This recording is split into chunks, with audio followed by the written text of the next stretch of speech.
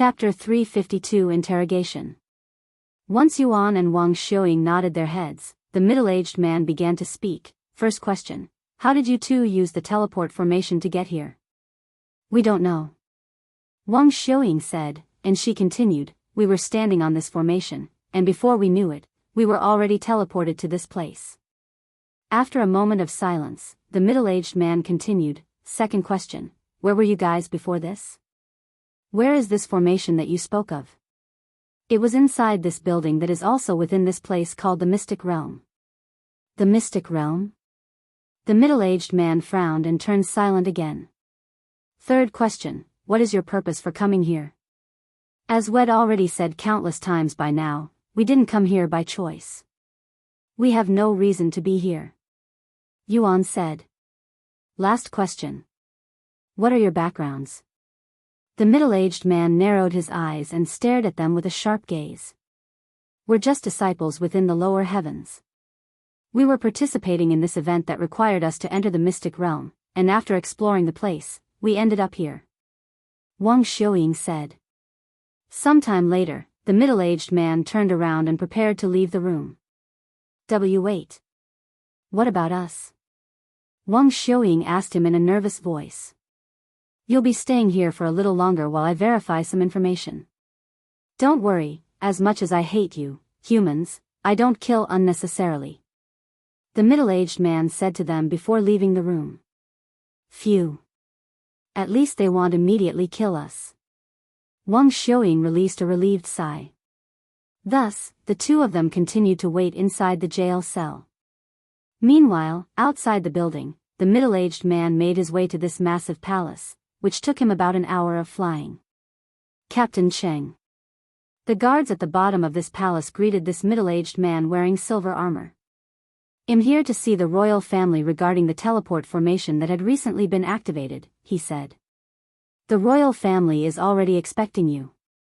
Captain Cheng nodded his head and proceeded to walk the steps to the palace on the top. Even though he could simply fly up there, he didn't dare to do so since it was a sign of disregard and disrespect for the royal family that lived in this place. Sometime later, Captain Cheng entered the palace that was made entirely out of some sort of white jade-like material, giving the place an exquisite atmosphere. Once inside, Captain Cheng went straight to the audience hall, where 4 people sat at the end of the room, almost like they were expecting Captain Cheng to arrive. This subordinate apologizes for making the royal family wait. Captain Cheng kneeled on one of his knees and lowered his head before these 4 people before speaking in a respectful voice. Raise your head. One of the 4 figures spoke. Yes, Your Majesty. Captain Cheng raised his head to look at the 4 people sitting on the platform before him. A middle-aged man with sharp facial expressions, a beautiful middle-aged woman that gave off a sophisticated aura, a handsome young man with a stern look on his face, and finally, a graceful young lady with bright and clear eyes. Now, tell us about the individuals who'd managed to activate the teleport formation, said the middle-aged man wearing majestic robes fitting of an emperor. Yes, Your Majesty. Captain Cheng responded before continuing, according to my investigation, these 2 individuals are humans from the lower heavens, and they'd accidentally arrived at this place. What? Humans from the lower heavens? And they accidentally arrived at this place? How is that possible? One doesn't simply just accidentally arrive at our ancient dragon city that has been isolated from the rest of the world for millions of years. The middle-aged woman spoke with a dumbfounded look on her beautiful face. They also mentioned coming from the mystic realm. Captain Cheng suddenly added. What? The mystic realm? Why didn't you say that first, you idiot? The middle-aged lady quickly said. The mystic realm. So it's time, huh? The middle-aged man mumbled with a nostalgic look on his face. But why are there 2 people? I was only expecting 1. Captain Cheng, I want you to bring these 2 humans here. The middle-aged man then said. Pardon me? Your Majesty wants me to bring the humans, here? To the Dragon Palace? Captain Cheng looked at them with wide eyes filled with shock, as he thought humans are forbidden to step foot inside the Dragon Palace. Do I have to repeat myself, Captain Cheng? The middle-aged man frowned. And no. This subordinate will immediately bring them here. Please excuse me. Captain Xing quickly stood up and left the palace. However, he didn't forget to bow to them once more before leaving. Why are you allowing humans to step foot inside our sacred dragon palace, father? The young man sitting beside him asked after Captain Xing left the scene. This is a complicated situation that even I don't understand fully, and it's also our ancestors' will. What? The ancestors? The young man and young lady expressed great shock after hearing this. You're still too young to learn it, so I will spare the explanation for now. You'll probably understand it sooner or later regardless now that these visitors have finally come. The middle-aged man said. Finally come? The young man raised his eyebrows, as it sounded like they had been waiting for these people to come for a long time now. Didn't these humans come here by accident? How could they possibly predict something like this? I wonder what kind of people these humans are. This will be my first time seeing humans. The young lady suddenly spoke with anticipation in her eyes. Why are you excited? They are only humans, inferior beings compared to us dragons. From what I heard, they're all weak and have terrible characteristics. In fact, humans are the reason we've isolated ourselves in this world. The young man sneered. Still, I want to see them for myself. The young lady said. Chapter 353 Dragon Palace. After leaving the Dragon Palace, Captain Xing returned to the building where Yuan and Wang Xiaoying were being held. Are the humans still inside? Captain Xing asked the guard standing outside. Yes, Captain. Nobody has entered or left this place ever since you left. The guards responded. Good. Captain Xing went inside a moment later to see Yuan and Wang Xiaoying sitting in their jail cell with bored-looking expressions on their faces. Guards. Open the cells. Captain Xing said to them. Yes, Captain. The guards didn't question him and immediately opened the cell doors. Are we free? Wang Xiaoying's face immediately brightened. No, you're not free. You're coming with me now. Captain Xing said to them. Oh. Wang Xiaoying sighed after hearing this and returned to look dispirited. Once they were outside, Captain Xing carried the two of them into the skies using chi manipulation. You're a spirit king? Yuan recognized his spiritual energy. However, it was much more powerful than Senior Niece and even Xiao Hua's cultivation. If he had to take a guess, this person was around the peak of Spirit King. Captain Xing looked at Yuan and said, You can tell? Not bad for someone only in the Spirit Grandmaster realm. Only? Wang Xiaoying raised her eyebrows. How powerful are the people here when you make it sound like Spirit Grandmasters are insignificant? Humph, you're from the lower heavens, so Spirit Grandmasters are probably the peak of cultivation there and are revered by everyone and their mother. However, in this world, Spirit Grandmasters are only qualified to become bodyguards at best. What? Bodyguards at best? Wang Xiaoying stared at him with a dazed look on her face, as she was having trouble imagining the power scale of this place. Just where are we, exactly? Yuan asked him a moment later.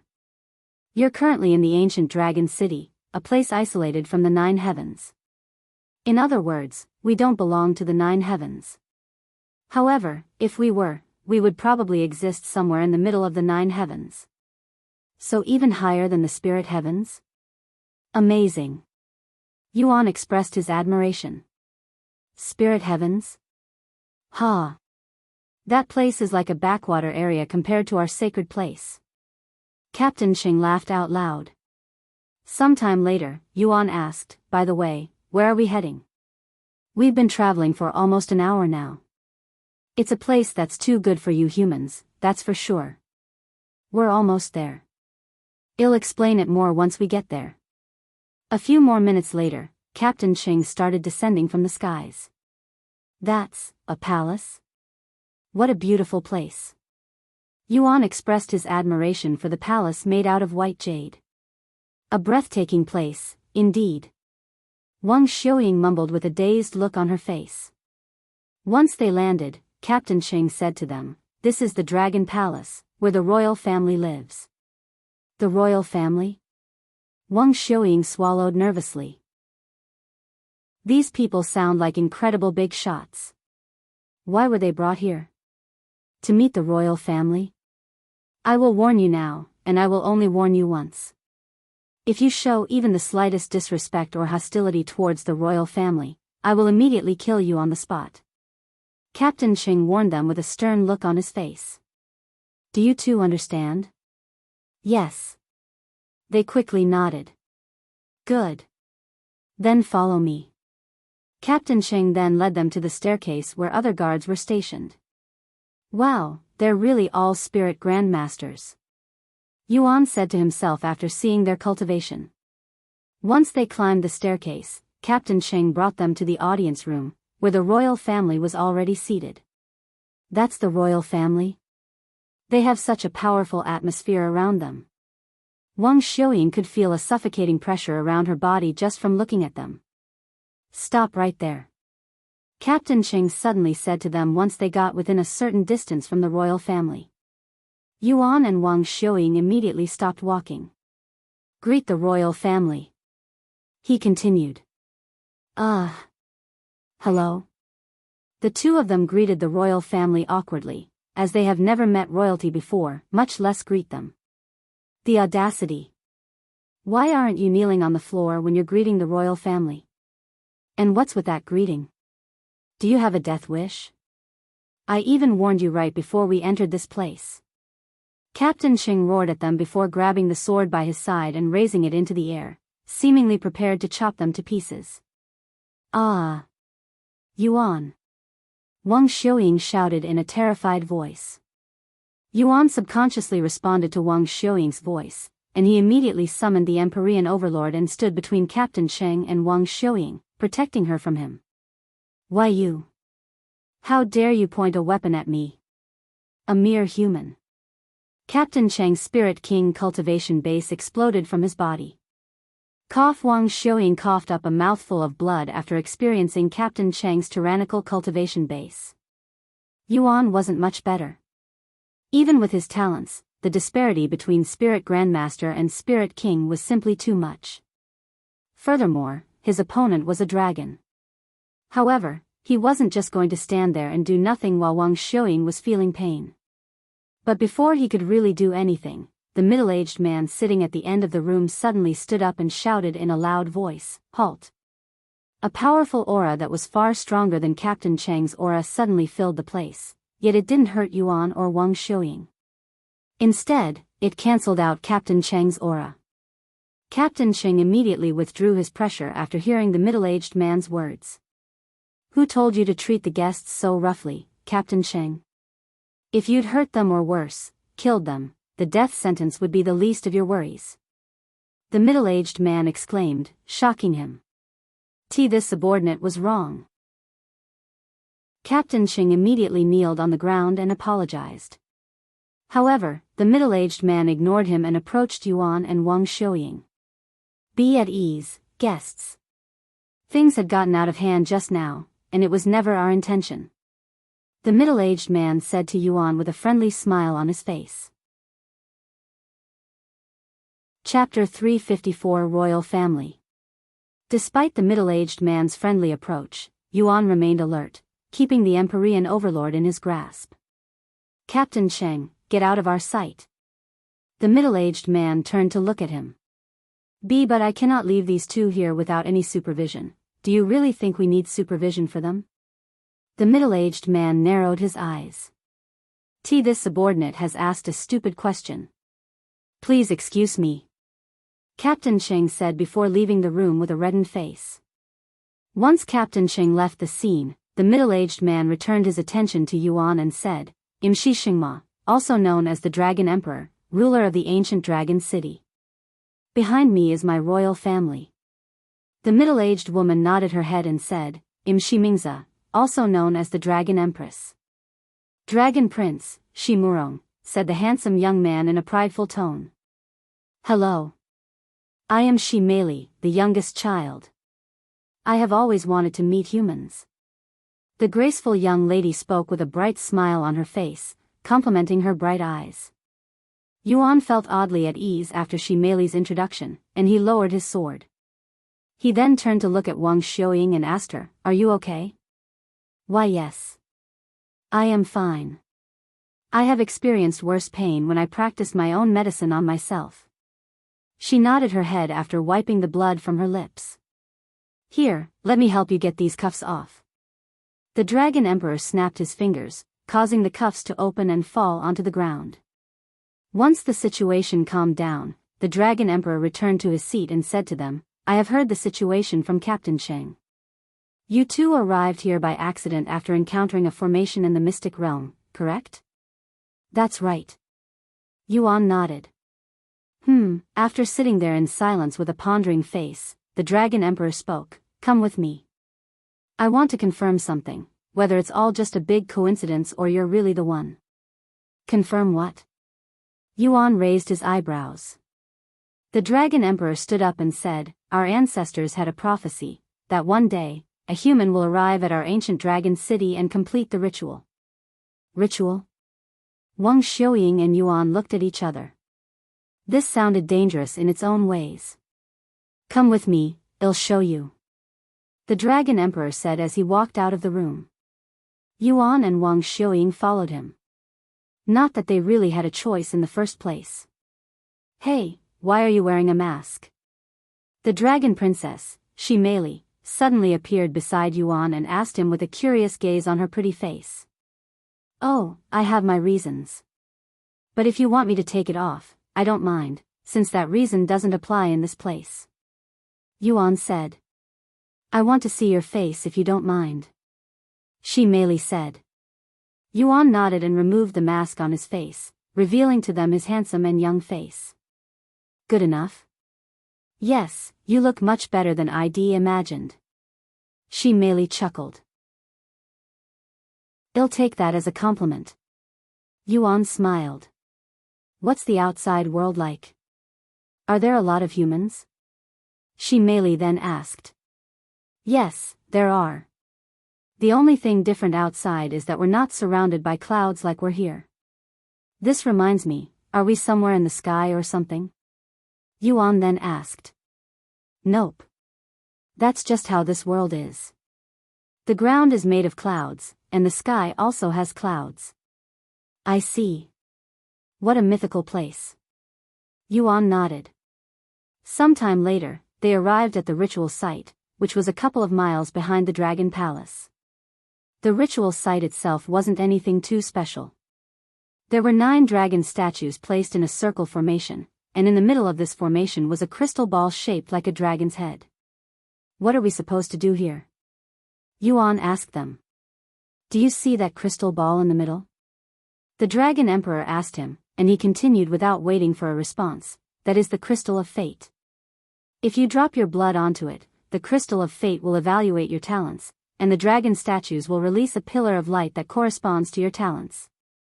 If you can somehow make all 9 dragon statues release a pillar of light, a treasure will reveal itself. This treasure was left behind by our ancestors, and we have been trying to obtain it for millions of years now. However, we've never been able to release all 9 pillars of light, only 7 at most. Now this is where their prophecy comes into play. They said that one day, someone, a human, will arrive in our world and release all 9 pillars of light." As if a mere human could possibly have more talents than us dragons. The Dragon Prince suddenly snorted. He then looked at Yuan and said, "Just so you know, I have managed to release 7 pillars of light. And I am recognized as one of the most talented dragons since our ancestors' era. If you can release more pillars of light than I did, I will lower my head and call you boss." Yuan was at loss for words. "By the way, I also managed to release 7 pillars of light," Xi Meili said a moment later. "Now which one of you would like to go first?"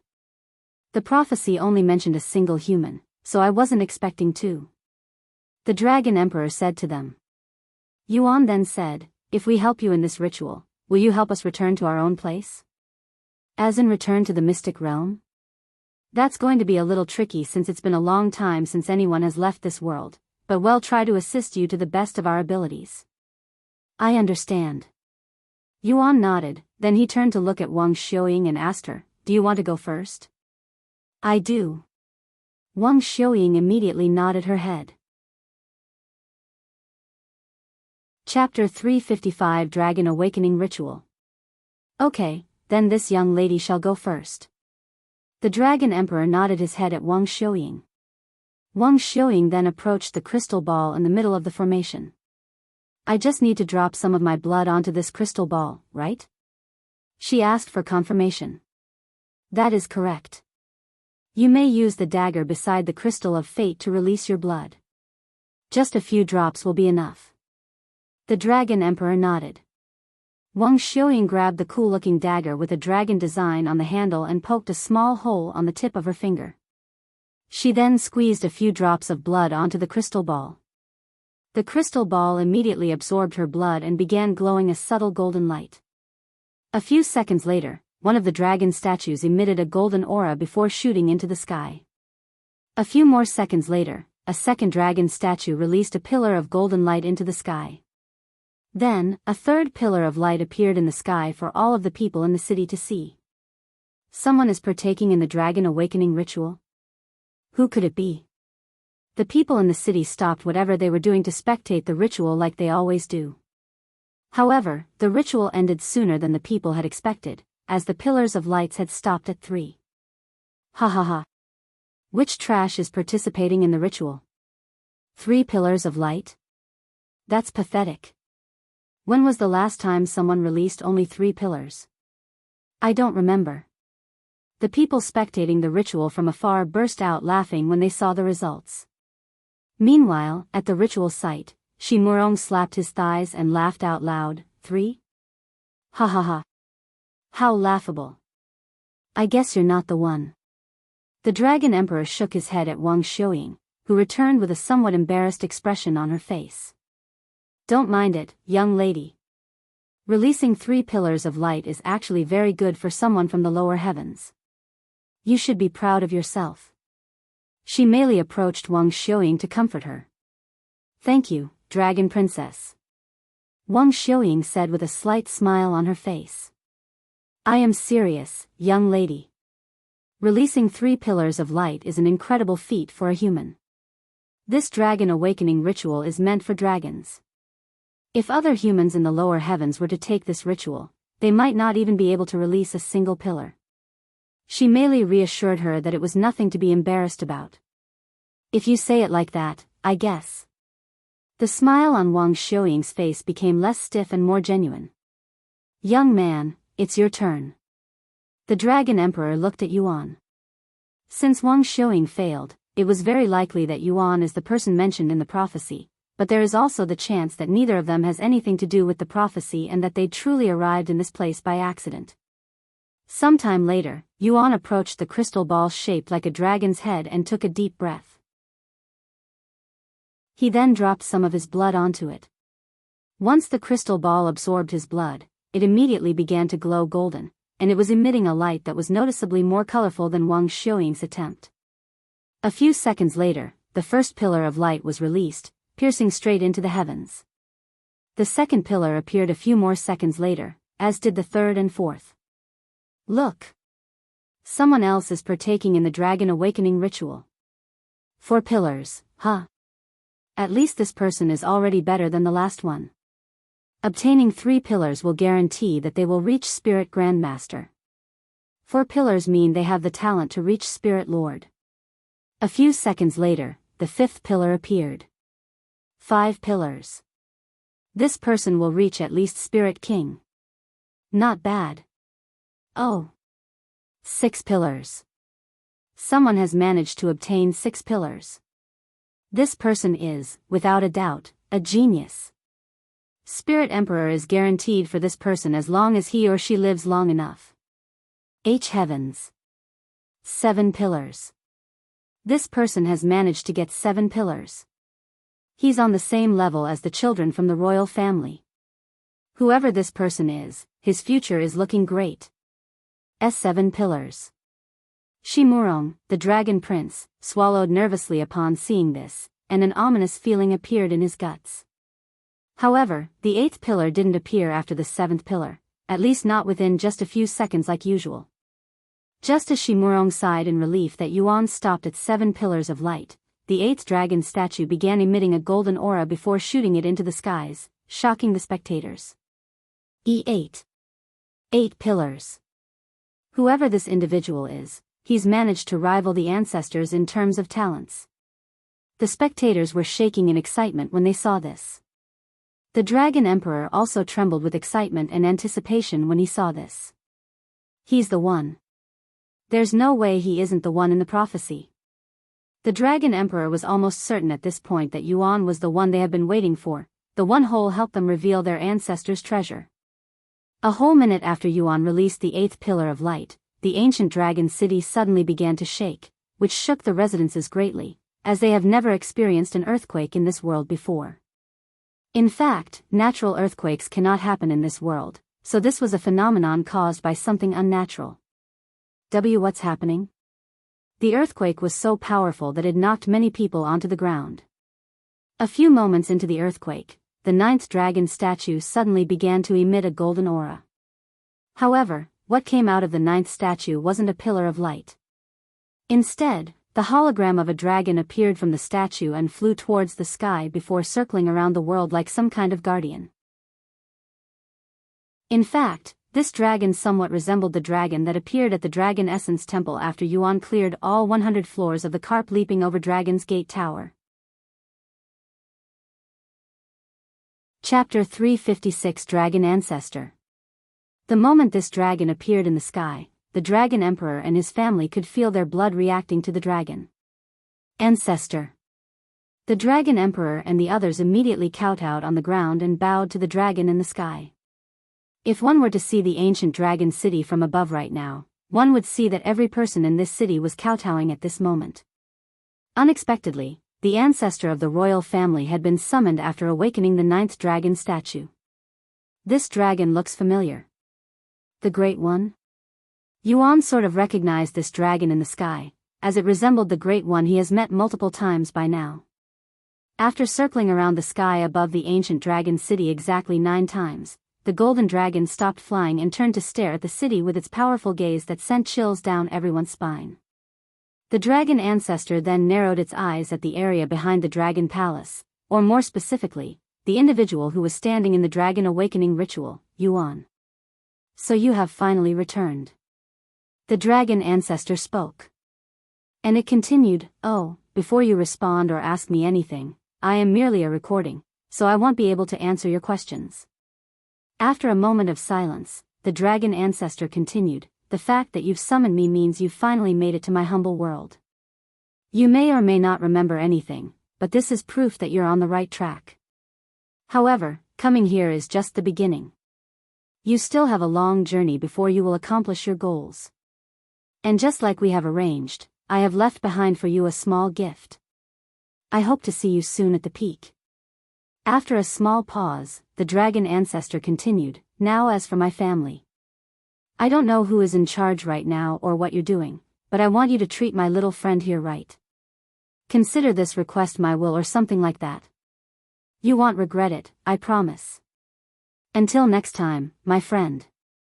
The dragon ancestor disappeared from the sky shortly after saying his words, dumbfounding everybody in the ancient dragon city, as nobody there had any idea what their ancestor was talking about. However, to call someone its friend, this person must be fairly important to the dragon ancestor. Once the dragon ancestor disappeared, the 9th and final pillar of light appeared in the sky. It was at this moment a massive magic circle appeared in the sky above the ancient dragon city. What the heck is that? Xi Meili cried out loud when he saw this formation. Such a thing existed above the city? Even I didn't know this. The Dragon Emperor was also shocked to see the formation. A few moments later, this formation in the sky released a powerful light that basked everyone in the ancient dragon city. Father. I can feel my body growing more powerful. I think this light is affecting our bloodline. Xi Meili suddenly exclaimed. What? When Xi Meili mentioned their bloodline, the Dragon Emperor and Dragon Empress immediately checked their bodies, and sure enough, their bloodlines had improved. The formation in the sky disappeared exactly a minute later, and a small object could be seen descending from the sky afterward. This object descended towards the Dragon Palace and hovered in front of Yuan sometime later. This is a drop of blood? Yuan grabbed the bottle that contained a single drop of blood inside.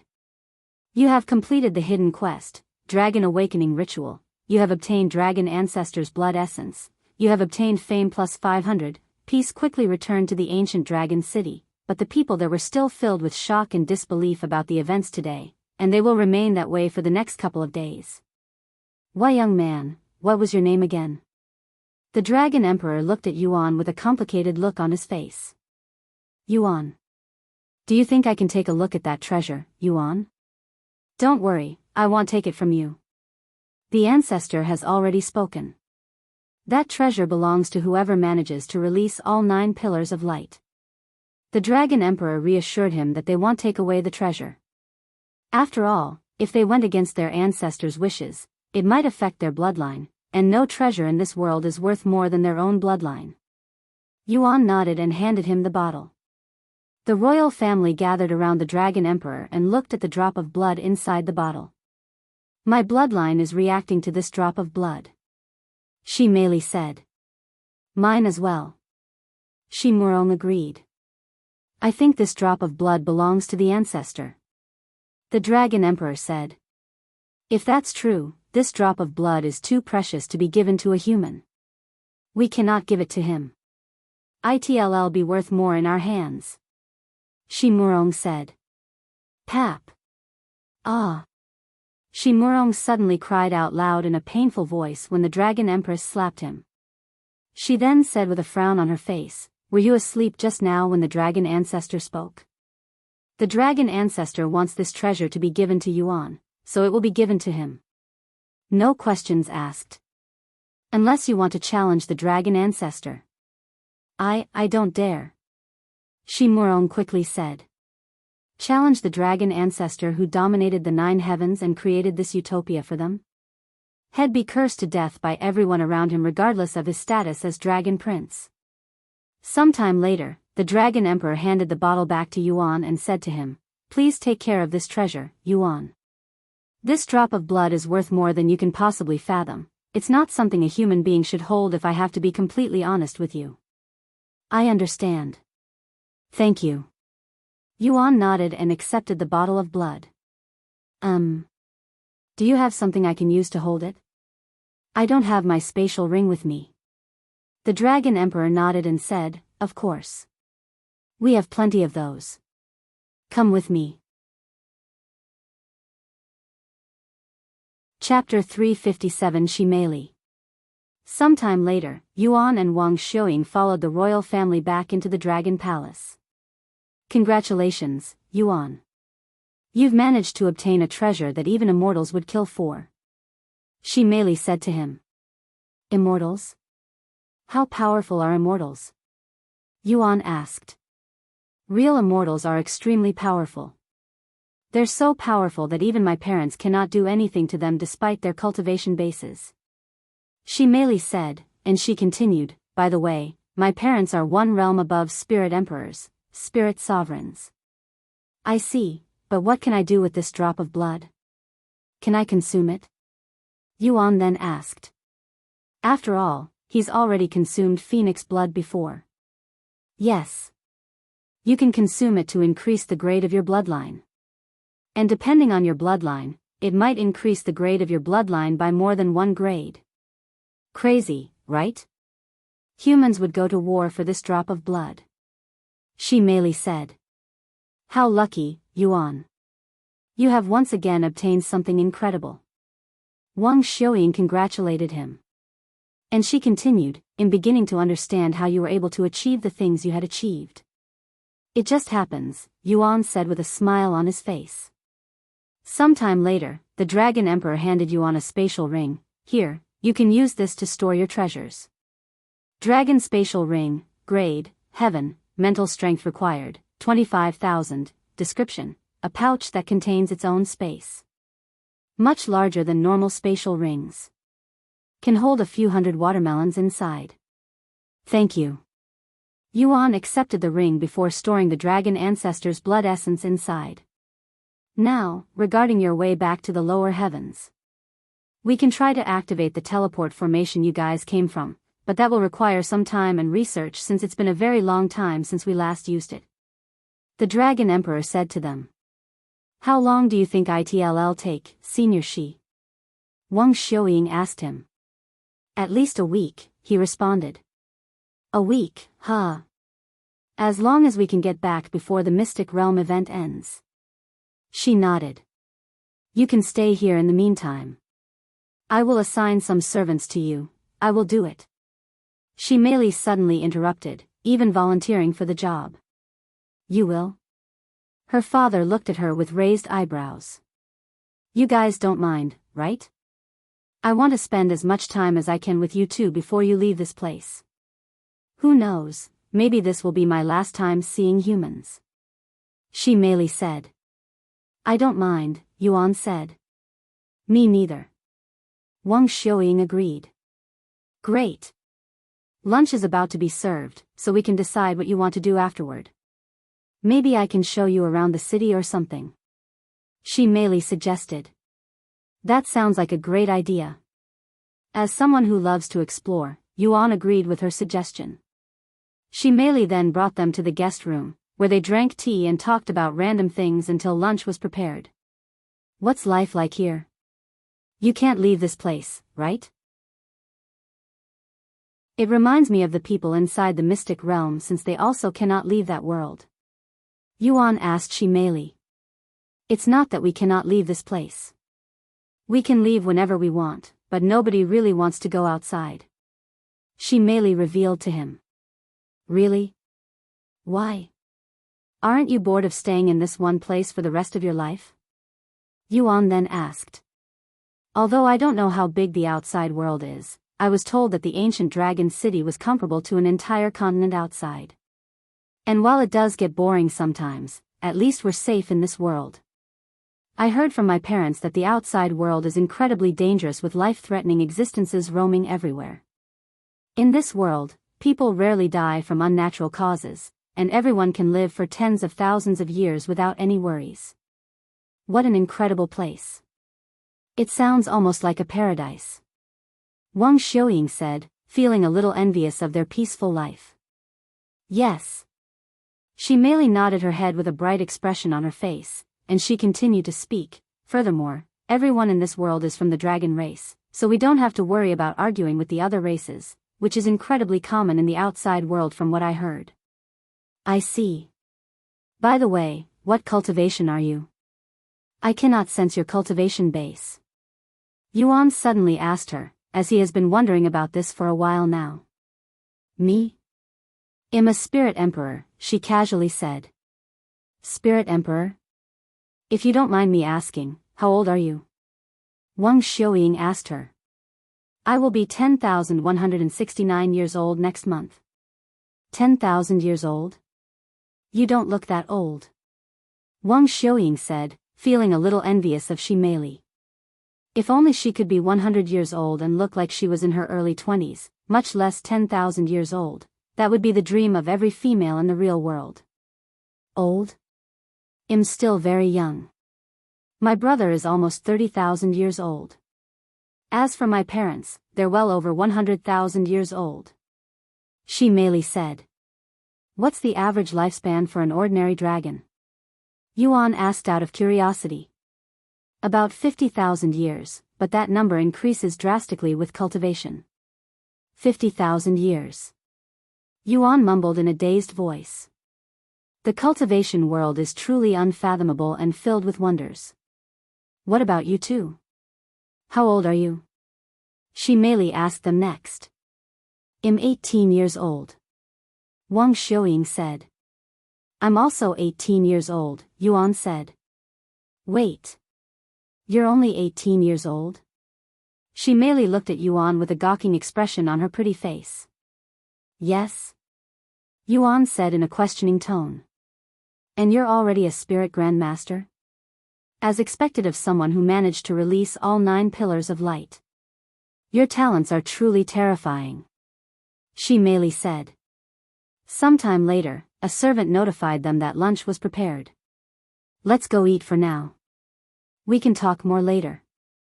Xi Meili said, escorting them to the dining room shortly after. Chapter 358 A Dragon's Pride. Once Xi Meili brought them to the dining room, they were greeted by a large table that was filled with food from the center to the edge of the table. There was so much food on the table that it looked like a feast for 100 people. Wang Xiuying was left speechless by this. Surely, they didn't have to cook that much food for just 6 people, right? That's a lot of food, Yuan said out loud after seeing it. Xi Meili chuckled and said, We're dragons, we eat a lot. Come, take a seat. The Dragon Emperor said to them with a bright smile on his face, clearly in a very blissful mood. A few moments later, once they were all seated, the Dragon Emperor spoke again, Yuan, I will raise this cup for you, who released all 9 pillars of light and made history today, even helping us improve our bloodlines. Thank you, Yuan. The Dragon Empress also raised her cup. Che. As much as I hate to admit it, you're pretty good for a human. Xi Murong also raised his cup. After spending some time alone, Xi Murong realized that Yuan wasn't like the other humans and that he was qualified to be acknowledged by them. If I remember correctly, you promised to address Yuan as boss if he managed to release more pillars than you, elder brother. Xi Meili reminded him as she raised her cup. Shut up. Why did you have to remind him? Xi Murong's face quickly flushed with redness. Go ahead. Eat whatever you want and as much as you want. The Dragon Emperor said to them before digging in. The royal family immediately started grabbing the food and tossed them into their mouths, taking large bites and eating them in a somewhat barbaric manner, completely unbefitting of their status. Wang Xiuying was left speechless by their eating manner, but when she thought about it, they were not human, and their eating resembled how magical beasts would eat their food. Wow, these foods have so much spiritual energy in them. They taste great. Yuan exclaimed after swallowing a mouthful of food. Almost everything on this table was raised by the royal family. I'm glad you like it. The Dragon Emperor laughed. I can feel my cultivation base soaring just from eating. I have never experienced this before. Wang Xiuying managed to enter the spirit warrior realm after swallowing a few mouthfuls of food. Most of them are raised to spirit grandmaster before we eat them, so you're consuming spirit grandmaster spiritual meat. You'll most likely increase a few more levels during this lunch. Xi Meili said to her. Spirit grandmaster spiritual meat. I don't know about the spirit heavens, but the lower heavens definitely don't have such luxury. Wang Xiuying mumbled, and she quickly began stuffing more food inside her mouth, as this was a great opportunity to raise her cultivation easily. It was the right choice to follow Yuan. If I continue following him, who knows what might happen? I might even become a top player just by following him. Wang Xiuying thought to herself. Unfortunately, I am not playing this game to become the best player out there. Since her main objective was to find a cure for Yuan in this vast cultivation world, she will be focusing on that. If I can go to the spirit heavens, I will be able to learn even more things. I might even find a cure for Yuan. Wang Xiuying thought. Sometime later, once they had consumed over half of the food on the table, the royal family began worrying if they would have enough food or not, as they had underestimated Yuan's eating capabilities. Heavens!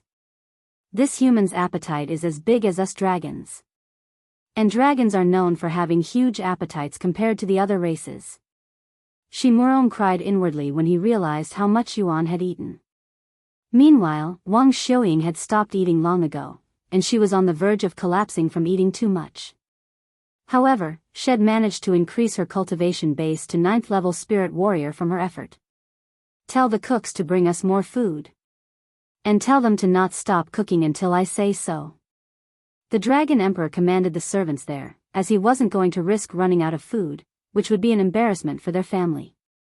A royal family running out of food during a feast? If word got out, they would become laughing stocks. If there's not enough food, you don't have to mind me, Yuan said to them with an innocent face. Ha ha ha. Nonsense. Eat as much as you want. In fact, don't stop eating until you're full. The Dragon Emperor said. Yuan nodded and continued to stuff his face with more food.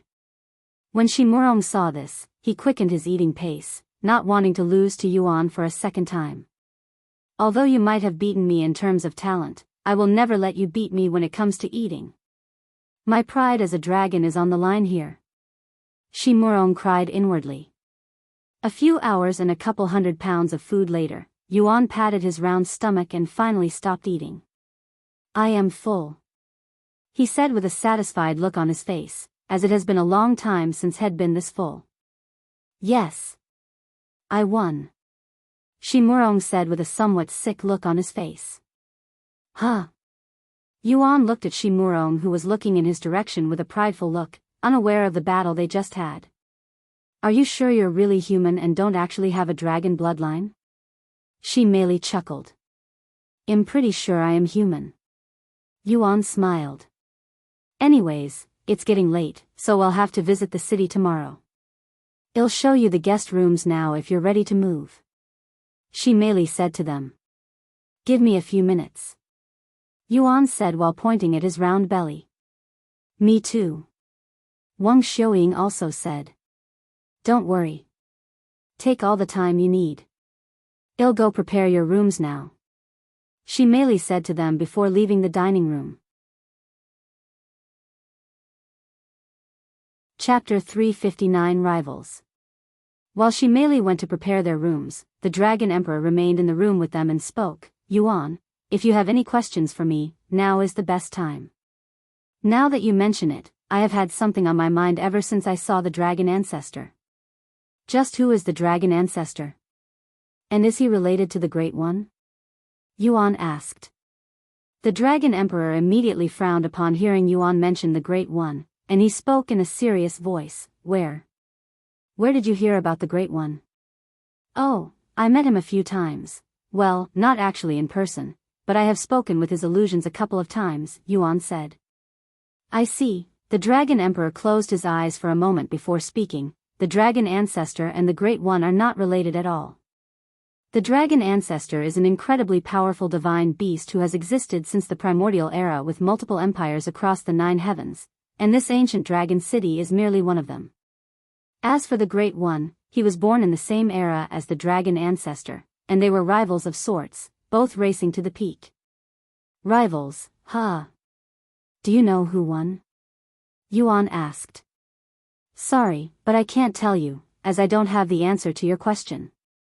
According to the rumors, they were both equally as talented, so who knows, really? I see. Yuan mumbled. Then do you know where I can find the Great One? Unfortunately, the Great One isn't someone you can just find. You must have a strong destiny if you want to find him, and even then, you don't know when or where you'll find him. The Dragon Emperor said. And from my knowledge, the Great One is always traveling the 9 heavens. I see. Yuan nodded. By the way, I have been wondering as well. What was the Dragon Ancestor talking about?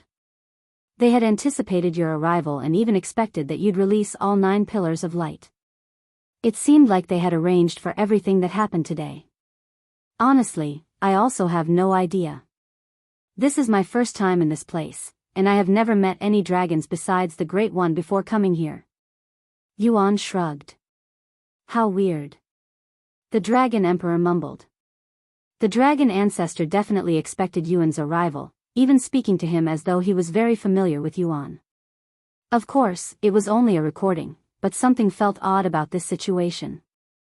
Sometime later, Xi Meili returned and said, Your rooms are prepared. Can you guys walk now? Yes, I can. Thank you. Yuan nodded as he stood up from his chair, feeling as though he'd gained some weight overall. Thus, Yuan and Wuxia followed Xi Meili to their rooms. Wow, what a massive room. I have never been to such a luxurious room before, and I have been to many high-grade hotels because of my grandpa. Wuxia exclaimed. As the granddaughter of one of the most famous doctors in the world, it was only natural that Wang Xiuying would have plenty of experience as a rich young lady. However, no hotel in their world could rival a mere guest room in the Dragon Palace that was as spacious as an entire house. Yuan, your room is right next door, Xi Meili said to him. Okay. Thank you. I'll leave you two alone to rest now. Tomorrow, I will show you guys around the city, okay? That sounds great. Yuan nodded. Great. Then good night, Xi Meili said to them before leaving and returning to her own room. This is such a wonderful room that I'm going to sleep in here tonight instead of my own room, Wang Xiuying declared with an excited look on her face. What happened to sleeping every day? Yuan said with a teasing smile on his face. Shut it. Once in a while is fine. And I am still technically sleeping. It's just that I'll be doing it inside the game, she quickly refuted, her face slightly rosy. Then I'll see you later. Good night, Yuan said to her before going to his own room. Good night, Yuan. A few moments later, Yuan entered his own room and looked around, paying the most attention to the ancient-looking furniture. After spending many minutes looking around the place, Yuan jumped onto the large bed that could easily fit an entire family of 4. Wow, what a comfortable bed. I have never experienced anything like this before. Yuan felt as though he was sleeping on clouds when he laid on the bed. Sometime later, he retrieved the dragon Ancestor's blood essence and stared at it silently. I really want to consume this right now, but it's probably better to wait until I return to Feng Feng's side so I can ask for advice. I can't be so hasty with such a priceless treasure, after all. With that in mind, Yuan stored the dragon blood back into the dragon spatial ring. Yuan logged off the game shortly after for dinner. Yuan, something happened outside the mystic realm today, Meishiu said to him as she fed him dinner. What happened? A pillar of light shot out of the mystic realm, she said. Really? What caused this pillar of light? Yuan was unaware that the pillar of light was created by the teleport formation. Nobody knows. However, the pillar of light came from the mystic pagoda, so something probably happened there, she then said. Mystic pagoda? Yuan suddenly realized something. I think I know why, he then said. Really? What caused it? This is going to be a little long, so I'll tell you after dinner, Yuan said. Okay. After feeding Yuan dinner and cleaning the mess, she returned to his room for his long story. Let's see, where should I begin? After pondering for a moment, Yuan began recalling what had experienced in the mystic realm today, starting from how he entered the mystic pagoda with Wang Xiuying before being teleported to this weird place where only dragons lived. Chapter 360 Serious Implications. Ancient Dragon City. So are you still inside the mystic realm or not? Meishiu asked him after hearing his story. I don't think so. But you still have your cultivation base, right? Shouldn't your cultivation base return to your original cultivation base, maybe a little more after you leave the place? Meishiu asked. Now that you mention it, I still had my mystic realm cultivation base at the ancient dragon city. Maybe it's a phenomenon because I didn't leave the mystic realm the proper way? That's the only logical explanation for it, I guess, Meishiu mumbled. Anyways, what are you going to do now? Do you have a way to return to the mystic realm? I have no idea how to return, but the Dragon Emperor said he'll try to do something about it, so we can only rely on him for now. Do you want me to tell the sect master and the others? Meishiu then asked. I don't want them to worry, so let's keep this a secret for now, and it's not like we're in danger or anything, Yuan said. Okay. Sometime later, Meishiu left his room whilst Yuan went back inside the game, mostly because he wanted to sleep in the dragon palace that was much more comfortable than his own room, just like Wang Xiuying. Ah, this bed is perfect.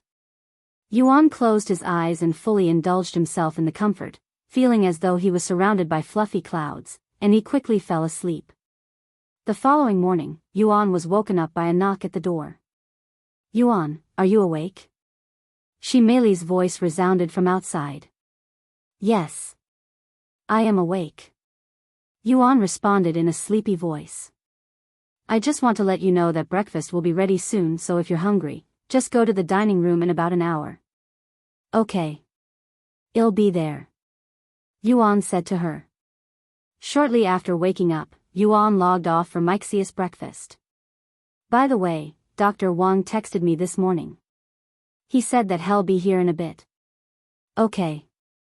About half an hour after breakfast, Dr. Wang knocked on their door. I know this is a bit earlier than usual, but it'll be busy later, so I hope you don't mind. Dr. Wang said after he arrived. Don't worry about it, Dr. Wang. I'm grateful that you would come here even when you're so busy. Dr. Wang proceeded to check Yuan's health and body. As expected, your body is growing stronger and stronger. However, it's very weird that despite having a body that's healthier than even some athletes, you are still unable to move your body, almost like there is an invisible force preventing you from moving. If I wasn't a doctor, I would believe that you had been cursed or something. Dr. Wang said. Cursed? Huh. That's very funny, Dr. Wang. Yuan chuckled, as he didn't believe in these kinds of things. I am serious, young master. Your situation makes no sense at all. You're not sick. Your body is fine. We have tested your blood, your bones, your muscles, everything. However, we couldn't find anything wrong with your body. I also don't believe in superstitions, but your situation is making me doubt my own beliefs. Dr. Wang said. After a moment of silence, Yuan said, Meisho, are you here? Yes, I am. Sorry, but can you leave for a moment? I'd like to speak with Dr. Wang privately. Okay, Meisho said before leaving the room and closing the door behind her. We're alone now, young master. What do you have for me? Dr. Wang asked him. Yuan didn't say anything, only lifting one of his arms a little off the bed. What? Why you, lower your voice, Dr. Wang. Yuan quickly interrupted him. Dr. Wang subconsciously covered his mouth with his hands, and he stared at Yuan with his eyes wide with shock. Once head calmed down enough, he spoke, Why young master? Since when can you? A couple of weeks ago, I guess, Yuan said. I'm sorry for keeping this a secret, but I wanted to wait until I could move properly so that I could surprise you all. Who else besides myself knows about this? Dr. Wang asked him. Only you and Miss Meifeng know about this, Yuan said. Meifeng? Wuxia's mother? Yes. Tell me more about this, young master. Did it suddenly happen? Or did you do something special? Dr. Wang asked. Well, my recovery began when I started playing Cultivation online. What? That super popular game that's currently dominating the world? My granddaughter also plays it. This is going to sound crazy, but I think the game somehow affects our real body as well. Although I have no concrete proof, I have a feeling that's what is happening. Yuan said. Indeed, that does sound a little. No, it definitely sounds crazy. Dr. Wang agreed with him. I know, but Dr. Wang, do you remember when I was covered in that smelly stuff? The impurities? There's no way I could ever forget about that, and I can still smell the stench very clearly. Dr. Wang shuddered just thinking about the stench. Well, to tell you the truth, that also happened to me when I was playing the game. I ate some kind of treasure that cleansed all of the impurities from my body. When I logged off the game, I was shocked to find out that it also happened to my real body. Dr. Wang pondered with a serious look on his face. I understand. I will do my own investigation as well. If it's true that this game can somehow affect the real body, it will have some serious implications that could change the world. Dr. Wang said. Oh, it'll also keep this matter between us, so you don't have to worry about that. Thank you, Dr. Wang. Anyways, it's a great thing that you're finally recovering. It's been long overdue. I cannot wait to see you walk on your own again. Dr. Wang said with a genuine smile on his face.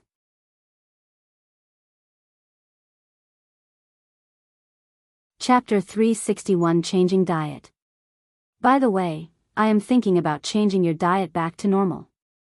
What do you think, young master? Dr. Wang suddenly asked him. Change my diet? You mean I get to eat normal food again?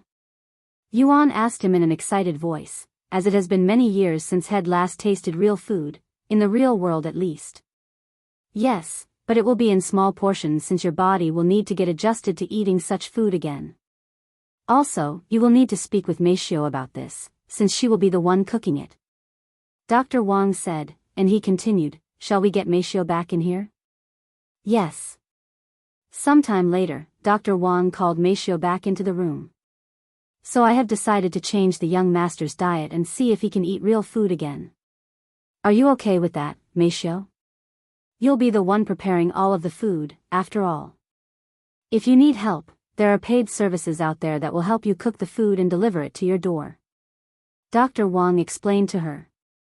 I can cook the food by myself, Meishiu said without hesitation, as that was what she had been trained to do. Okay, then I will send you the menu in 3 days. You can continue feeding the young master soup for now. Dr. Wang said. I understand. Meishiu nodded. Dr. Wang left shortly after. Yuan returned to the game, and he immediately went to the dining room. I'm sorry for arriving a little late. I was busy with something. Yuan apologized to them. It's fine. Let's eat before the food goes cold. The Dragon Emperor said to him before digging into the food. Breakfast lasted for an hour, and although it was not a feast, there was as much food last their previous meal. After breakfast, Xi Meili asked them, do you want to visit the city today? I do. Yuan immediately nodded. If you're going, I will go as well. Wang Xiuying said. Okay, then let's go. Once Yuan had rested enough to walk properly, Xi Meili brought them outside and proceeded to escort them around the city. You don't need guards? Wang Xiuying asked her. In her mind, princesses like her usually would have a bodyguard or two just in case something happens. Huh. You think I need a guard? I can protect myself just fine. And who would dare to mess with me? They have nowhere to run or hide in this world. Besides, I am only weaker than my parents and a few individuals in this world. Xi Meili said with a confident smile on her face. Sometime later, once they were on the streets, everybody they passed through would bow to them, or more specifically, Xi Meili. Good morning, Your Highness. Good morning, Dragon Princess. Good morning, everybody. Xi Meili returned their greetings with a bright smile on her face. Wow, do you have a good relationship with everyone? Yuan asked her, as he has never seen anyone so easygoing before. Of course. In such a small world, it would be more beneficial for everyone if we have a good relationship with each other. That makes sense. If only it was the same outside. Yuan sighed. Today, I want to show you guys the Ancestral Dragon Temple. It was created by our dragon ancestor. Xi Meili said. Ancestral Dragon Temple? What kind of place is it? Yuan asked, as it sounded similar to the Dragon Essence Temple's Dragon Temple. It's something like a playground for us dragons, and there are prizes if we win. Xi Meili said. A playground? That sounds very interesting. Yuan's anticipation immediately went up, as he has never been to a playground before. It's a little bit far from here, so bear with me. Of course, we can fly there, but that will take away the point of showing you the city. It's okay, we can walk there, Yuan said. Thus, they continued to make their way to the Ancestral Dragon Temple. On the way there, Xi Meili would give a history lesson on some of the buildings they passed. About 2 hours later, they arrived at the Ancestral Dragon Temple, which was filled with people. This is a playground? It doesn't look like one. Wang Xiuying said with her eyebrows raised. After all, playgrounds don't have arenas, at least they shouldn't. This is where dragons go to have fun. Xi Meili said. And she continued, and yes, we have fun by fighting with each other. There are 7 arenas in this place. You can challenge whoever you want. Oh my god. He died. Wang Xiuying suddenly exclaimed, interrupting Xi Meili. On the stage, one of the fighters had decapitated his opponent. Xi Meili chuckled at her reaction and said, "Don't worry, he's not really dead." A few moments later, the dead fighter suddenly disappeared from the stage and appeared outside the stage with his head reattached to his body, and the person himself looked perfectly healthy. There's a formation in these arenas. As long as you stand on it, even if your body is destroyed, you will not truly die. This allows the fighters to go all out on each other. However, you will not be able to enter the stage for 1 week if you die because your body can only handle so much of the formation. If you die twice in a short time, the formation might not work properly. Xi Meili explained to them. She then pointed to another arena and continued, that arena over there also has a formation that can limit both fighters to a certain cultivation base so they can fight on fairer terms. For example, if a spirit grandmaster wants to fight a spirit king fairly, he can do so by fighting in that arena, where both of them will be spirit grandmasters. Does the lower heavens have something like this? I don't think so. At least I have never heard of such a thing until today, Yuan said. That's not unexpected, since these formations are pretty powerful and not something the lower heavens should have. Xi Meili said.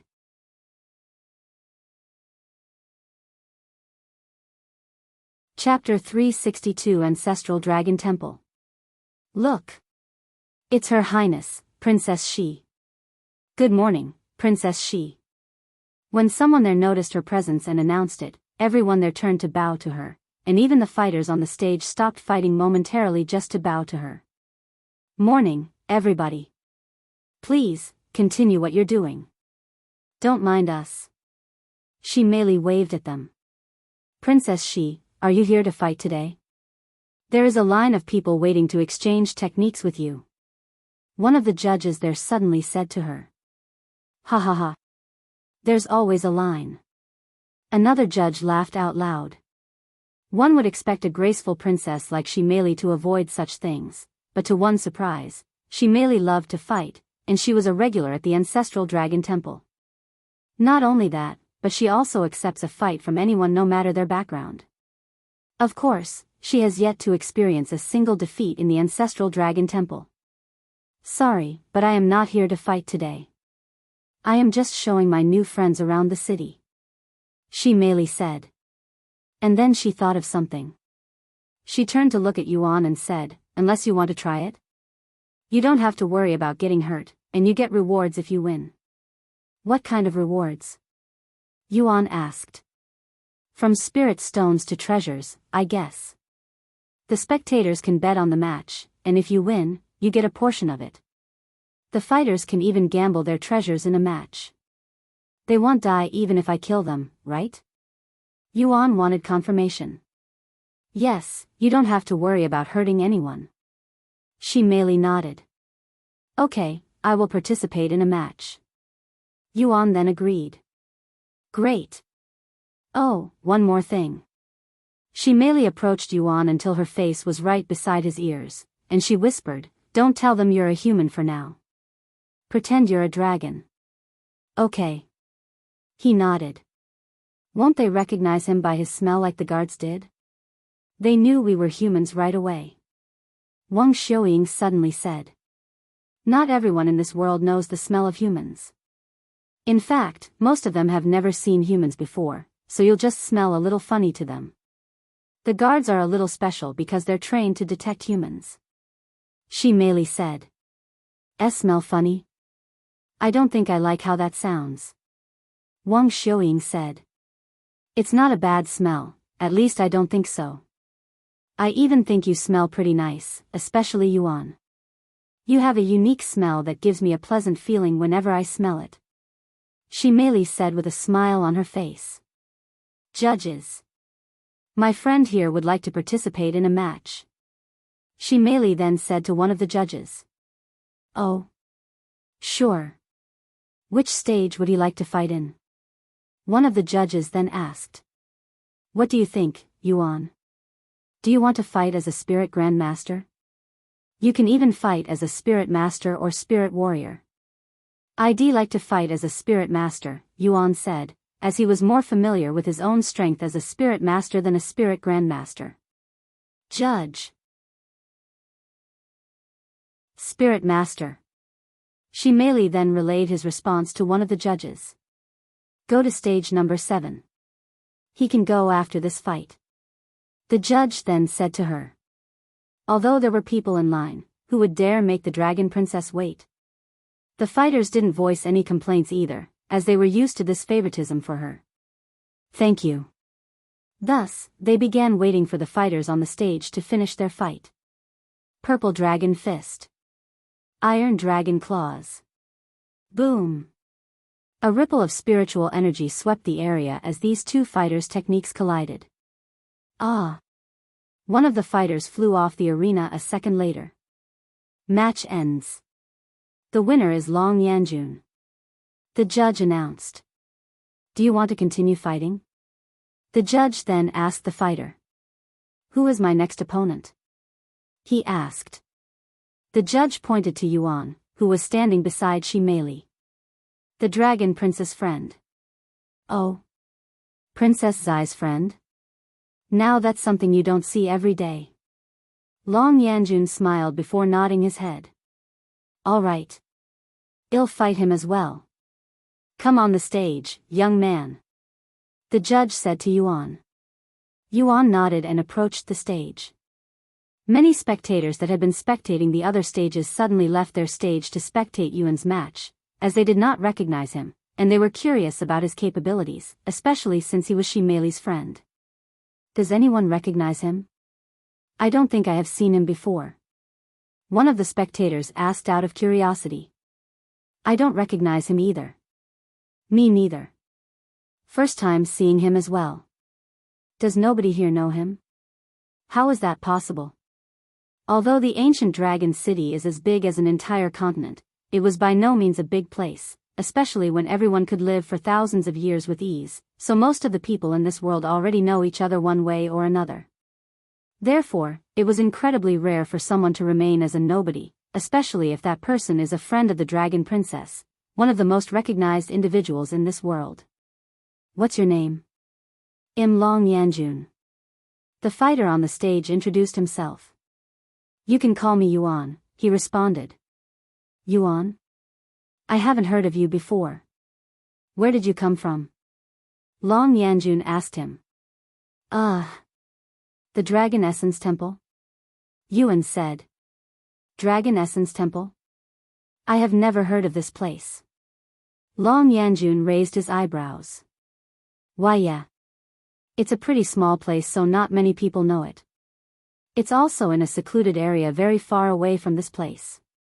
Yuan gave him an excuse, trying his best to act like he's from this world. I see. Well, best of luck to you. Long Yanjun clasped his hands and bowed to Yuan in a respectful manner. Yes, good luck to you as well. Yuan followed his movements and returned the bow.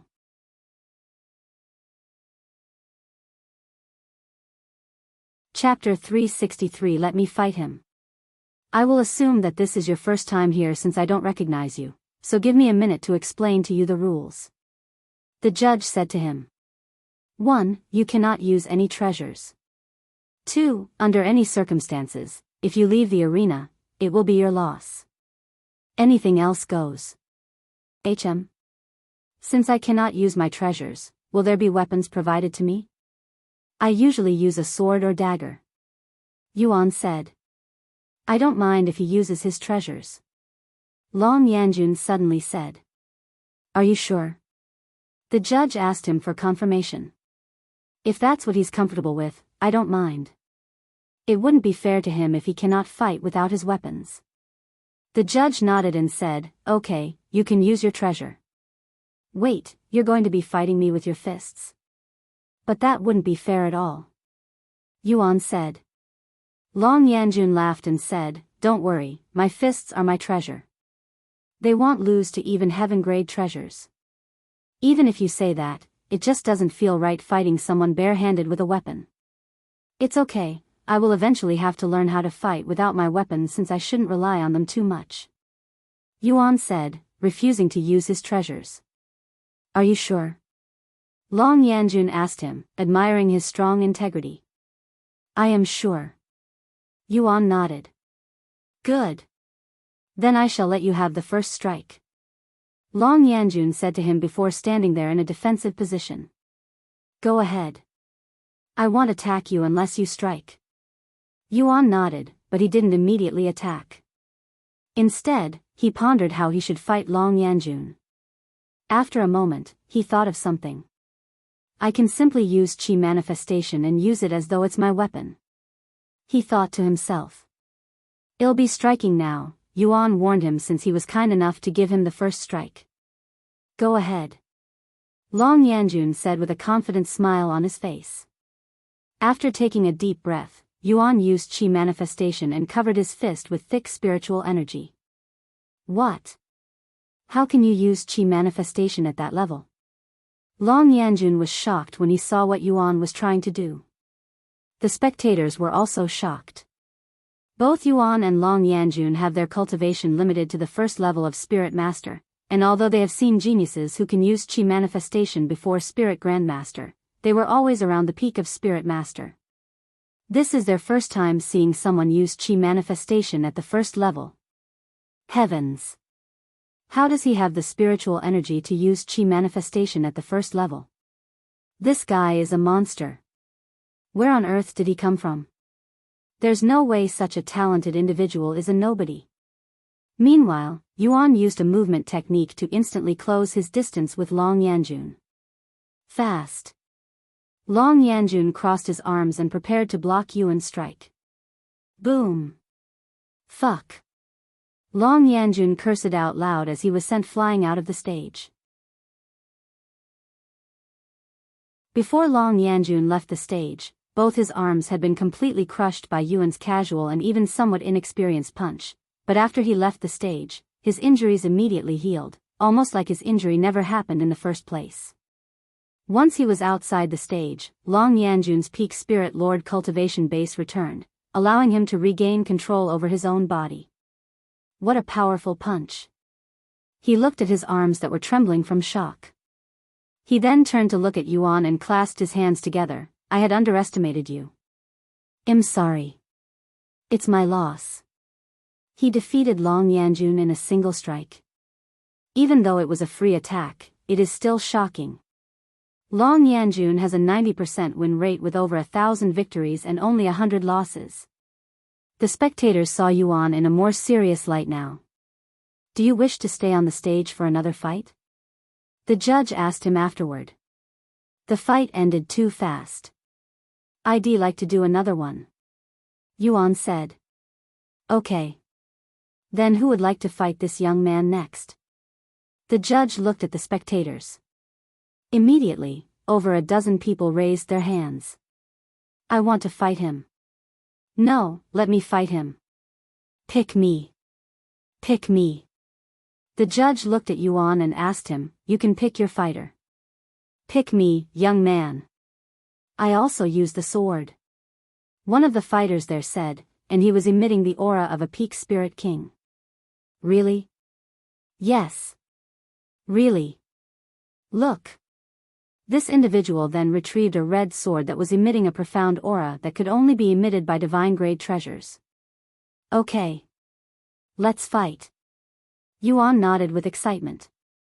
Hearing Yuan's words, this middle-aged man with the red sword jumped onto the stage. My name is Xing Chongji. The middle-aged man introduced himself with his hands clasped. Yuan. Then for this match, the both of you can use your treasures. The judge said. Xing Chongji is fighting next. Although he only has a win rate of 70%, all of his losses don't include the sword. When he wields his sword, his win rate is 100%. This is going to be an interesting fight. Do you think Yuan will win? Wang Xiuying asked Xi Meili as they watched from the background. I have never seen his sword skill, so I cannot say. However, Xing Chongji is a renowned sword expert who learned sword aura when he was only 700 years old. He's definitely one of the best sword masters in the ancient dragon city. 700 years? What is this sword aura, and why does it take so long to learn? Wang Xiuying asked. Sword aura isn't something you can just learn, and you cannot learn it through normal means like other techniques because it's not really a technique. One can even go their whole life without learning sword aura if they're not talented enough or destined to. Xi Meili said. Wow. That sounds quite incredible.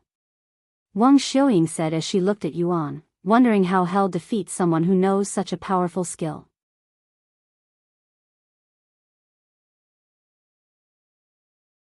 Chapter 364 Royal Family's Secret Child. Take out your sword. Xianxia pointed his red sword at Yuan with a confident smile on his face. Yuan nodded and retrieved his Empyrean overlord, shocking the spectators. Is that? That's a soul weapon. He has a soul weapon. The spectators immediately recognized the Empyrean overlord as a soul weapon despite its lack of aura. Or perhaps that's how they knew it was a soul weapon right away. I didn't recognize it because of the chaotic situation at that time, but to think he has a soul weapon as well. Xi Meili mumbled in a slightly surprised voice. As well? Does this mean you also have one? Wang Xiuying asked her. Yes. It's our family heritage that was left behind by our dragon ancestor. It's a powerful spear that is rumored to have the capabilities to pierce even the heavens. Xi Meili nodded. On the stage, after his initial surprise, Xianxia smiled and said, a soul weapon, huh? I'm envious. Are the two of you ready? The judge asked them. Ready when you are. Xianxia said to Yuan. I am ready as well. Then the match begins now. I'm going to bet 10 spirit stones on Xianxia. One of the spectators suddenly said. I'll bet 15 on that young man. 50 for Xianxia. 25 spirit stones for Xianxia. The spectators began shouting out their bets with most of them betting on Xianxia's victory, which wasn't too surprising due to his perfect win rate when he wields a sword. Furthermore, Xianxia knew sword aura, something that could be used even as a spirit master. I will bet 1,000 spirit stones on Yuan. A clear voice suddenly resounded, causing the people to turn to look at this person who dared to bet such a large amount. Princess Xi. You think this young man is going to win? One of them couldn't help but ask her. Not really. I'm just hoping for a miracle to happen, she said with a calm smile on her face. Meanwhile, on the stage, Xianxia suddenly released his sword aura, filling the area with a domineering pressure. The audience was immediately awed by Xianxia's sword aura. Wow! How long has it been since I last saw Xianxia's sword aura? I have seen it many times now, but it still leaves me speechless. As expected of a sword master. Even though he's not directing the sword aura at me, I can still feel as though there are invisible swords surrounding me. Sword aura, huh? Yuan was pleasantly surprised that his opponent knew sword aura too. You're not the only one who can use sword aura. Yuan said with a smile on his face before releasing his own sword aura, immediately colliding with Xianxia's sword aura. What? Impossible. The first to express her shock and disbelief was Xi Meili. If she remembers correctly, Yuan mentioned that he was only 18 years old. How could someone comprehend sword aura at such a young age? It took Xianxia 700 years to understand sword aura, and he was considered a top genius with the sword. I really don't know what to say besides. As expected from the one who released all 9 pillars of light. Xi Meili mumbled in a low voice.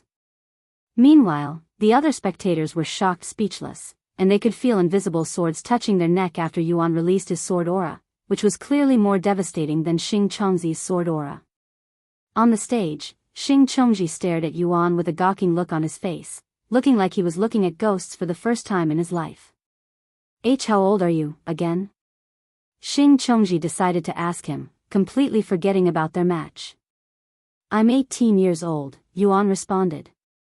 18 years old. And when did you learn sword aura?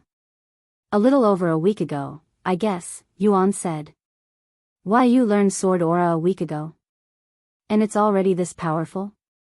Xianxia's body trembled after hearing Yuan's words. It was at this moment he realized that his 100% win rate was in jeopardy. How could he possibly fight against someone who has managed to learn sword aura a few hundred years faster than he did? Not to mention Yuan's sword aura was already stronger than his own despite knowing it for only a mere week, whilst he has known sword aura for many centuries. It's okay. His sword aura may be more powerful than mine, but when it comes to techniques, I should still be superior. Xianxia thought to himself. Indeed, Xianxia had guessed correctly. Whilst Yuan was a monster when it comes to comprehension, he was still too young and inexperienced compared to Xianxia, who has thousands of years of experience under his belt. Therefore, while Yuan was unrivaled in terms of raw strength, his technique was a bit lacking. Here I come. Xianxia immediately used his movement technique to close the distance whilst swinging the red sword in his grasp in a swift and precise manner. Yuan also used his movement technique to dodge the incoming strike before retaliating with the Empyrean Overlord. Bloody sword strike. Yuan swung the massive sword as though it was as light as a feather. I cannot block that with my sword. Hell send me flying. Xianxia could instinctively tell that he wouldn't be able to withstand the might of Yuan's sword and didn't even bother to block it, using his effort to dodge it instead. Clang! The stage shook when Yuan's sword slammed onto it, and to his surprise, there was not a single dent on the platform. What is this platform made of? It's like steel. Yuan cried inwardly, feeling his entire body tremble from the impact, even almost losing grip on his sword. Xianxia noticed that this was his chance to strike and immediately went for Yuan's neck. Oh! When Yuan saw Xianxia suddenly appear in front of him with the red sword already in motion and heading towards his head, he subconsciously activated Dragon's Gaze at its full power, taking Xianxia by surprise and instantly halting his movements. Seeing this, Yuan ignored the numbing sensation in his arms and swung the Empyrean Overlord, separating Xianxia's head from his body in a split second. The audience gasped in shock after they witnessed this unexpected outcome. However, what surprised them the most was the technique Yuan had just used, as it caused their dragon bloodlines to react in a manner that was similar to awe and reverence. Impossible. How does he know that technique? Xi Meili exclaimed in a shocked voice after seeing Yuan use Dragon's Gaze. The Dragon's Gaze is one of the most powerful techniques for dragons. However, it's not a technique that could be learned just by any dragons. In fact, only dragons of royal blood can learn this technique. Did he just use Dragon's Gaze? The other people there were also in disbelief.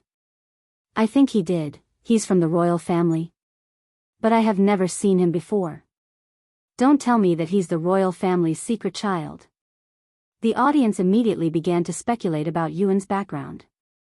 A few moments after Yuan killed Xianxia, he reappeared outside the stage still with a dazed look on his face, almost like he was still under the effects of the Dragon's Gaze.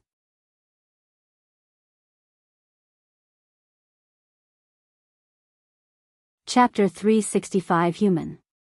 Xianxia, are you okay? The judge for Stage 7 patted him on the shoulders when he showed no response even many moments after leaving the stage. What happened to me just now? Why am I standing outside the stage? Xianxia finally snapped out of his daze and proceeded to look around with a puzzled look on his face, clearly unaware of what had just occurred. You were killed by the young man. The judge revealed to him. What? How is that possible?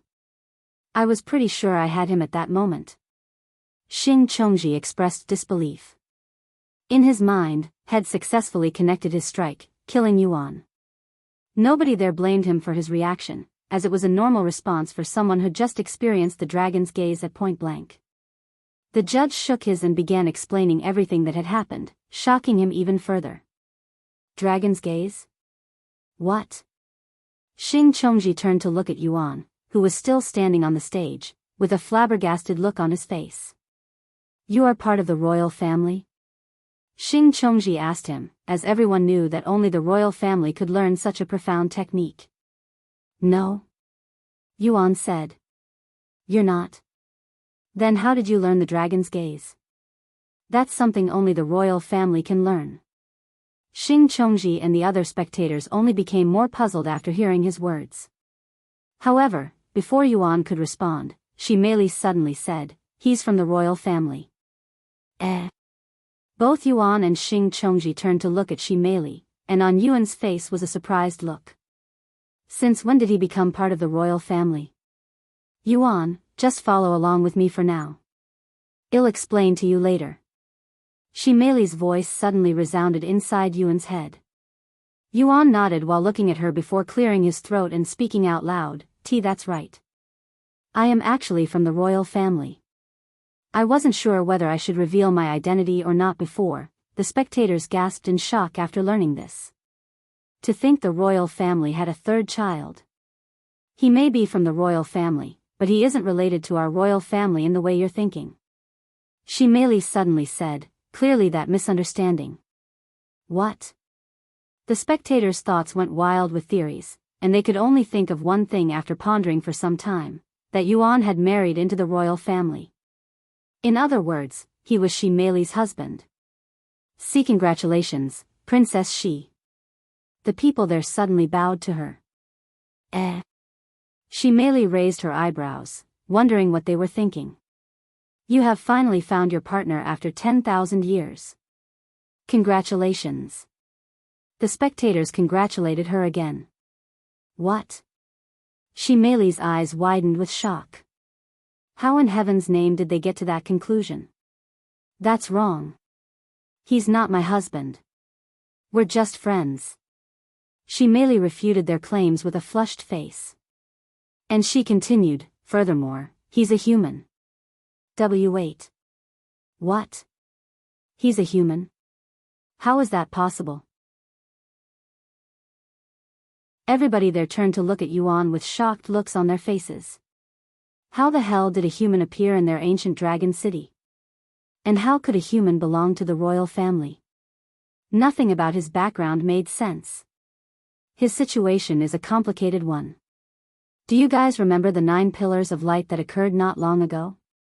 He was the one who released all pillars of light and summoned the dragon Ancestor.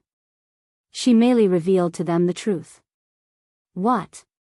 He's the one who was behind that? A mere human? A commotion quickly started in the ancestral dragon temple. Yuan wasn't sure what was happening, so he said, "Are we still fighting?" The judge snapped out of his daze and said, "All right. Does anyone still want to fight him?" The spectators exchanged glances with each other. After a moment of complete silence, a dozen people raised their hands at once and said, "I want to fight him even more now. I have never fought a human before." "Me too. Let me fight him." Since there were so many people that wanted to fight Yuan, the judge decided to ask him again. "I'll fight until I can no longer fight," Yuan said. "Great. Then let's start with you." The judge randomly pointed to one of the spectators with his arms raised. A moment later, the fighter appeared on the stage with a lance in his grasp. What kind of weapon is that? It looks like a spear, yet the head looks slightly different. Yuan wondered to himself as he held the Empyrean Overlord in front of him. The fight started after the judge left the stage. Bloody sword strike. Dragon lance. Ding. The fighter could feel his arms shaking violently after their weapons collided. What a powerful attack. It feels like I am fighting against a mountain. The fighter cried inwardly as he slid backward on the stage until he was at the edge of the stage. That was close. I shouldn't fight him head-on. He's too powerful. With that in mind, the fighter started to dodge all of Yuan's attacks while retaliating with his lance that had an advantage in range due to the long handle. However, even with the range advantage, the fighter was unable to land a single hit on Yuan due to his profound movement technique. What kind of movement technique is he using? He's leaving a trail of flames as he moves, and I cannot predict his movements at all. It's probably some profound human movement technique we have never heard about before. The spectators were mesmerized by Yuan's movement techniques, completely unaware that he'd learned it from a phoenix. After a few minutes of fighting back and forth, Yuan finally managed to defeat the fighter after taking him by surprise with his movement technique that had suddenly improved drastically, almost as if he had a breakthrough in the middle of the battle. Your comprehension for Vermilion Phoenix dominating the heavens has reached a new level. Vermilion Phoenix dominating the heavens mastery level 1, 2.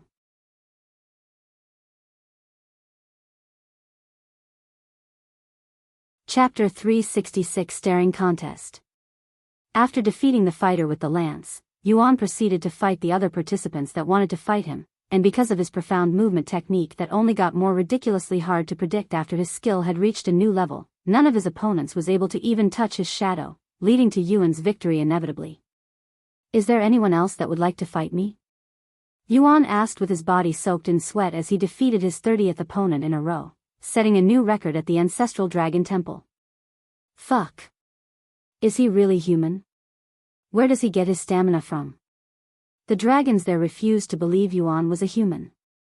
In their minds, humans are weak and fragile existence that cannot hold a candle against dragons, yet it was the complete opposite with Yuan. Where did this human come from, anyway? The dragons were filled with questions but had no answers, and they didn't want to stick their noses into the royal family's business too much. A few moments went by without anyone appearing on the stage. I guess this is it, Yuan said, feeling very satisfied, as had gained a lot of experience through so many battles just now. However, right as he prepared to leave the stage, someone said, "I'll fight you next." A figure suddenly jumped onto the stage from afar and stood before Yuan with a bright smile on her face. Xi Meili? Yuan raised his eyebrows when he saw the dragon princess standing on the stage. She wants to fight him as well? Look. Princess, she wants to fight him next. Oh. This is going to be exciting. The spectators were immediately filled with anticipation after seeing this matchup.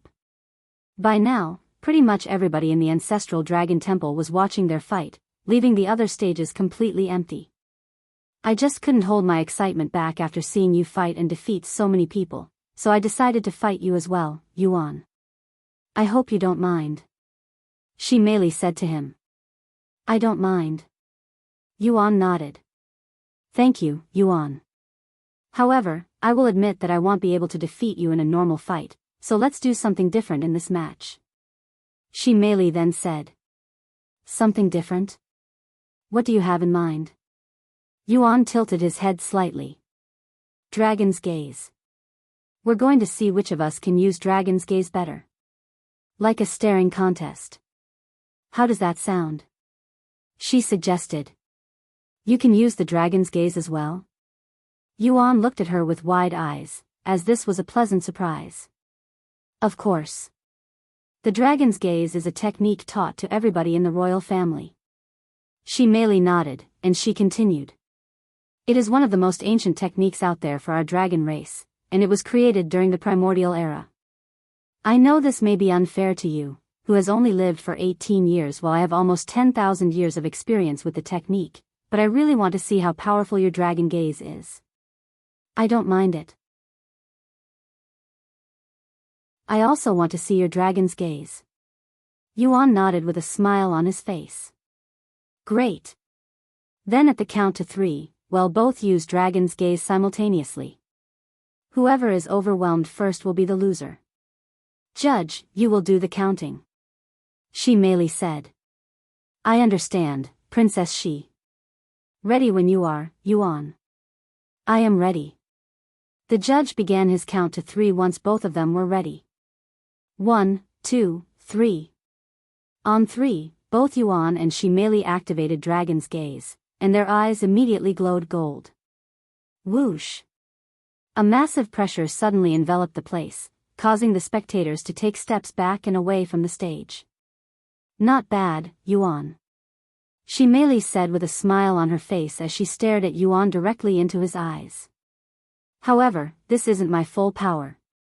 Xi Meili increased the intensity of her dragon's gaze, and the pressure grew stronger. Yuan could immediately feel goosebumps appearing all over his body, yet there was a smile of excitement on his face. I am also just getting started. Yuan said as his golden eyes glowed more brightly. The spectators took a couple more steps back. Ha ha ha. Not bad. Not bad at all, Yuan. Xi Meili suddenly started moving, slowly approaching Yuan with small steps. The world around Yuan suddenly grew darker and darker, and Yuan felt like cowering as Xi Meili approached him, but had managed to fight back his fear. Then, he also started to move forward. Xi Meili was shocked inwardly when Yuan did the exact opposite of what she expected. What a powerful mental strength he has. He actually dares to approach me even though he's clearly afraid. Xi Meili's blood that had been calm for many thousand years suddenly began boiling with excitement. She wanted to see the limit of this human. The two of them continued to walk closer to each other, quickly closing their distance. A few moments later, they both stood directly in front of each other with their faces only a couple of inches away from each other. The spectators swallowed nervously when they saw this. Even though they were not clashing treasures or displaying flashy techniques, their match was more exciting and nerve-wracking than any of the matches that had occurred today. Yuan, if you can defeat me, I'll consider marrying you. No, I'll marry you. Xi Meili suddenly said with a relaxed smile on her face, shocking the spectators. However, Yuan was too focused on resisting her dragon's gaze to hear her words. After standing so close to each other for about a minute, blood could be seen flowing from Yuan's nose, clearly reaching his limit. Xi Meili didn't say anything when she saw this and continued to increase the strength of her dragon's gaze. A few moments later, blood flowed from Yuan's eyes, looking like he was crying blood. Yuan could feel pain all over his body, like it was being crushed by an unrivaled force. Despite this, he refused to give up and continued to fight Xi Meili's dragon's gaze with his dragon's gaze.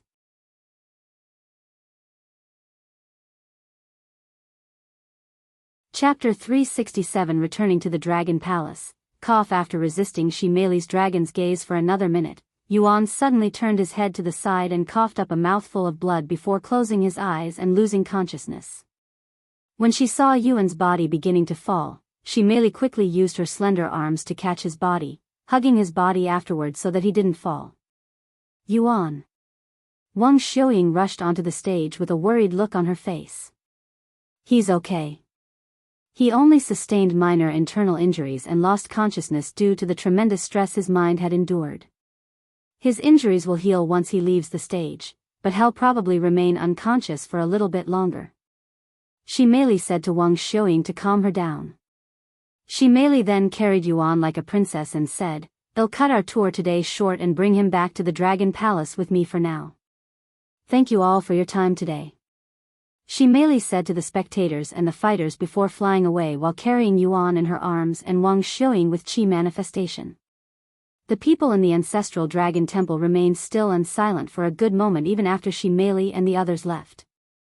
Sometime later, someone said, I'm exhausted, even though I didn't fight anyone today. I think I'll go home for today. Once one person spoke, the others also began snapping out of their days. You're right. I need some good rest after today, me too. Thus, everyone left the Ancestral Dragon Temple shortly after, leaving the Ancestral Dragon Temple completely empty for the rest of the day, which was an extremely rare sight. On their way back to the Dragon Palace, Xi Meili stared at Yuan's peaceful sleeping face their entire way there with a profound look on her face, looking like she was in deep thoughts. Even though I am well aware that Head managed to reveal all 9 pillars of light, his talents still shock me. Xi Meili mumbled in a low voice. Just what is his background? It's simply unbelievable that someone like him exists in the lower heavens. Do you have any ideas? Xi Meili turned to ask Wang Xiuying. Wang Xiuying shrugged and said, he's as much of a mystery to me as he is to you. I also have no idea about his identity. We encountered each other by chance, and I have been following him since then out of curiosity. I see. Well, I won't dive any deeper than this. Sometime later, they returned to the Dragon Palace. What happened? Who did this to him? The Dragon Emperor was immediately enraged when he saw Xi Meili bring back Yuan in such a state, looking like he was prepared to kill someone. Well, I did this to him. Xi Meili said with a somewhat blushing look on her face. What? You? Why? What happened? The Dragon Emperor was greatly taken aback when he learned that it was his own daughter that had injured Yuan. Calm down, father. Let me explain. Xi Meili said, and she proceeded to explain to him the situation and how everything occurred. I had a match with him, and I wanted to test his limits. After explaining everything to the Dragon Emperor, he sat down with a look of disbelief on his face. He also knows dragon's gaze? How is that possible? The Dragon Emperor mumbled. Anyways, I am going to let Yuan rest in his room for now. Xi Meili said. Sometime later, Xi Meili placed Yuan on the bed before returning to the Dragon Emperor's side. Father, I have a question. Xi Meili said to him with a serious look on her face. What is it? He looked at her with raised eyebrows, as she rarely shows such an expression. What do you think of a dragon and a human being together? Xi Meili asked. Huh? What do you mean by that? The Dragon Emperor didn't immediately comprehend her question and asked her. Marriage. What do you think of a dragon marrying a human? Xi Meili asked again, this time making it crystal clear. Marriage? What kind of question is this? Wait. Don't tell me you're... The Dragon Emperor's eyes widened with shock when he realized her reason for asking this question. Don't tell me you're interested in him? He asked for confirmation. Xi Meili nodded and said, I am considering it. What made you pick him? The Dragon Emperor asked her with a profound frown on his face, yet he didn't immediately refuse. Is it because of his talent? His strength? Or is it just because of the fact that he's a human? A little bit of everything, she replied with a slight smile on her face. In terms of talent, he's above everyone in this world. Although his experience is somewhat lacking, he's definitely a fast learner. Furthermore, he has this unique aura around him, this charisma that is quite attractive. Oh, he's also very handsome. Xi Meili said. You're really serious about this, aren't you? The Dragon Emperor said with a pondering look on his face. Xi Meili nodded. I sat through countless arranged marriages, meeting countless men over the last few thousand years, but alas, none of them could make my blood boil the way Yuan did today on the stage. I understand that he appears to be an excellent partner, but you just met him not long ago. You're barely acquainted, much less friends. The Dragon Emperor said. And how is that any different from the people you've arranged for me, huh? I don't even know them at all. Xi Meili refuted. The Dragon Emperor was rendered speechless after hearing her words. Indeed, his logic was flawed. After pondering for a moment, he said, You're right about that. However, he's not from our world, and he won't remain here forever. Once we find a way to help them return to where they came from, that'll be the end of you and him. It was Xi Meili's turn to become silent now, as her father was right about this one. Yuan won't be here forever, which will make their relationship complicated if not impossible.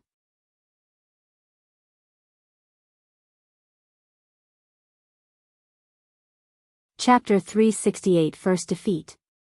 Well. If he cannot stay here, how about I just follow him outside?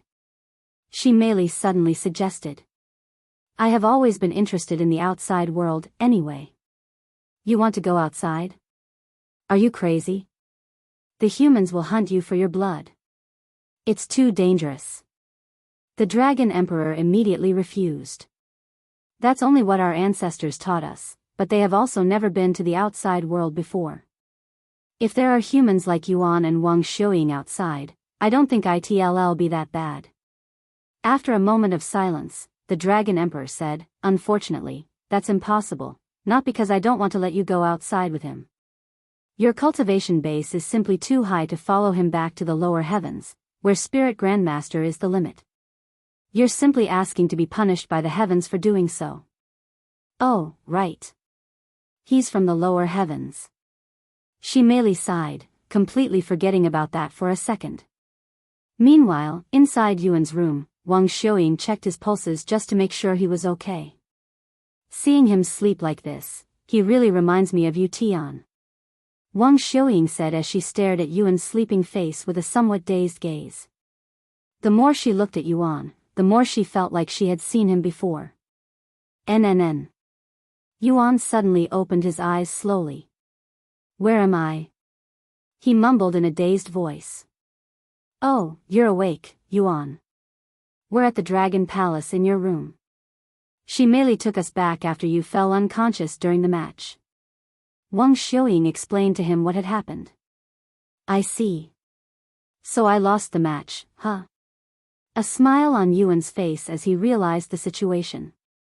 This was my first time losing a fight, he sighed in a somewhat bitter voice. Losing felt much worse than had expected, especially since it's his first defeat. I wouldn't really call that a fight. And your opponent has 10,000 years more experience than you. It's only obvious that you wouldn't be able to defeat her no matter your talents. Wang Xiuying said, trying to comfort him. I guess you're right. Yuan nodded. Wait right here. I'll go to Xi Meili to let her know that you're awake. Wang Xiuying said before leaving the room for a few minutes. Xi Meili, she was very strong, stronger than anyone I have ever fought before, Yuan mumbled as he stared at the ceiling with a dazed look on his face.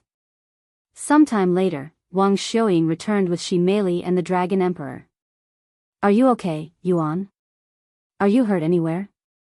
Xi Meili asked him. I am fine, he said. Anyways, you really surprised me, Yuan.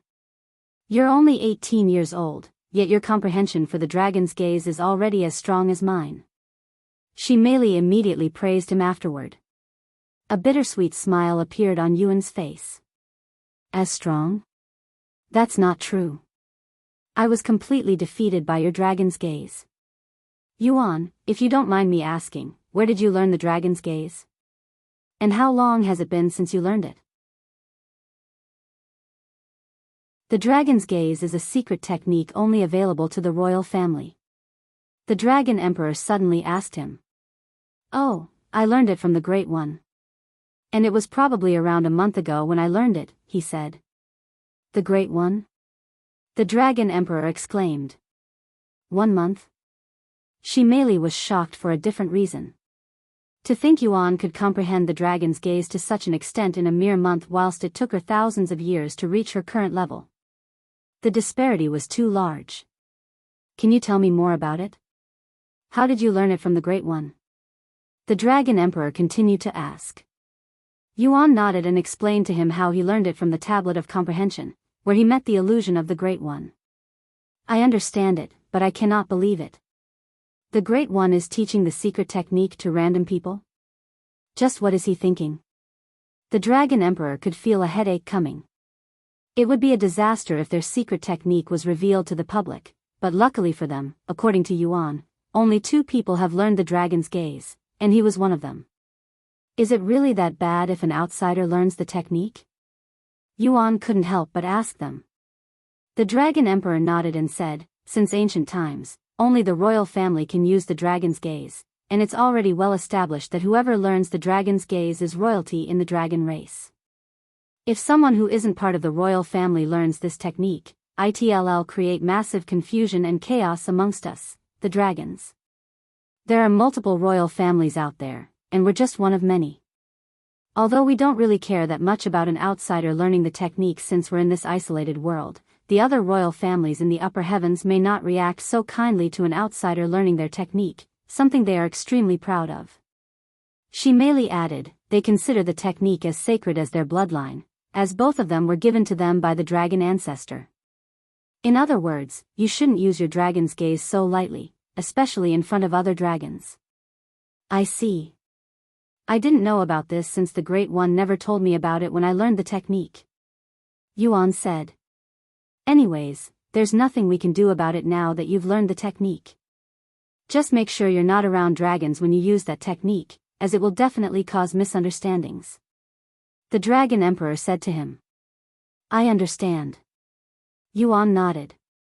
Of course, if you marry someone from the royal family, you'll be considered royalty, allowing you to use the technique as much as you wish. Xi Meili suddenly said, clearly suggesting something here. Of course, Yuan was too innocent to pick up the hint and said, marriage? As in husband and wife?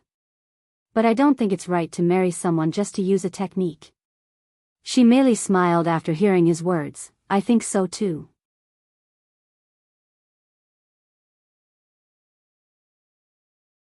Chapter 369 Dragon Meets Skewer. Anyways, it's not like we're telling you to never use the dragon's gaze ever again. Just make sure you're very careful when using it, as it will definitely offend the other royal families if they learn that an outsider had learned their sacred technique, said the Dragon Emperor a few moments later. I understand. I will be careful. Yuan nodded. Now, regarding the teleport formation that will bring you back to the lower heavens, I have found a way, but we will need some time to prepare. The Dragon Emperor suddenly said. Does this mean we can return to our own place? This is great news. Wang Xiuying quickly said. Yes.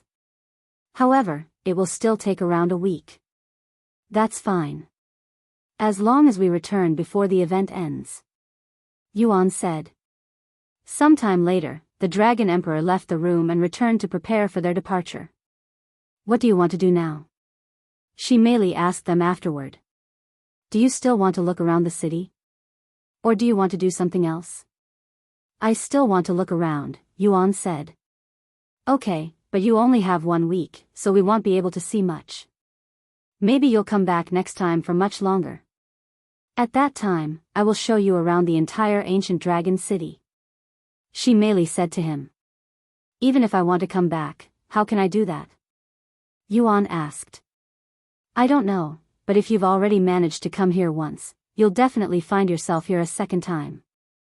I believe in fate, and if you're fated to return, you'll definitely return. If that happens. A mysterious smile appeared on her face. Yuan nodded, okay. Go get some more rest. Well, go back to touring the city tomorrow morning. Xi Meili also left the room shortly after, meeting her father at the teleport formation outside the ancient dragon city. I have decided, father. Xi Meili said to him. On what? He raised his eyebrows. I want marry Yuan now. However, if he manages to return to this world for a second time, I will marry him. Xi Meili said. What kind of decision is that? You'll marry him if he returns for a second time? Do you really think he'll be able to return here for a second time? If he was destined to come here before, he's already fulfilled his fate in this world, which means he no longer has a reason to return here. The Dragon Emperor said. If fate allows it, he will definitely return. I also have this feeling that this won't be my last time seeing him. Xi Meili said with a confident smile on her pretty face. Even if he is fated to return in the future, who knows when that will be? It could be 10 years from now. It can even be 10,000 years from now. We will never know. The Dragon Emperor said. So what? We can live up to tens of thousands of years with ease because of our bloodline. The Dragon Emperor shook his head in a defeated manner. Do as you wish. You'll probably forget about him in a few hundred years, anyway. The Dragon Emperor shrugged. Do you want to make a bet with me on that, father? Xi Meili suddenly asked him. A bet? Interesting. Tell me more. He said. 1,000 years, if he doesn't return in 1,000 years, I'll marry someone on your terms. Xi Meili then said. Why, you're serious about this? The Dragon Emperor looked at her with wide eyes. Does it look like I am joking with you, father? Xi Meili responded with a solemn look on her face. And if he returns before the time limit of 1,000 years, I will have to let you marry him without any complaints, right? The Dragon Emperor then spoke. Xi Meili nodded, that's right. Very well. I will accept your bet. The countdown will start once he leaves this world. Is that okay? Xi Meili asked. I am fine with that. Great. Then it's decided. Xi Meili then turned around and returned to the Dragon Palace with a cheerful aura around her, leaving the Dragon Emperor speechless. She really likes him, huh? The Dragon Emperor shook his head with a bittersweet smile on his face before returning to focus on the teleport formation. The next day, after eating the breakfast cooked by Meishiu, Yuan went into the game to have his second breakfast for the day with the royal family. Are you two ready for another day in the city? Xi Meili asked them with an energetic aura around her. I am. Yuan responded with a similar aura around him. Yes. Wang Xiuying also nodded, albeit a little less excited when compared to Yuan. Thus, Xi Meili brought them around the city again. However, she didn't bring them towards the ancestral dragon temple this time. Instead, she brought them to multiple restaurants, showing off their dragon's cuisine, as she knew how much Yuan loved food. This is our famous dragon meat skewer. Try it. Xi Meili handed each of them a skewer. Dragon meat? Both Yuan and Wang Xiuying looked at her with wide eyes. Isn't this considered cannibalism if they eat their own kind? Xi Meili noticed their weird gazes and laughed. Don't worry, it's not actually dragon meat. I mean it is, but it's not the type you're thinking of. Oh, they took a bite a moment later. Wow! This is so delicious. Yuan immediately claimed, feeling the meat melt in his mouth before exploding with flavor and spiritual energy. Wow, the texture is heavenly. It doesn't feel like I am eating meat at all.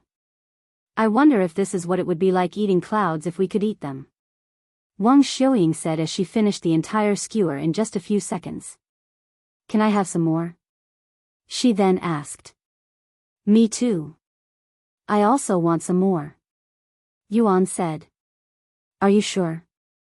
We finished breakfast not long ago. Xi Meili chuckled before asking for a couple more skewers.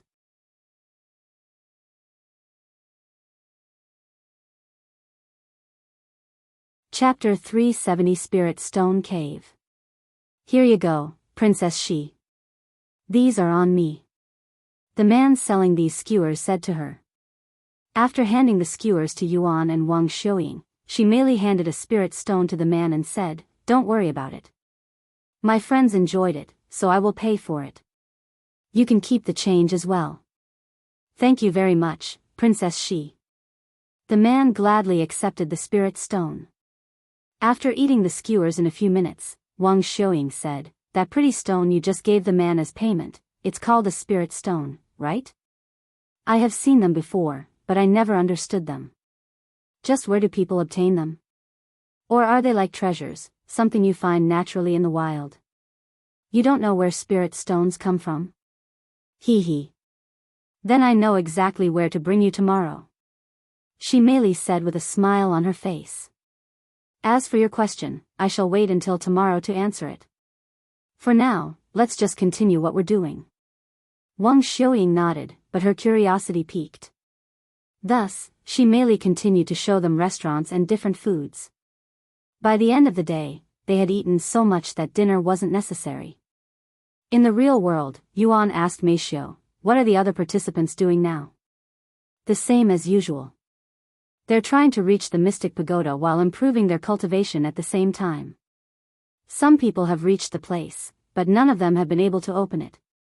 Meishiu said. And she continued, In fact, the participants that have arrived at the place seem to have stopped fighting each other to try and open the Mystic Pagoda together. So they're working together to open the Mystic Pagoda, huh? Even though I somehow managed to open it, I still don't understand how. Yuan suddenly stopped speaking as he realized something. Wait a second. The demon said the Empyrean Overlord used to belong to the Lord, who is the master of the Mystic Realm and the Mystic Pagoda. Maybe that's the key to opening the Mystic Pagoda? That does make sense. Meishiu said. Anyways, I should be returning to the Mystic Realm soon. The Dragon Emperor found a way for us to return, but it'll take at least a week. The following morning, after breakfast, Meishiu said, Dr. Wang has sent me the menu. I will be going shopping in a bit. Oh. What's on the menu? Yuan then asked. Dr. Wang told me to keep it a surprise for you, she said. Yuan smiled and said, I can't wait. Sometime later, Yuan entered the game whilst Meishiu dressed up casually before going outside. Luckily for Meishiu, there was a large supermarket only a couple of blocks from their apartment, making shopping easy and convenient. An hour later, she returned to the apartment. Meanwhile, inside the game, Yuan and Wang Xiuying followed Xi Meili. So, to answer your question from yesterday, there are a couple of ways spirit stones are created. Xi Meili said as she escorted them to this isolated area. 1. Spirit stones can be created naturally like minerals and gems. Xi Meili pointed to the cave in front of them and continued, that is a spirit stone cave, where spirit stones can be mined. This is the most common way people get their spirit stones. Normal people cannot access this area, but because my family owns the spirit stone cave, I can show you the inside in a moment. Another method is to create them by yourself, but this method is incredibly uncommon and almost nobody does it. Wait a second. Create them by ourselves? Does this mean we can also make spirit stones? Wang Xiuying asked. That's right. Cultivators can make their own spirit stones. Xi Meili nodded. What? That means unlimited money. Why is this method uncommon? It should be the most common. Wang Xiuying exclaimed. After all, who wouldn't want to be able to make their own money? That's a no-brainer. Xi Meili chuckled and said, because it requires a tremendous amount of spiritual energy and effort to make even a single spirit stone, and cultivators would rather use that energy and time to increase their cultivation. How much effort and time are we talking about? Wang Xiuying then asked. Let's see. As a spirit warrior, it'll probably take you a couple of weeks to create a single spirit stone, and during these few weeks, you would not be able to progress your cultivation because you'll be using all of your spiritual energy to create the spirit stone. Do you understand why it's such an uncommon practice? Xi Meili said. I see, but what about the cultivators at the top? Surely, they can make spirit stones much faster. They can. In fact, a spirit grandmaster can make one spirit stone a day, but like ID already said, it's not worth it, as they'd rather use that time and energy on improving their cultivation. Yuan then said, if I remember correctly, a single spirit stone is worth about 10,000 gold. Although that may seem like a lot to us, for a spirit grandmaster, that's probably nothing, but I could be wrong. No, you're right. Xi Meili said. A single spirit stone may be worth a lot in the hands of a mortal, but for a cultivator at that level, it's worth nothing, as the resources they need to improve their cultivation are worth tens of thousands of spirit stones if not hundreds of thousands of spirit stones. Do you understand now? Xi Meili asked Wang Xiuying. She nodded, yes, I understand. Thank you for the explanation. Great. Then let me show you inside the spirit stone cave. Follow me. Xi Meili said to them. Greetings, Princess Xi. The guards standing in front of the spirit stone cave greeted her, and they were both emitting the power of a spirit king. Hello. I would like to show my friends around the spirit stone cave since they have never seen it before. I hope you don't mind. Xi Meili said to them. Of course not. Please, take as much time as you need. The guards opened the doors for her with smiles on their faces.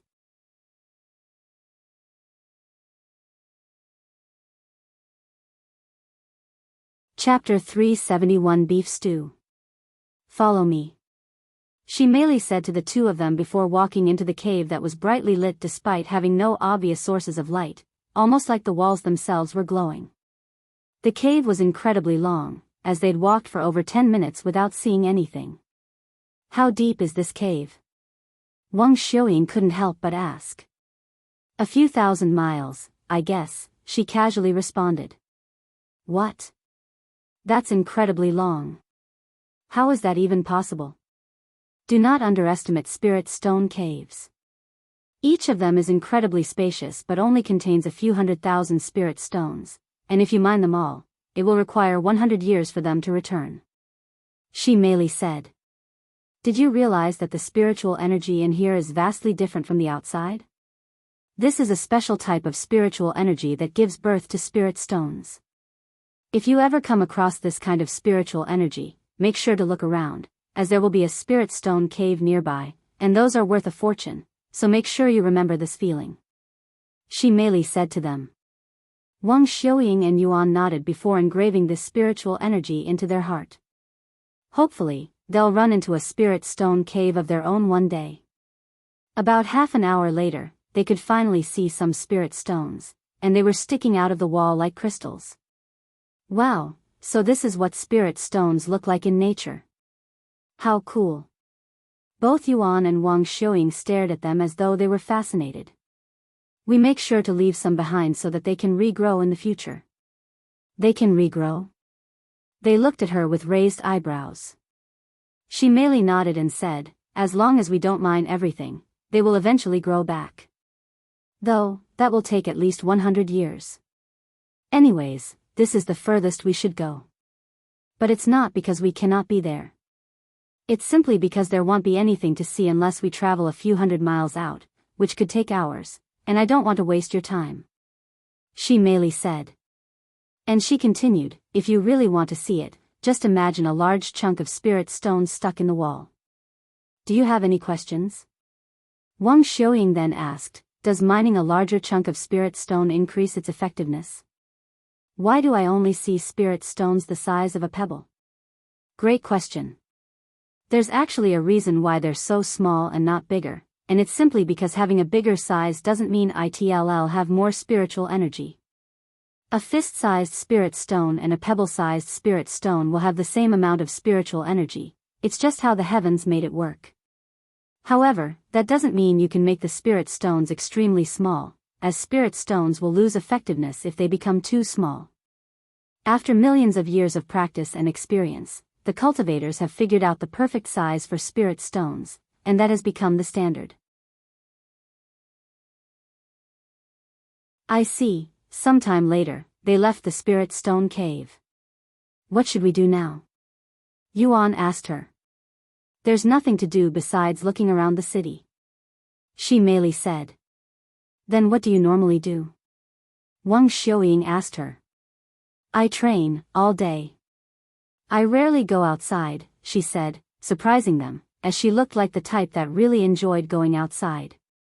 In fact, I haven't explored the city like I have with you guys for many years. If I ever go outside, it would be to fight the others at the Ancestral Dragon Temple. It sounds boring, right? But I really love training and improving myself. Xi Meili said with a smile on her face. I see, since this is such a rare chance, let's go look around the city some more, Yuan said to her. Okay. Xi Meili nodded with excitement.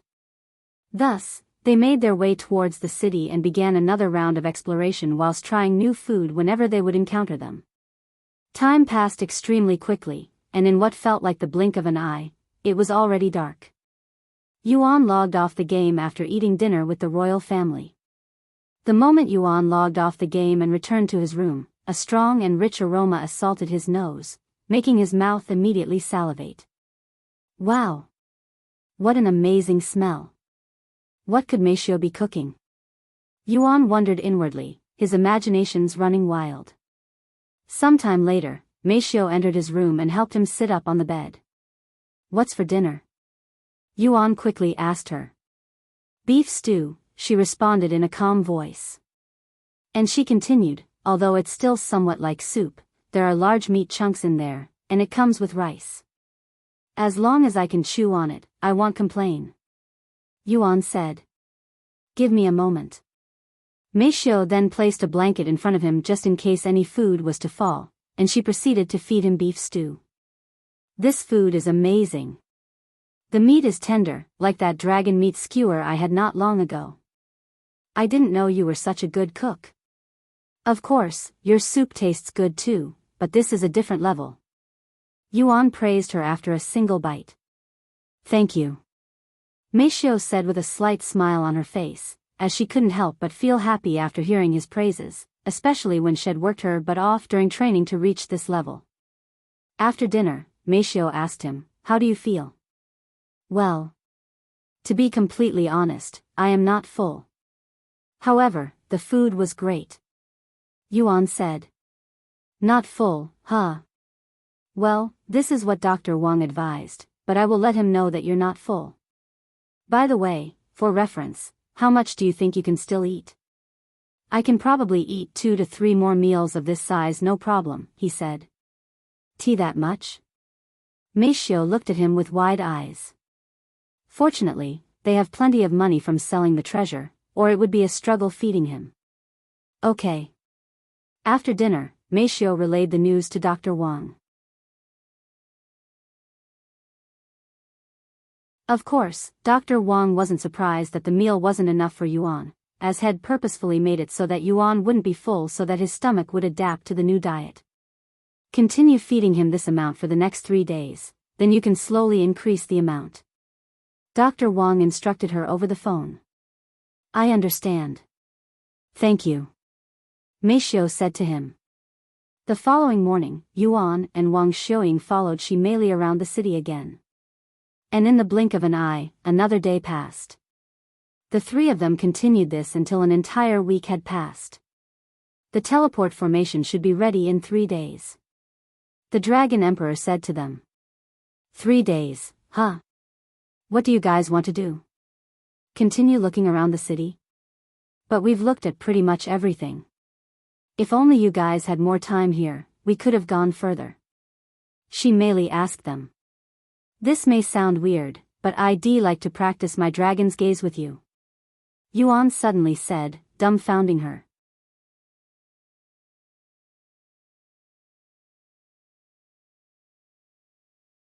Chapter 372 Training with Xi Meili. Why you want to practice dragon's gaze? With me? But it's dangerous doing it outside the ancestral dragon temple. Xi Meili said to him, worried that she might permanently injure him. Yuan said, that's right. You're more experienced with the technique, so I figured you can give me some advice. Furthermore, during our match, it felt like I was understanding more about the technique just from looking at your eyes. As for injuring me, you don't have to worry about it. It'll be fine. Well, I don't mind. Xi Meili said. Yuan then turned to look at Wang Xiuying and said, what about you? Don't mind me. I will be watching you in the background, she said. Sometime later, they arrived at the courtyard. I don't really know what kind of advice I should give you, so let's just use dragon's gaze on each other like we did during our match and see if you can understand anything from it. Xi Meili said to him. Yuan nodded. Let's start slow.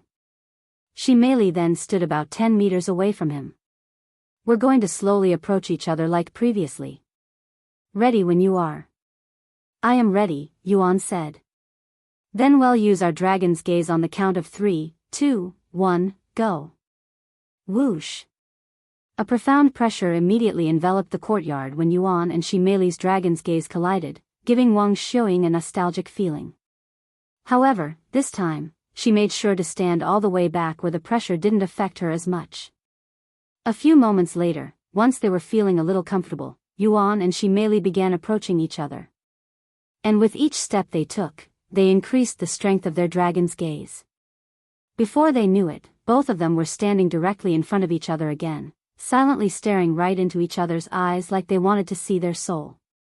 Since this wasn't a match, Xi Meili didn't try to overwhelm Yuan, and she merely matched his strength, perhaps even slightly above him.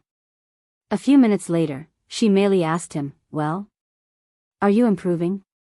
Can you increase the strength of your dragon's gaze some more? You don't have to go easy on me.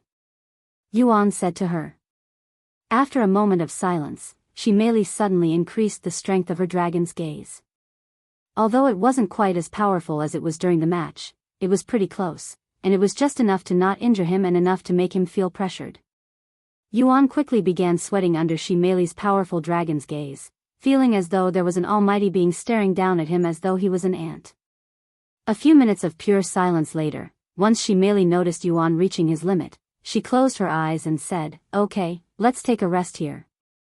Any more and you might suffer internal injuries, which is devastating for any cultivator. Okay. Yuan nodded, and he proceeded to sit down in the lotus position and closed his eyes, recalling everything he'd experienced just now. An hour later, once they had recovered, Yuan and Xi Meili returned to their training, and they would continue this until the day ended.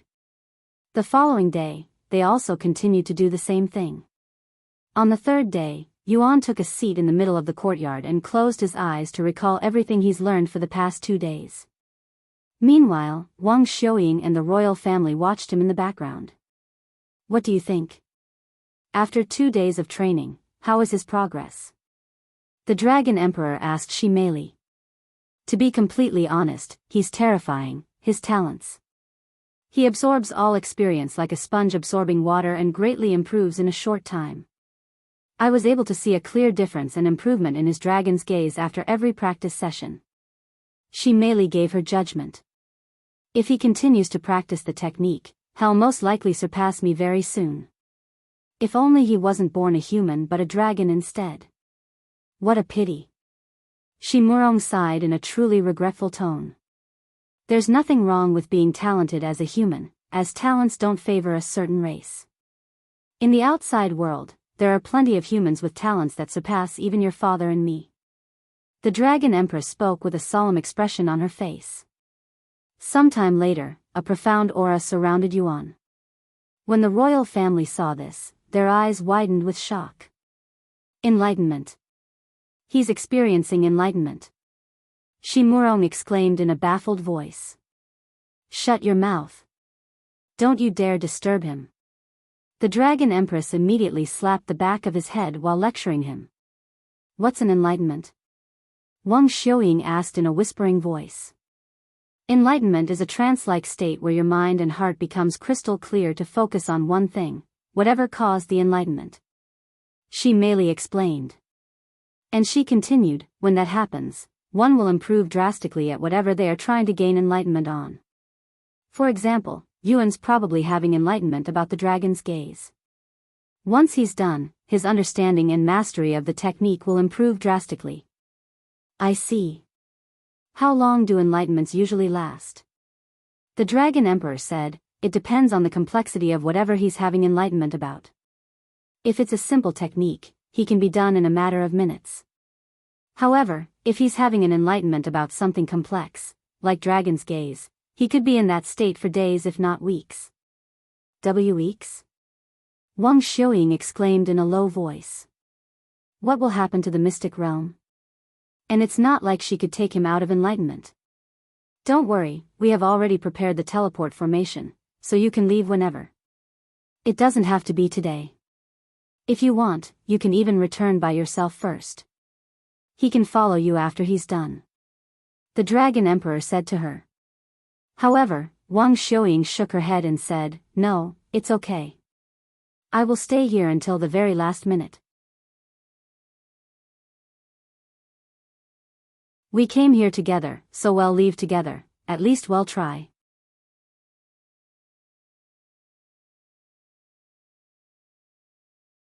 Chapter 373 The Real Player Yuan.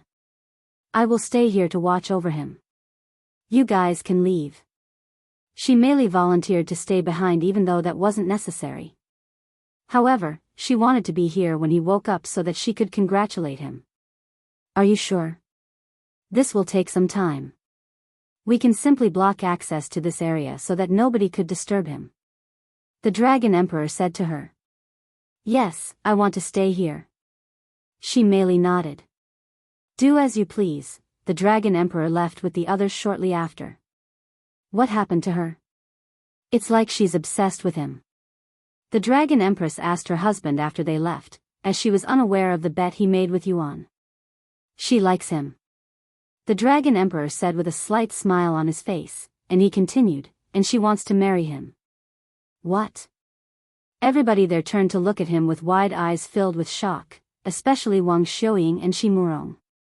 She wants to marry that human? A dragon with royal lineage? That's blasphemy towards our bloodline. Xi Meili exclaimed, clearly disapproving of her decision. Meanwhile, Wang Xiuying wondered what would happen if a player marries an NPC. There are plenty of players out there that are currently in a romantic relationship with an NPC, so I guess marriage isn't too far-fetched. She thought to herself. I think it's cute.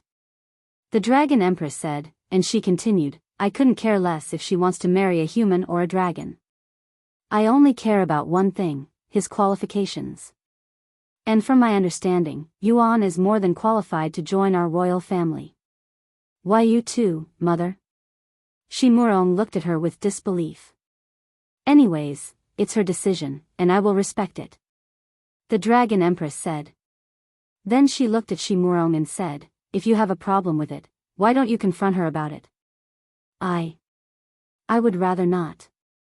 Xi Meili responded in a reserved voice. Despite being the older one, he feared Xi Meili a little, especially whenever she's angry. Sometime later, the royal family returned to their business whilst Wang Xiuying returned to her room before logging off. Since it's going to take some time before he wakes up, they'll take a small break from the game and help Grandpa out at the hospital. Wang Xiuying mumbled to herself after leaving the game. After stretching her body, Wang Xiuying left her room and went downstairs to watch some television. In this day and age that's dominated by video games, it was only natural for television to be heavily involved with video games. In fact, the most popular channels in the world are gaming channels that talk about the current trends and whatnot for certain video games. Let's see if there are any new trends for. Wang Xiuying went to the channel that was dedicated to news. Today, we will be interviewing one of the players in who claims to be player Yuan.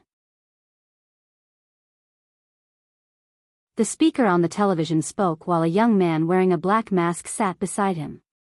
Wang Xiuying immediately raised her eyebrows after seeing this player Yuan, who was obviously a fake. Another one? How many people have come forward as the real player Yuan now? I have already lost count. These people clearly know he's a fake, yet they are still giving him a spotlight. What are these people thinking? Wang Xiuying shook her head. Because of player Yuan's fame and the fact that nobody knows his real identity, it was only natural for people to try and claim they were player Yuan and steal his fame, but alas, not a single person has managed to prove themselves to be the real one despite dozens of people coming forward as the real one. Tell me, and the audience watching this, why should we believe you when you claim to be player Yuan? What kind of proof can you provide us that proves you're the real one? And if you are indeed the real one, why have you suddenly decided to reveal yourself after remaining low-key for so long? The man with the black mask then spoke in a confident voice. I simply got bored of hiding, so I decided to come out of hiding. As for whether I have proof or not, of course, I have proof. Why else would I come all the way over here? The presenter then said with a stiff smile on his face, you sound so confident that I am already starting to believe you. And he continued, let's start with the easy questions first. Why did you decide to play Cultivation online? Because I was bored. What cultivation are you currently in Cultivation online? First level Spirit Master. How old are you? 18 years old. What are you currently doing in the event known as Mystic Realm? Nothing too crazy. I'm just farming some magical beasts for points. Why have you refused to come out despite so many offers to reveal your identity? I was skeptical of them, and I still am. Wang Xiuying shook her head again. This is all common knowledge by now. What a waste of time. Ever since Yuan's age and cultivation level was revealed right before they entered the Mystic Realm, it was spread throughout the internet like wildfire. Many people couldn't believe how far ahead he actually was compared to the top players, much less the average players, and even more people were shocked by his young age. After asking player Yuan a dozen useless questions that didn't directly prove that he was the real player Yuan, the presenter then said, this is all for today. Follow us on the next episode tomorrow for more proof. Find out whether he's really player Yuan or just another phony tomorrow here. Cultivation Online Daily News. What an idiot. Wang Xiuying closed the television afterward, no longer feeling any will to continue watching. Guess I'll go to the hospital now and see if Grandpa needs any help there. Thus, she took a few minutes to prepare herself before leaving the house.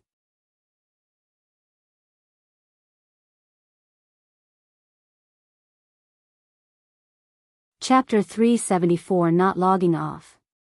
After arriving at her family's hospital that was owned by Dr. Wang Xiuying went to look for her grandfather. Grandfather, do you need any help around here? She asked him. What happened to your game? I thought you were going to take the entire month off due to some massive event. Dr. Wang looked at her funny, especially when she was so excited not too long ago. Well, something happened, and I have some free time, so I figured that I'd come here and help out in the meantime, she said. I see. But I don't really need any help today. You can try asking the other nurses.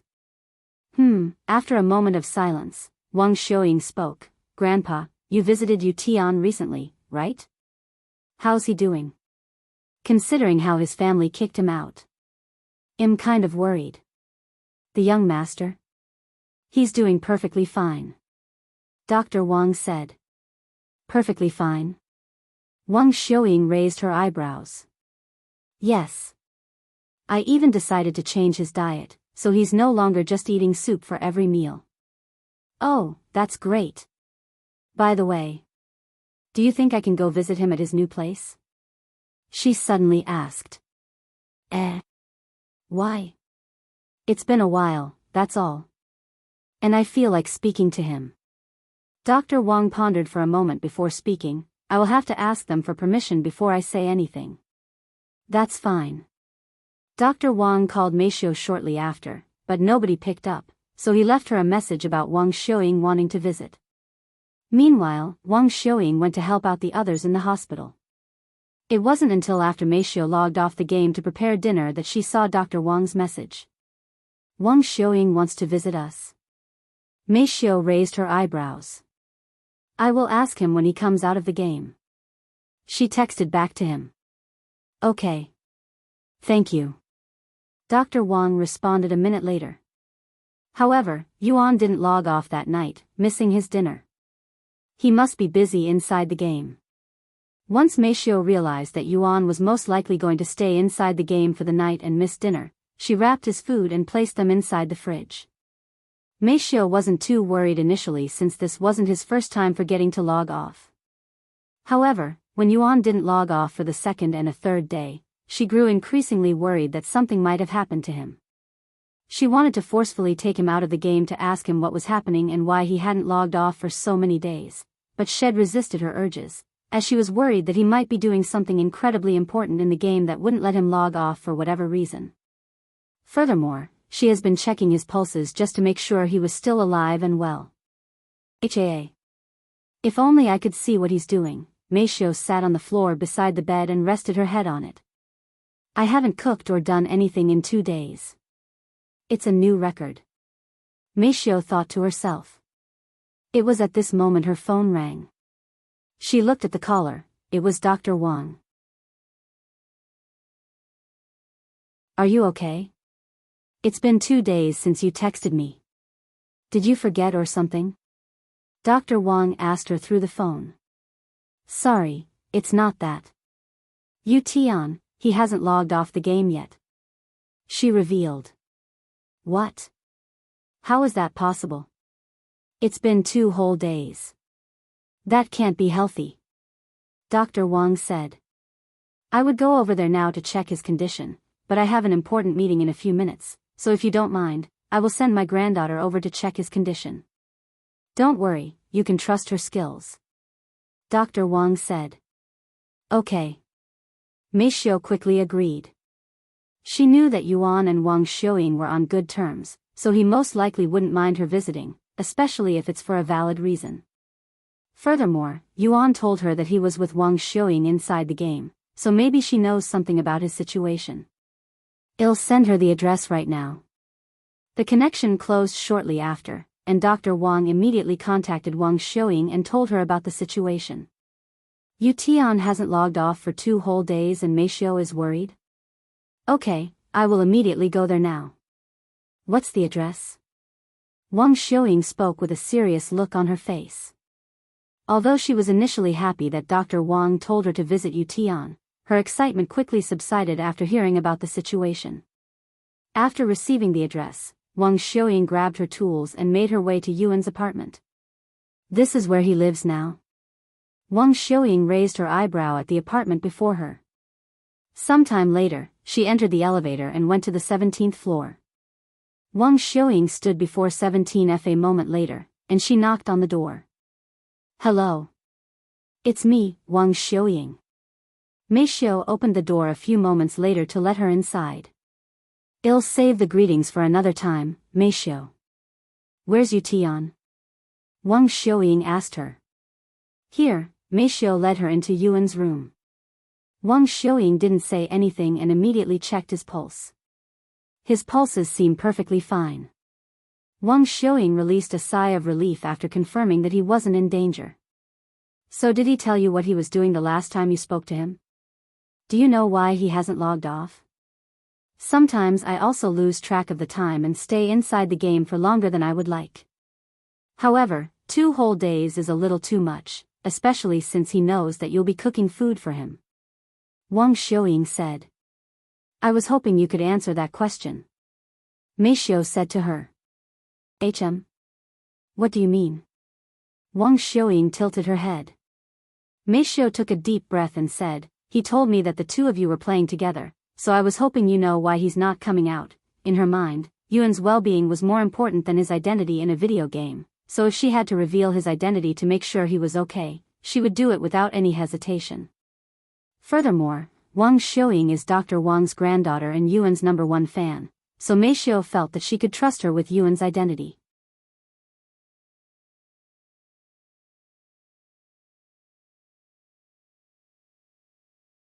Chapter 375 Before Sunrise.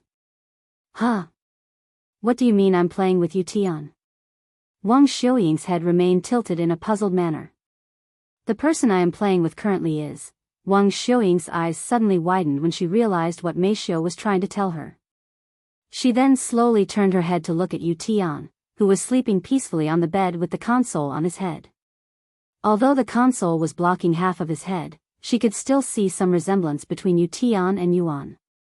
Are you telling me that Yuan is player Yuan?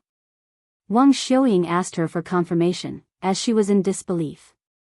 Meisho nodded silently. So he knew this entire time who I was? Wang Xiuying mumbled in a low voice. To think she'd been playing with her #1 idol, Yuan, this entire time without being aware. And she even saw his face. What a blunder on her part. Please keep this a secret between us, Wang Xiuying. We cannot risk his identity being leaked outside, hence why he didn't tell you. Meisho said to her afterward. Don't worry, I won't tell a single soul. I promise. Wang Xiuying quickly said after snapping out of her daze. Meisho nodded, I trust you. Anyways, now that I know Yuan is player Yuan, I understand why he's like this. Wang Xiuying said. And she continued, he's currently in a state of enlightenment, and I was told that he wouldn't wake up until he finishes. Enlightenment? How long will it take before he wakes up? Meisho asked. Wang Xiuying sighed and said, I was told it could take days, even weeks. Weeks? Meisho exclaimed. A few days were already unreasonably long, much less a couple of weeks. Can one even survive that long without eating? Don't worry, Meisho. I know what you're thinking, but there have been plenty of people out there who have remained inside the game for over a week without any problems. Wang Xiuying said to her. Even if you say that, I cannot let him stay inside the game for so long. I don't want anything to happen to him. Meisho said, as she couldn't help but worry about it. Wang Xiuying nodded and said, I think so as well, so let's give him 1 or 2 more days to leave by himself before we forcefully wake him up. And she continued, I will monitor him inside the game and you will monitor him here. Okay. Meisho nodded. Sometime later, after making sure that Yuan was completely fine and healthy, Wang Xiuying left the place and returned home. Player Yuan was Yuan all along? I still cannot believe it. Wang Xiuying laid on her bed and stared at the empty ceiling with a dazed look on her face for a very long time. Sometime later, she entered the game and went to the courtyard behind the royal palace, where Yuan was still sitting in the lotus position with his eyes closed. Sitting a few meters away from him was Xi Meili, who was staring at him with a profound expression, her thoughts unknown. A few moments later, Wang Xiuying took a seat beside Xi Meili. Xi Meili remained still, almost like she didn't notice Wang Xiuying sitting beside her. He's Yuan. Wang Xiuying thought to herself as she gazed at Yuan's handsome face. After a minute of silence, Xi Meili suddenly said, I really like him. Huh? Wang Xiuying turned to look at Xi Meili with a surprised look on her face. Xi Meili acted like nothing was out of the ordinary and continued in a calm voice, he's the only person that has managed to pique my interest so much. Even now, I cannot take my eyes off him. What about you? Do you like him as much as I do? Xi Meili suddenly asked, dumbfounding her. Wang Xiuying then turned to look at Yuan and spoke with a smile on her face, I really admire him. Admiration? Xi Meili finally turned to look at her, as she was surprised by Wang Xiuying's answer. Wang Xiuying nodded and said, he, at a very young age, was able to impress and influence many people with his talents, and I was one of these people that had influenced. His talent, huh?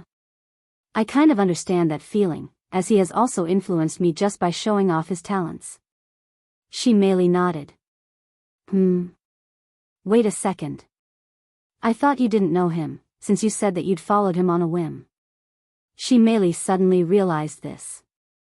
An awkward smile appeared on Wang Xiuying's face, and she said, well, yeah. That's what I thought at first, but it appears that I have known him for quite some time now. Sorry, but I don't understand. Xi Meili said. It's fine if you don't understand since I am also trying to wrap my own head around it.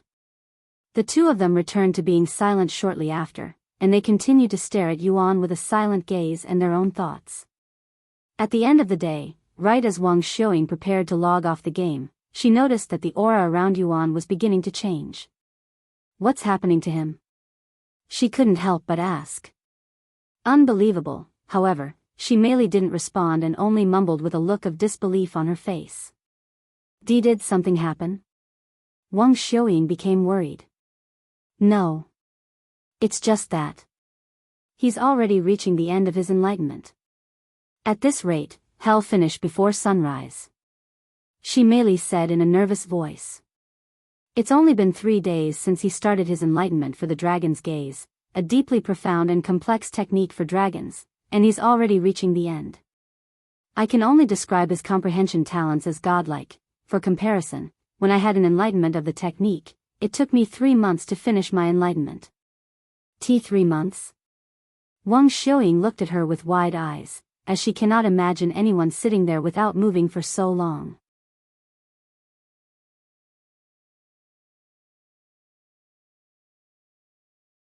Chapter 376 Mastery Level 3. I will be right back.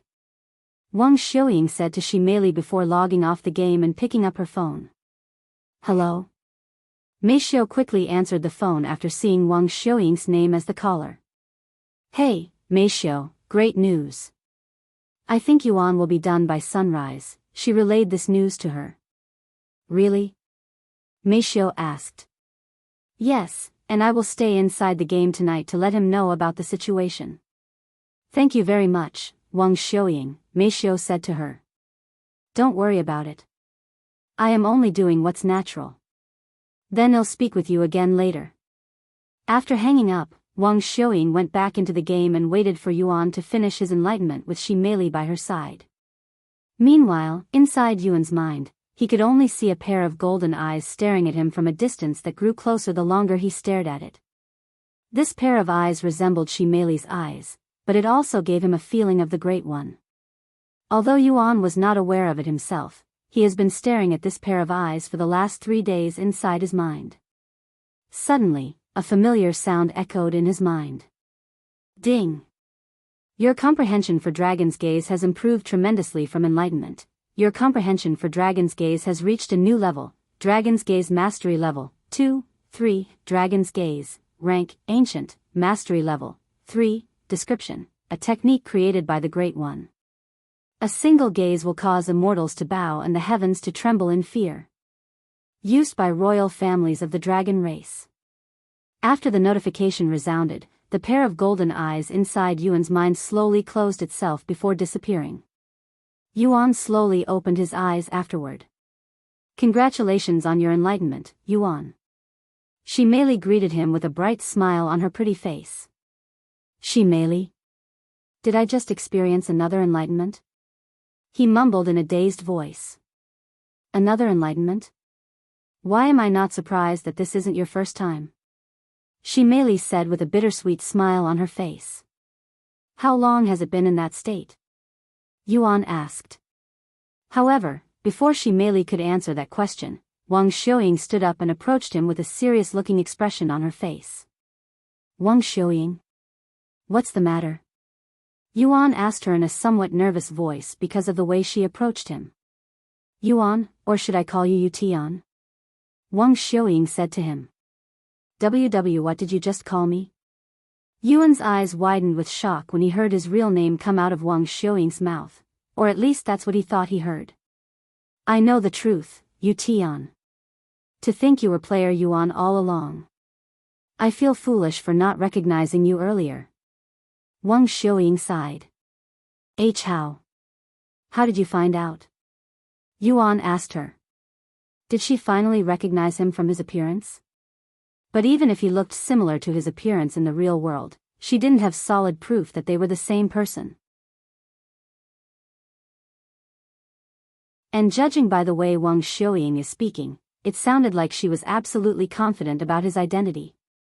As much as I hate to admit it, I didn't find out by myself. It was Meisho who told me. Wang Xiuying said. What? Meisho told you my identity? Impossible. Yuan became even more shocked after hearing this, feeling a little betrayed that Meisho would reveal his identity to someone, even if that person was someone he trusted. And this made him feel extremely uncomfortable for some reason. Do you have any idea how worried Meisho was because of you? Wang Xiuying then said. What? Seeing Yuan's puzzled face, Wang Xiuying decided to reveal everything to him. You have been in enlightenment for 3 whole days, Yuan. That means you haven't logged off for 3 days. What? When Yuan realized the situation, his heart immediately sank. Had been inside the game for 3 days straight. No wonder why Meisho would be worried. And because she had no idea what you were doing, she told me the truth about your identity. I was also very worried at first when I learned that you haven't logged off for 3 days. I even visited your apartment to check your condition. Heavens! I will be right back. I need to speak with Meisho as soon as possible. Yuan said to her, and without waiting for a response, he immediately logged off the game.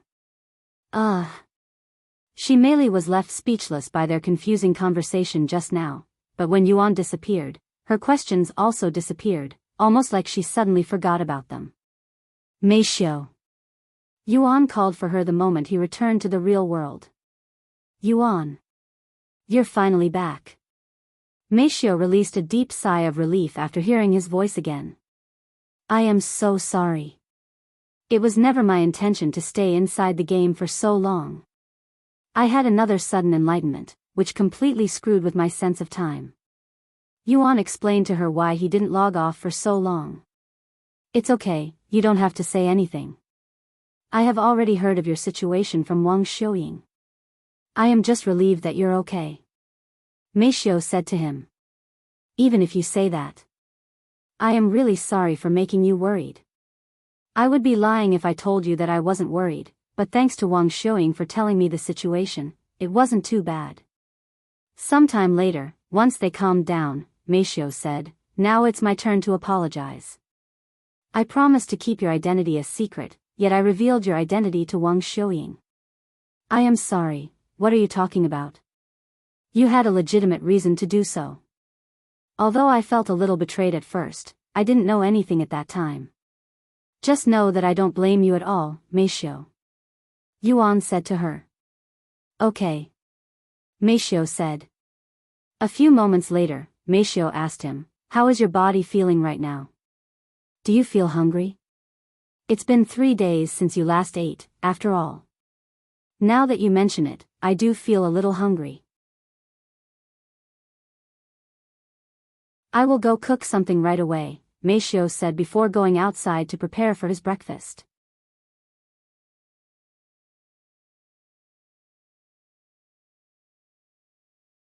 Chapter 377 Golden Dragon Robe.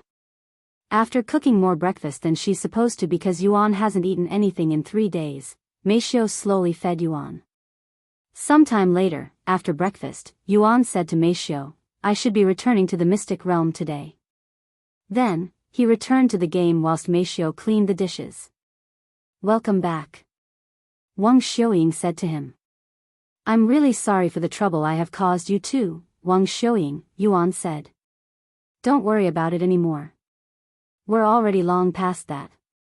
Anyways, the teleport formation is ready, and we can return to the mystic realm whenever we want." Yuan nodded and said, "Give me a few more minutes here." He then turned to look at Xi Meili and said to her, "Thank you for your hospitality and for training me." Xi Meili smiled and said, "You can thank me by coming back here in the future so that we can play together again. There's still a lot of places I want to show you in this world. I would love to return to this place again, but since I came here by accident, I believe that you'll return to this place again. If you came here once, you'll definitely come here a second time," Xi Meili said to him. Yuan nodded. "Let's go see my father so that he can activate the teleport formation for you." Yuan and Wang Xiuying proceeded to follow Xi Meili to see her father, the Dragon Emperor. "What? You're already finished with your enlightenment?" As expected, the Dragon Emperor was greatly surprised to see Yuan awake so quickly.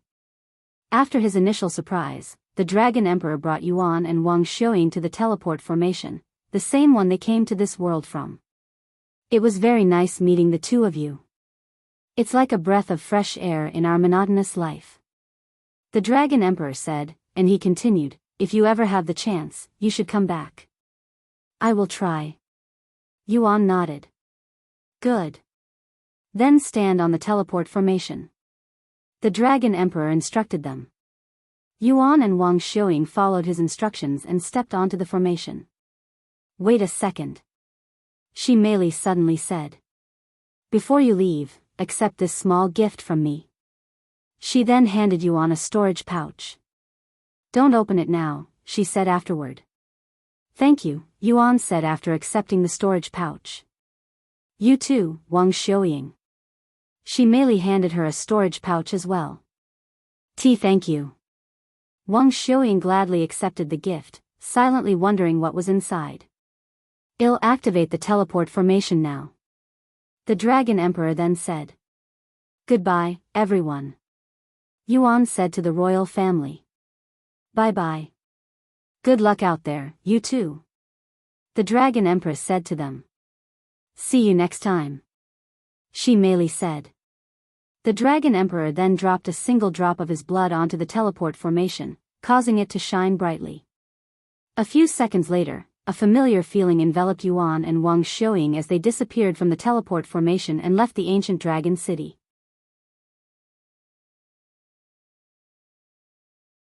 Then, a beautiful pillar of light appeared, piercing the heavens.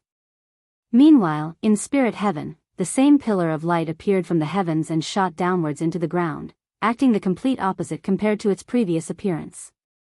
This pillar of light then appeared in the lower heavens, aimed directly at the mystic realm. The spectators outside the mystic realm were shocked when the pillar of light returned. "What the heck is happening this time?"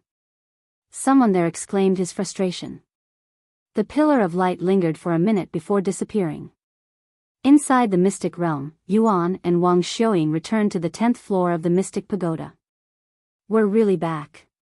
Wang Xiuying released a sigh of relief after realizing that they'd finally returned to the mystic realm. "Looks like it." Yuan nodded. "Let's quickly get off this floor just in case it activates again," Wang Xiuying said to him. Yuan nodded, and they both went downstairs to the 9th floor. On the 9th floor, Wang Xiuying took a seat on the stiff bed and opened her storage pouch to see what was inside, as her curiosity had long reached its peak. "Wow! There are so many spirit stones inside," Wang Xiuying exclaimed in a surprised voice. "Really?" Yuan looked at her with his interest piqued as well. "There are at least 1,000 spirit stones in here. If I recall correctly, each spirit stone is worth 10,000 gold. That's 10 million gold worth of spirit stones in here." Wang Xiuying was shocked by her sudden wealth. What about you, Yuan? Wang Xiuying asked him. Let me see. Yuan took a look inside the storage pouch. You're right. I also have around 1,000 spirit stones, and there's also something else in here. Yuan then retrieved a pair of black and gold robes with a dragon design on it from the storage pouch. Wow, what a cool-looking pair of robes. It kind of resembles the clothes the Dragon Emperor was wearing. Wang Xiuying said. Golden Dragon Robe, Grade, Divine, Quality, Peak, Mental Strength Required, 50,000, Soul Strength Required, 50,000, Description, an excellent piece of traditional clothing worn by dragons of the royal family. Increased charm by 100 and luck by 50 when worn. Enchanted with superior physical resistance and superior mental resistance. Grants passive skill dragon aura when worn. This clothing is a divine grade treasure. Yuan mumbled in a dazed voice as he stared at the golden dragon robe. Yuan, there's a note sticking to it. Wang Xiuying pointed to the piece of paper poking out of the golden dragon robe's pocket. Yuan picked it up and read it. Your clothes looked a little bit small for your size, so I went ahead and picked a new pair of clothes for you. I think it'll suit you well. See you next time. Xi Meili. What a thoughtful person. Wang Xiuying smiled. Yuan chuckled and said, I will definitely have to return to the ancient dragon city in the future to return the favor now.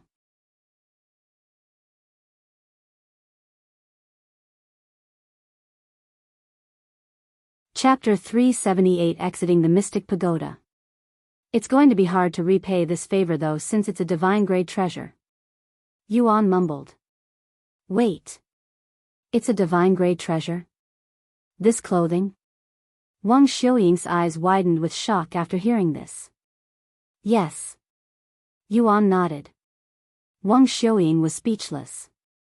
This dragon princess truly loved him deeply if she was willing to give him a divine grade treasure. I'm going to change now. Yuan then said. Oh okay. Wang Xiuying turned around to give him some privacy. A few moments later, Yuan said, I am finished. Wang Xiuying turned back around after hearing his words, and Yuan's new appearance stunned her for a good moment, as he looked incredibly handsome and charming in these new clothes, almost like he was royalty. If she didn't know any better, she would have definitely mistaken him for royalty just by his appearance alone, not to mention this unfathomable aura around him. Yuan, you kind of give me the same feeling as the people in the ancient dragon city, like you've turned into a dragon. Wang Xiuying said. That's probably because of the dragon aura from this robe. Dragon aura? So it makes your presence like that of a dragon? Something like that. What a convenient skill. Do you think she gave you this robe so that you can use your dragon's gaze safely? After all, as long as you wear that clothing, you'll be able to use your dragon's gaze without having to worry about the other royal families causing you trouble because you're a human. Oh. I didn't think of that. You're absolutely right, Wang Xiuying. As long as I am wearing this robe, I will be a dragon, allowing me to use my dragon's gaze more openly. Yuan spoke with excitement. The dragon princess really thought it out, huh? I am admiring her more and more. Yes. Yuan agreed. Are you ready to leave this place? She asked him after putting on the clothes she'd lent him. He nodded. It was at this moment more notifications appeared before Yuan. Xi Meili has been added to your bond. Xi Meili's bond level has increased to acquaintance. Xi Meili's bond level has increased to friend.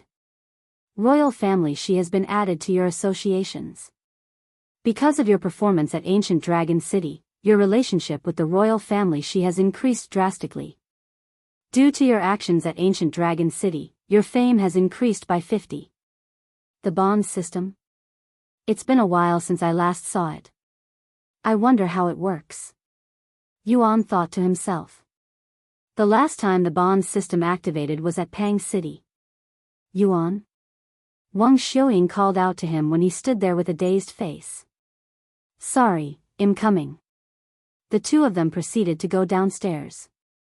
Before leaving the Mystic Pagoda, Yuan said, Let me wear my mask first.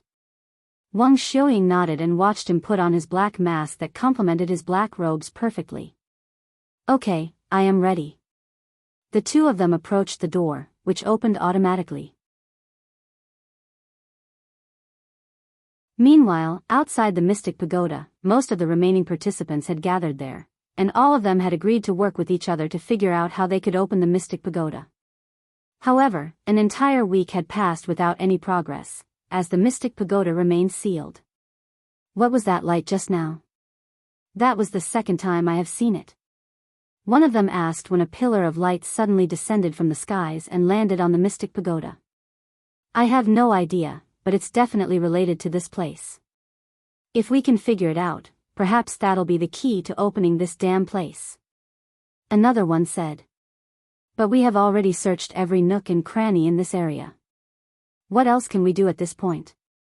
Keep searching. There must be a way to open the door.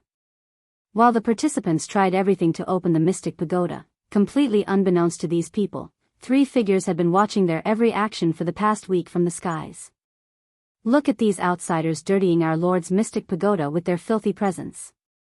If I could, I would kill every single one of them for disrespecting the sacred ground. Grandpa Lan mumbled in a loathing voice. Calm down, old man. You'll shorten your lifespan if you get angry over these idiots. Grandma Lan shook her head. Ever since Yuan's death, Grandpa Lan has been acting like a grumpy old man who's easily bothered by even the slightest things. What is that pillar of light, anyway? I have never seen anything like that before. Lan Yingying said a moment later. I don't know. It's also my first time witnessing such a phenomenon. I hope it's not a bad sign. Grandpa Lan said. It was at this moment one of the participants there suddenly shouted in a shocked voice, look. The door is opening. What? Everybody there immediately turned to look at the Mystic Pagoda, and sure enough, the door was opening. The Mystic Pagoda opened? How? Even the Lan family in the sky was greatly bewildered by this random occurrence. I'm going down there. I cannot let these outsiders' dirty feet step into the Lord's home. Grandpa Lan said. And just as he prepared to descend from the sky, his movements halted when he noticed 2 figures walking out of the Mystic Pagoda. The first person to come out was a pretty young lady at the Spirit Warrior realm. The second person was an individual wearing a black mask who was also emitting this unfathomable aura that made the people around him admire him unconditionally, almost like he was royalty. Who are those people? And how did they come out of the Mystic Pagoda?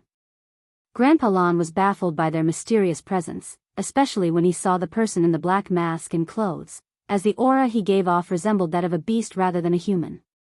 Hey. Who the heck are you two? And how long have you been inside the Mystic Pagoda? The participants on the ground asked them. Wait. I recognize you. You're Healer Wang from Medicine Valley.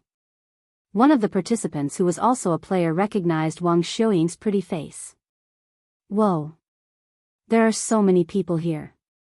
Wang Xiuying was also surprised to see them, as she didn't expect to be surrounded by people the moment she left the Mystic Pagoda. What? Does this mean you're also a participant?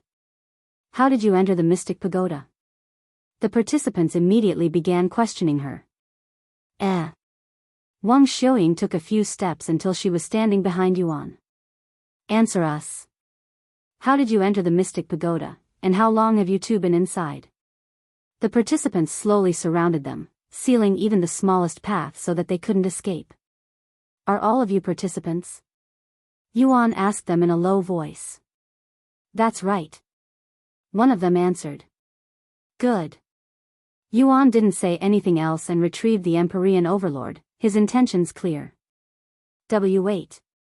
A mask. That sword. You're that monster from the Dragon Essence Temple. Some of the participants quickly connected the dots and realized his identity. However, they were not the only ones who realized this. That sword. Impossible. Grandpa Lan's eyes nearly popped out of their sockets when he saw the Empyrean Overlord in the masked man's grasp. Yuan? He's still alive? Lan Yingying covered her mouth from shock, and tears immediately began flowing from her eyes when she realized that had survived the Demon Lord's core detonation.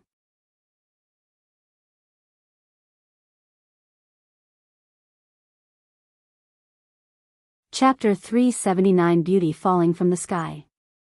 What do you think you're doing? The participants there looked at Yuan with nervous expressions when they saw that Head suddenly retrieved his weapon and was standing there menacingly. Let's talk this out first, okay? There's no need for pointless bloodshed. We're all in this together. However, Yuan completely ignored them, and he lifted his Empyrean overlord into the air. Run. He's going to kill us all. One of the participants there suddenly shouted. Fuck you, you damn coward. Look at how many of us there are and how many they have. As if there's any need to run. Don't forget. He's no longer a spirit master in this world. We can take him. Another participant refuted, even suggesting that they fight him together. Why yeah. Let's get him. All of us together. There's no way He'd be able to defeat so many of us at once. The participants there all prepared for battle, yet none of them dared to approach him first. Yuan closed his eyes and took a deep breath. When he opened them, it flickered with a vicious light. Heavenly domain.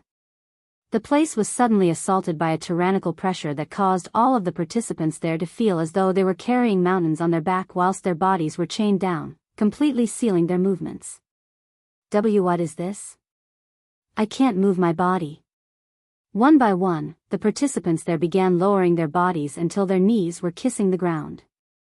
In just a few moments, everyone there was on their knees, almost as though they were greeting royalty, if not for the terrified expressions on their faces. Wait. Let's not be so hasty, alright? Let's talk. One of the participants there opened his mouth to speak, but before he could even finish his sentence, Yuan swung the Empyrean overlord in his grasp in a wide motion. Whoosh! A massive red arc of sword light was released from the strike, sweeping through the participants there and slicing their bodies in half instantly. Ah! Damn it! I'll remember this. The participants cried out loud as their bodies disappeared from the mystic realm before appearing outside the gates. After his initial swing, Yuan went to clean up the other participants' head mist. And in less than a minute, over 90 participants perished from the mystic realm and were disqualified from the event.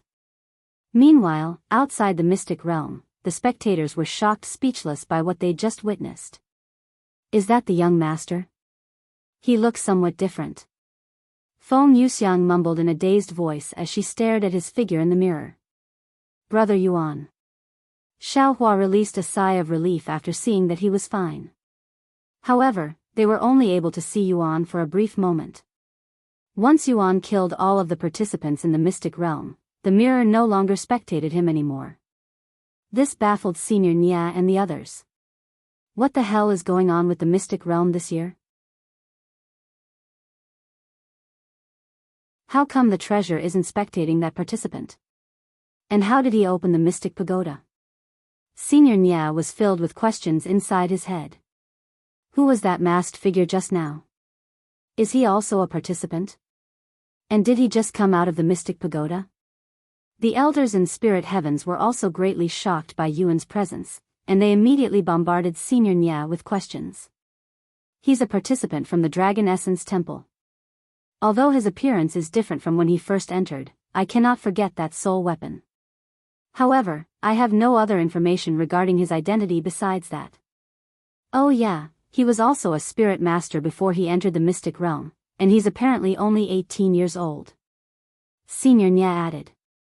What? Such a genius exists in the lower heavens? We must secure him at all costs.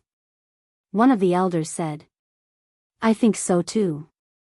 But which of our sect should he join?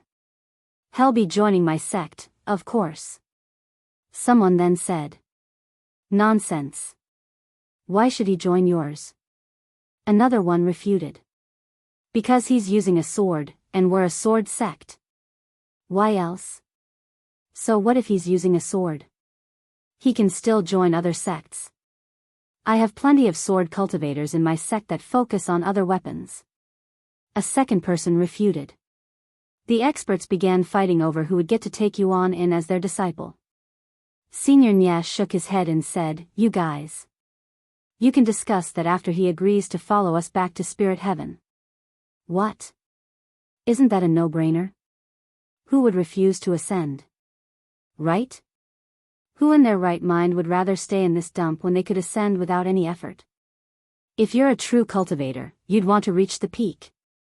The elders didn't believe that anyone could possibly willingly refuse to ascend to the spirit heavens. I don't know.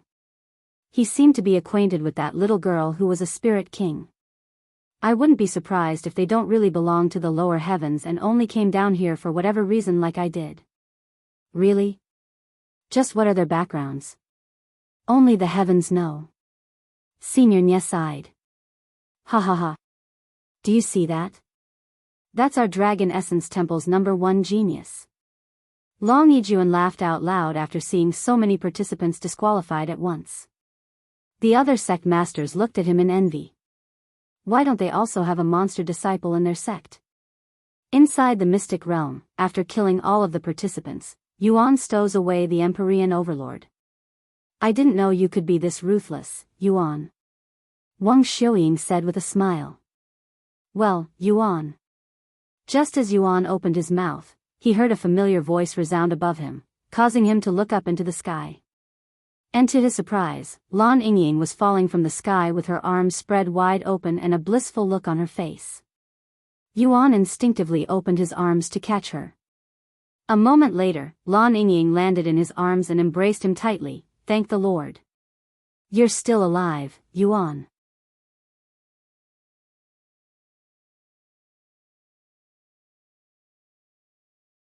Chapter 380 Master of the Mystic Realm. Yuan. Is it really you? Are you really not a ghost?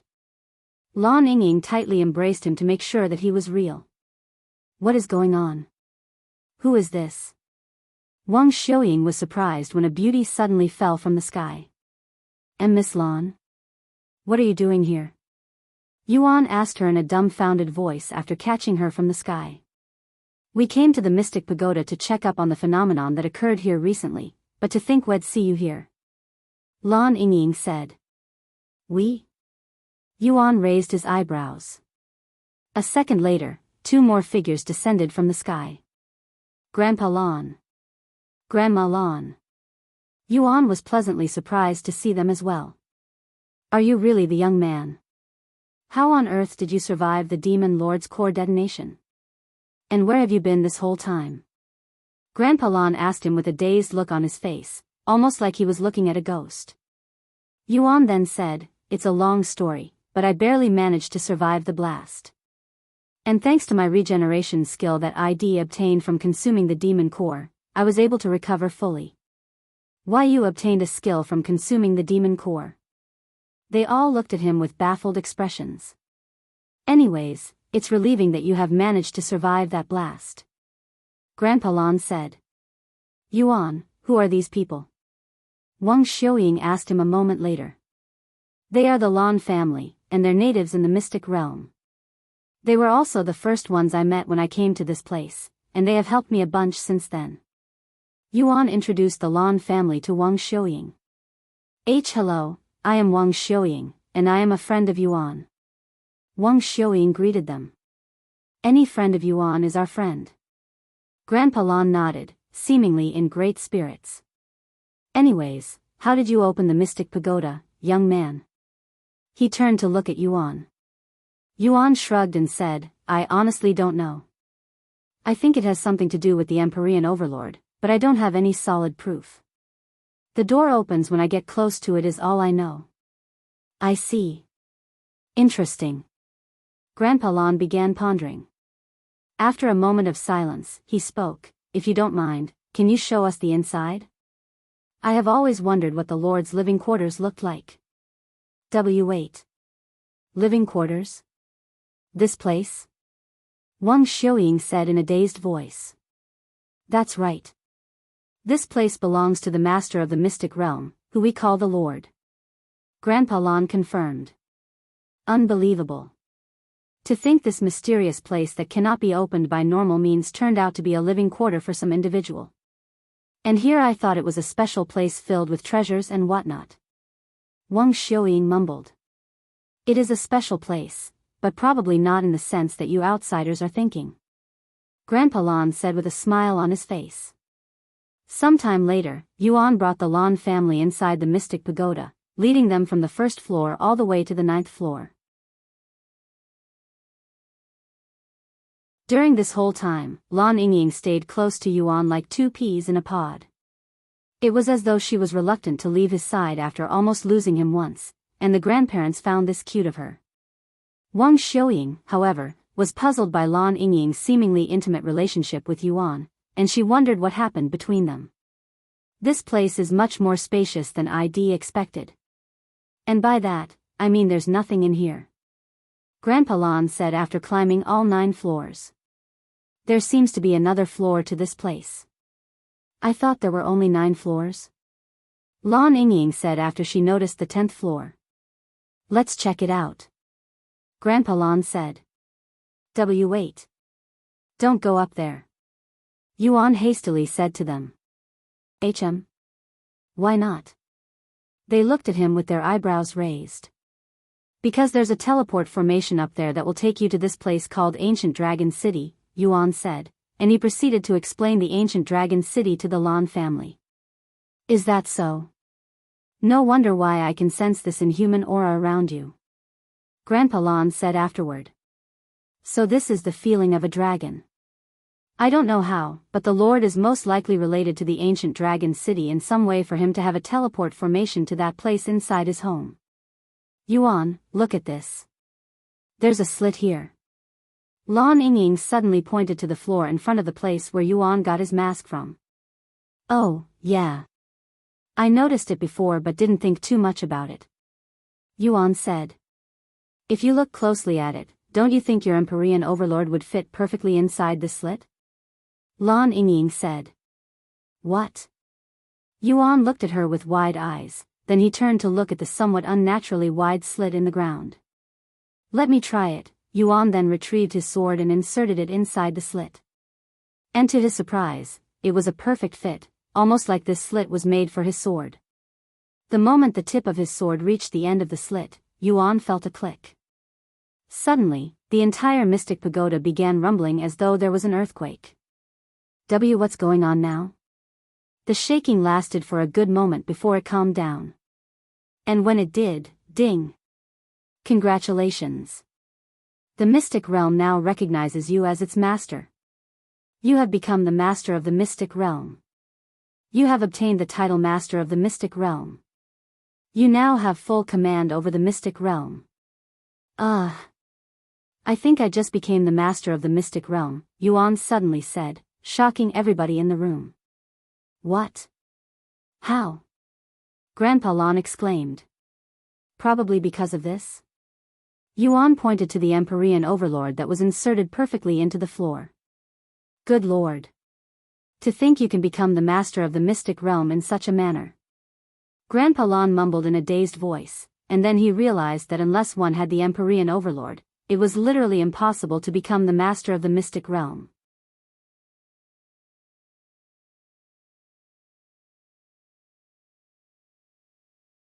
Chapter 381 Forcefully Removed.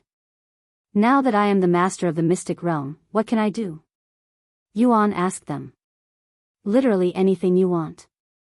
Grandpa Lan said. The mystic realm itself is a treasure, and as its master, you're like its god. If you desire, you can even change the landscapes in this world.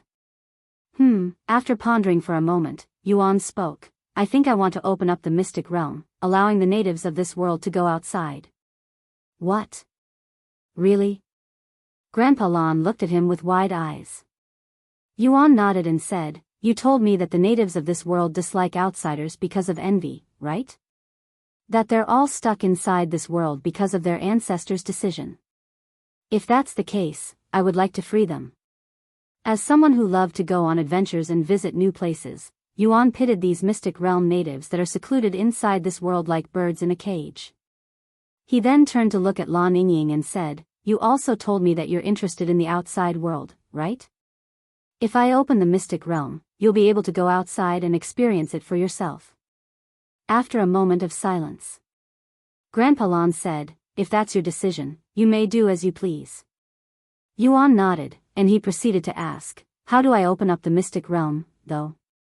And before I do that, can I forcefully remove people from the mystic realm? I would like to disqualify the other participants if I could in this manner. Wang Xiuying couldn't help but chuckle after hearing his words. Yes, you can remove anyone you want. Just command the mystic realm to do so. Grandpa Lan said. How do I do that? Just tell it to do so like you're speaking to someone. Really? Does it really work like that? Yuan mumbled.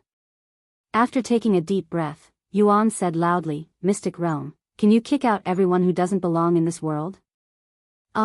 But don't kick out Wang Xiuying who's with me now. Ding. Command acknowledged. All outsiders shall be removed from the Mystic Realm. A moment after Yuan's command, every single participant besides Wang Xiuying was suddenly teleported outside of the Mystic Realm, shocking everybody outside. What? Why am I outside the Mystic Realm? Has a month passed already? One of the participants exclaimed in a puzzled manner. Impossible. We should have had another 2 weeks inside. Another one said. Then why are we all out here? What's going to happen now? Senior Nia felt a headache incoming after seeing this phenomenon.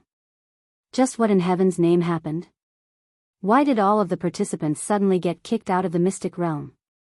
One of the crystal balls spoke. Not everyone.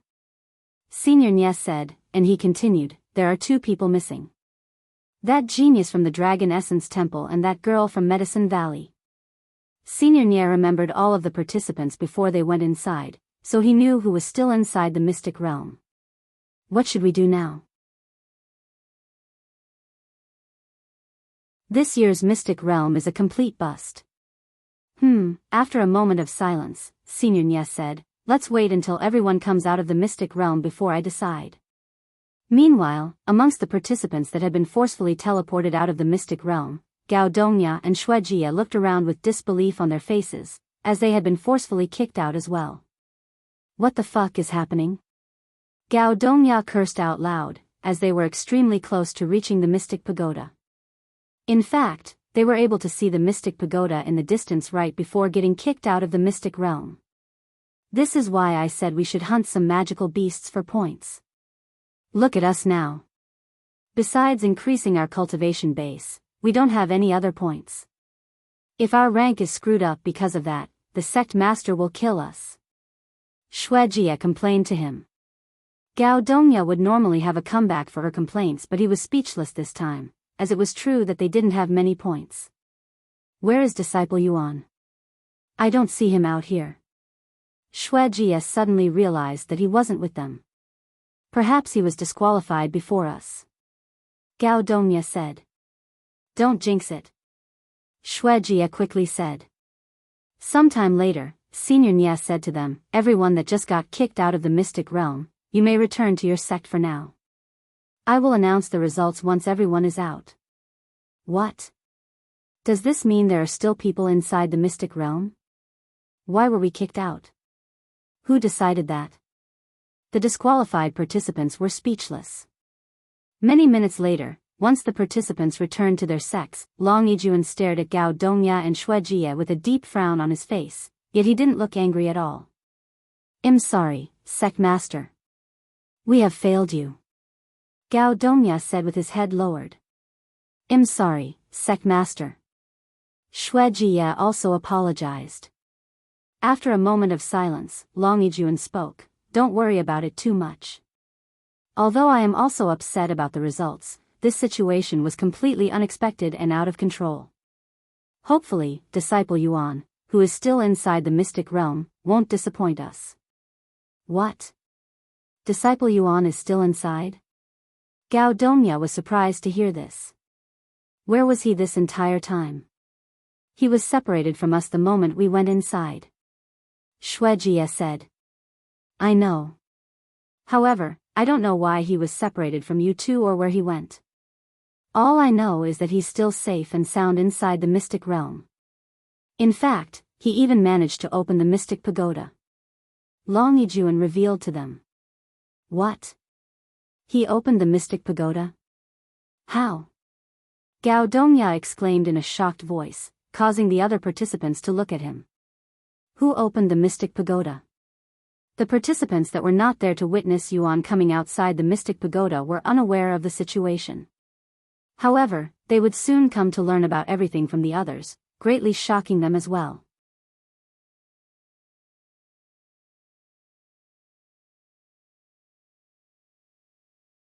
Chapter 382 Returning to the Cabin. Inside the mystic realm, after kicking out all of the participants, Yuan said in a calm manner, "Okay, I think I got rid of all of the participants. Do I now do the same for opening the mystic realm?" Grandpa Lon nodded and said, "Yes, but I think you should let the natives know before you open it." "How should I let them know?" "Gather all of them in one place?" Yuan asked. "No, you don't need to do that much. Just speak to them using the mystic realm. You can broadcast your voice to everyone in this world if you wish. Just ask the mystic realm to help you." Yuan nodded and said, "Mystic realm, I would like to speak with everyone in this world, so make sure my voice can be heard by everyone." Command acknowledged. You may speak whenever, ahem. Yuan cleared his throat before his speech, and his voice echoed throughout the world for everyone to hear, almost as though there was a god speaking to them from above. "Hello, everybody in the mystic realm. I will keep this brief. I have recently become the master of the mystic realm, and as the new master, I will be opening the mystic realm for those of you who wish to leave this world and go outside. There will be a portal near the mystic pagoda, so if you wish to leave, you may go through this portal, which will take you outside the mystic realm." That is all. The natives were greatly shocked after hearing Yuan's words. There's a new master for the mystic realm? And this person will be opening the mystic realm again? Why would this person do something like that for them? And who is the identity of this new master? The natives were also sketchy about this announcement. Nevertheless, many of these natives were desperate to leave the mystic realm, so a lot of people from around the mystic realm began preparing their trip to the mystic pagoda. Now that all of that is done, what else should I do? Yuan asked. You have already done more than enough, young man. Grandpa Lon said with a smile on his face. And he continued, everyone that has been yearning to leave this place will be finally able to do so. I can imagine the population in this world lowering by a lot in the next few weeks. How about I open the mystic realm for the people outside as well? This way, there will be more people coming into this world. You mean you're not going to take the mystic realm with you? Grandpa Lon looked at him with wide eyes. Can I even take something this massive with me? Yuan raised his eyebrows. Of course. You can take it with you like a soul weapon. Grandpa Lon nodded. But if I do that, how will people enter or leave this place? Yuan asked. Well, they can't, at least not until you take out the treasure again. After pondering for a moment, Yuan said, I will leave the mystic realm where it has been for the last few 100,000 years. This way, people can enter and leave as they wish, and the sects will be able to continue doing this event which decides the rank of their sections. After all, even if he's the master of the mystic realm, he has no real use for such a place, and it would be somewhat unfair to the people that have been relying on the mystic realm for so long if he took it with him. I understand. If that's your decision, then so be it. Grandpa Lon nodded. Yuan, what should we do now? Wang Xiuying asked him a moment later. Since you have automatically disqualified all of the participants, there is no longer any reason for us to be here. We can simply leave whenever we want. You're right. I don't think we should linger in this place when everyone is already outside. Yuan agreed with her. There's no need to be in such a hurry, young man. How about we return to the cabin and have some tea before you leave? I also have something to give you. Grandpa Lon said to him. Okay. Yuan nodded. What about you? Do you want to come along? I can take you out of here if you wish. I don't want to leave alone. I can already imagine what might happen if I do. Wang Xiuying shuddered at the thought of being surrounded by everyone outside the moment she leaves, asking her why she's the only one who didn't get kicked out. Great. Then let's go. Grandpa Lan said to them. A moment later, they went outside, where Grandpa Lan transformed into his serpent form, shocking Wang Xiuying. Why, you're a magical beast? A divine beast, to be exact. Grandpa Lan said with a smile. A divine beast. Yuan, don't you also have a divine beast as a servant? Wang Xiuying recalled one of his world announcements. What? You have a divine beast as a servant? The Lan family looked at him with their eyes wide with shock. They didn't know divine beasts could be servants, as they are usually extremely prideful beings that would never lower themselves to become a servant. Yes, I do. Yuan nodded. Unbelievable. Grandpa Lan mumbled. Lan Yingying stared at Yuan silently, seemingly in deep thoughts. Get on my back. I'll carry you guys back to the divine forest. Grandpa Lan said to them. Let me create the exit for the natives first, Yuan said, and he commanded the mystic realm to create a portal right outside the mystic pagoda, which will let the natives finally leave this place. Once that was done, he jumped on Grandpa Lan's back with Wang Xiuying and the others before flying into the sky and away from the mystic pagoda. In the air, Wang Xiuying looked at Lan Yingying for a good moment before asking her, if you don't mind me asking, what's your relationship with Yuan? What? Lan Yingying pondered for a moment before speaking, he impregnated me. He what? Wang Xiuying exclaimed, nearly falling off Grandpa Lan's back from shock after hearing Lan Yingying's shocking words.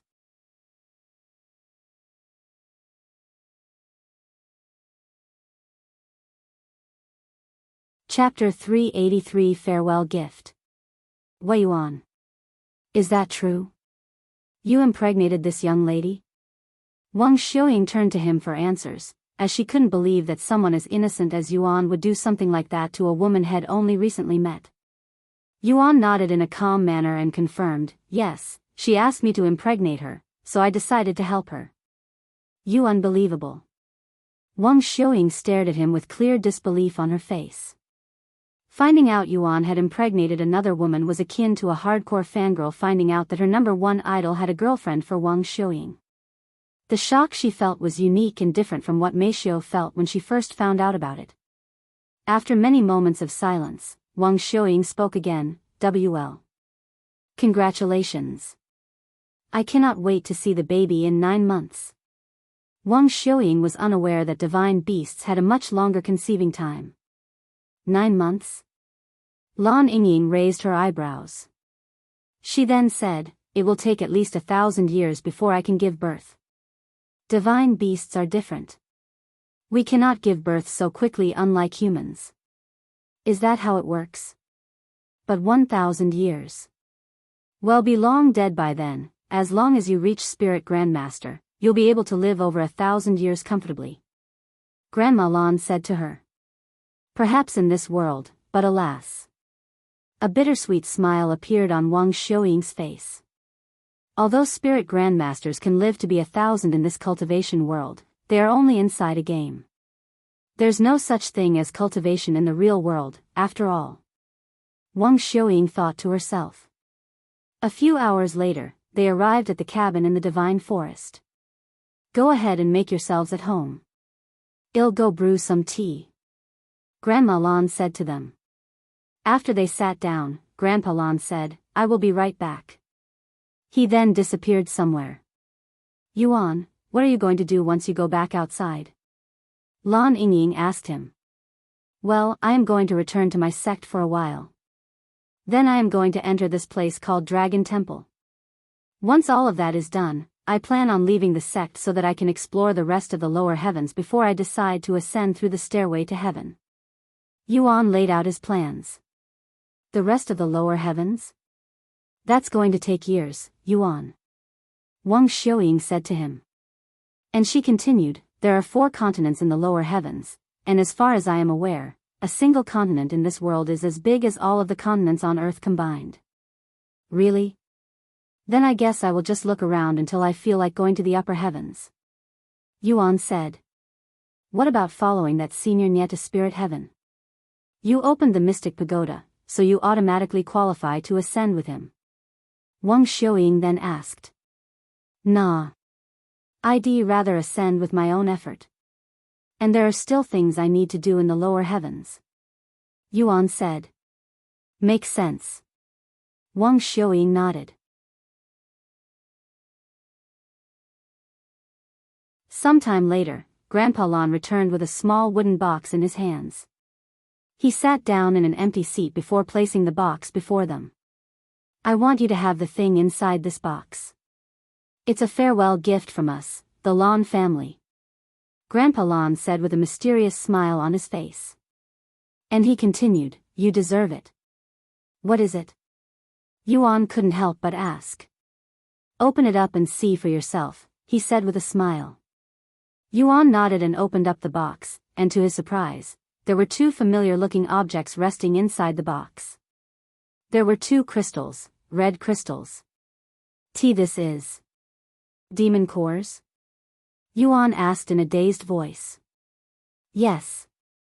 One of them belongs to the minor demon you had sealed but never got to finish. We finished it for you after your disappearance. Grandpa Lan explained. As for the second demon core, it belongs to the demon lord. Wait. What? Yuan's eyes widened with surprise. Didn't the demon lord explode himself? How could his demon core have survived that? Yuan asked. Although it may be called core detonation, it doesn't actually require the demon to destroy their demon core. In fact, a demon's core has nothing to do with their cultivation, as they store their cultivation inside their body.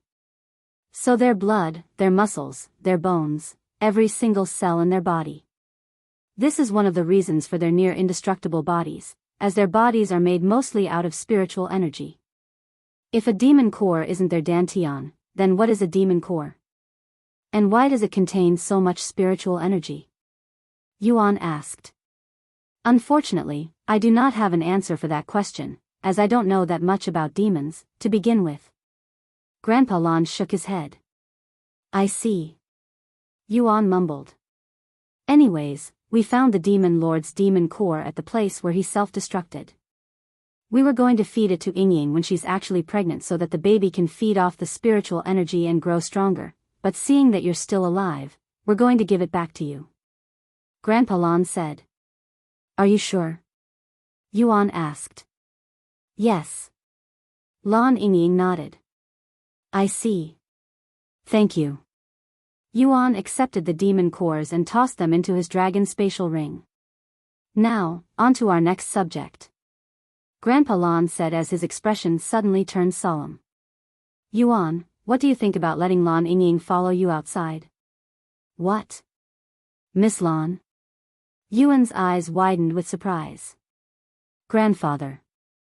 Lan Yingying was also surprised by his suggestion, as she thought he was only joking back then when he first mentioned it. After a moment of silence, Yuan turned to look at Lan Yingying and asked her, Miss Lan, do you want to follow me? I cannot guarantee you that it will be entertaining. Lan Yingying opened her mouth, but she didn't continue, and she turned to look at her grandparents with a hesitant look, clearly reluctant to leave them behind.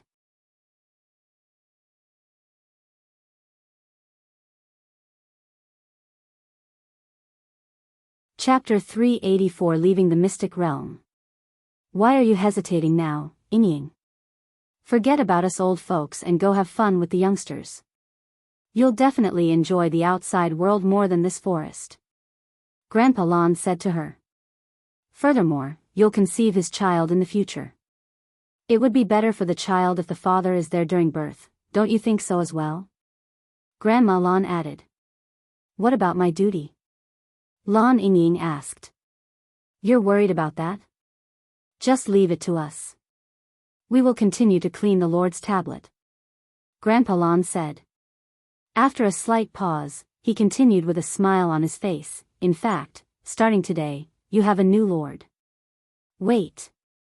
What? Lan Yingying looked at him with wide eyes. Go ahead and serve the young man as your new lord. You're not bound by a contract, anyway. It was our ancestors who decided to follow the Lord. We're simply carrying out their duties as a family tradition. Grandpa Lan said to her. After a long moment of silence, Lan Yingying stood up from her seat and walked to the side of the table where Yuan was sitting. Miss Lan? Yuan looked at her with raised eyebrows. Yuan, Lan Yingying lowered her body until she was on her knees. No. Please allow me to call you my lord. Lan Yingying said as she lowered her head until it was kissing the floor. I wish to serve you as my lord.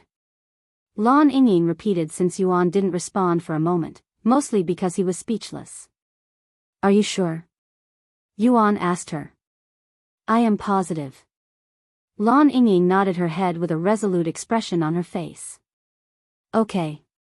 If you want to follow me, there's no reason for me to refuse. Yuan easily agreed. Really?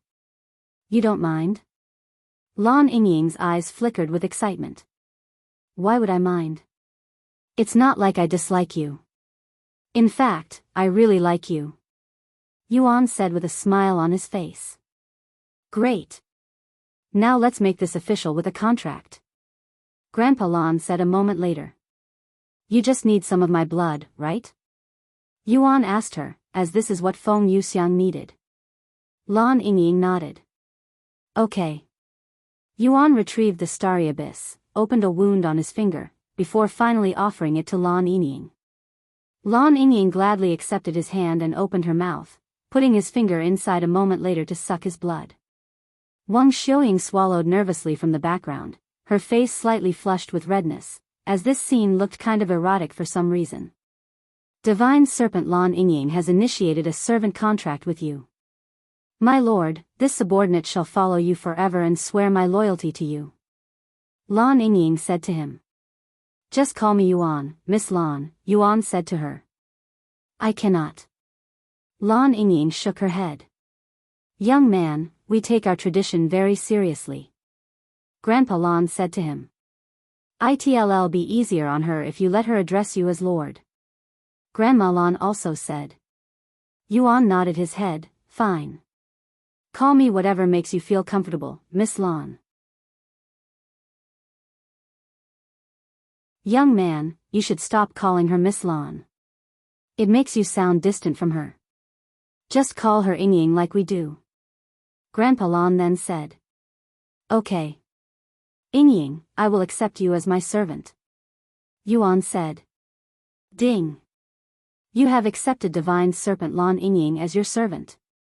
Name, Lan Yingying Servant Grade, Ancient Master, Yuan Cultivation, 9th Level Spirit Master Legacy, Nun Bloodline, Sacred Serpent Bloodline Physique, World Eater Physique, Sacred Fire, Rank, Ancient, Mastery Level, 3, Superior Sense, Rank, Heaven, Devour, Rank, Ancient, Unlimited Growth, Rank? Yingying is an Ancient Grade Divine Beast? That's even higher than Feng Feng, who's a Phoenix. And she has so many ancient rank skills. Yuan was inwardly surprised when he saw Lan Yingying's stats. And what's this unlimited growth skill? I cannot see its rank, just like Feng Feng's cursed bloodline. The contract is completed, Yuan said to her a moment later. Welcome to the team. I will introduce you to the others once we go outside. Okay.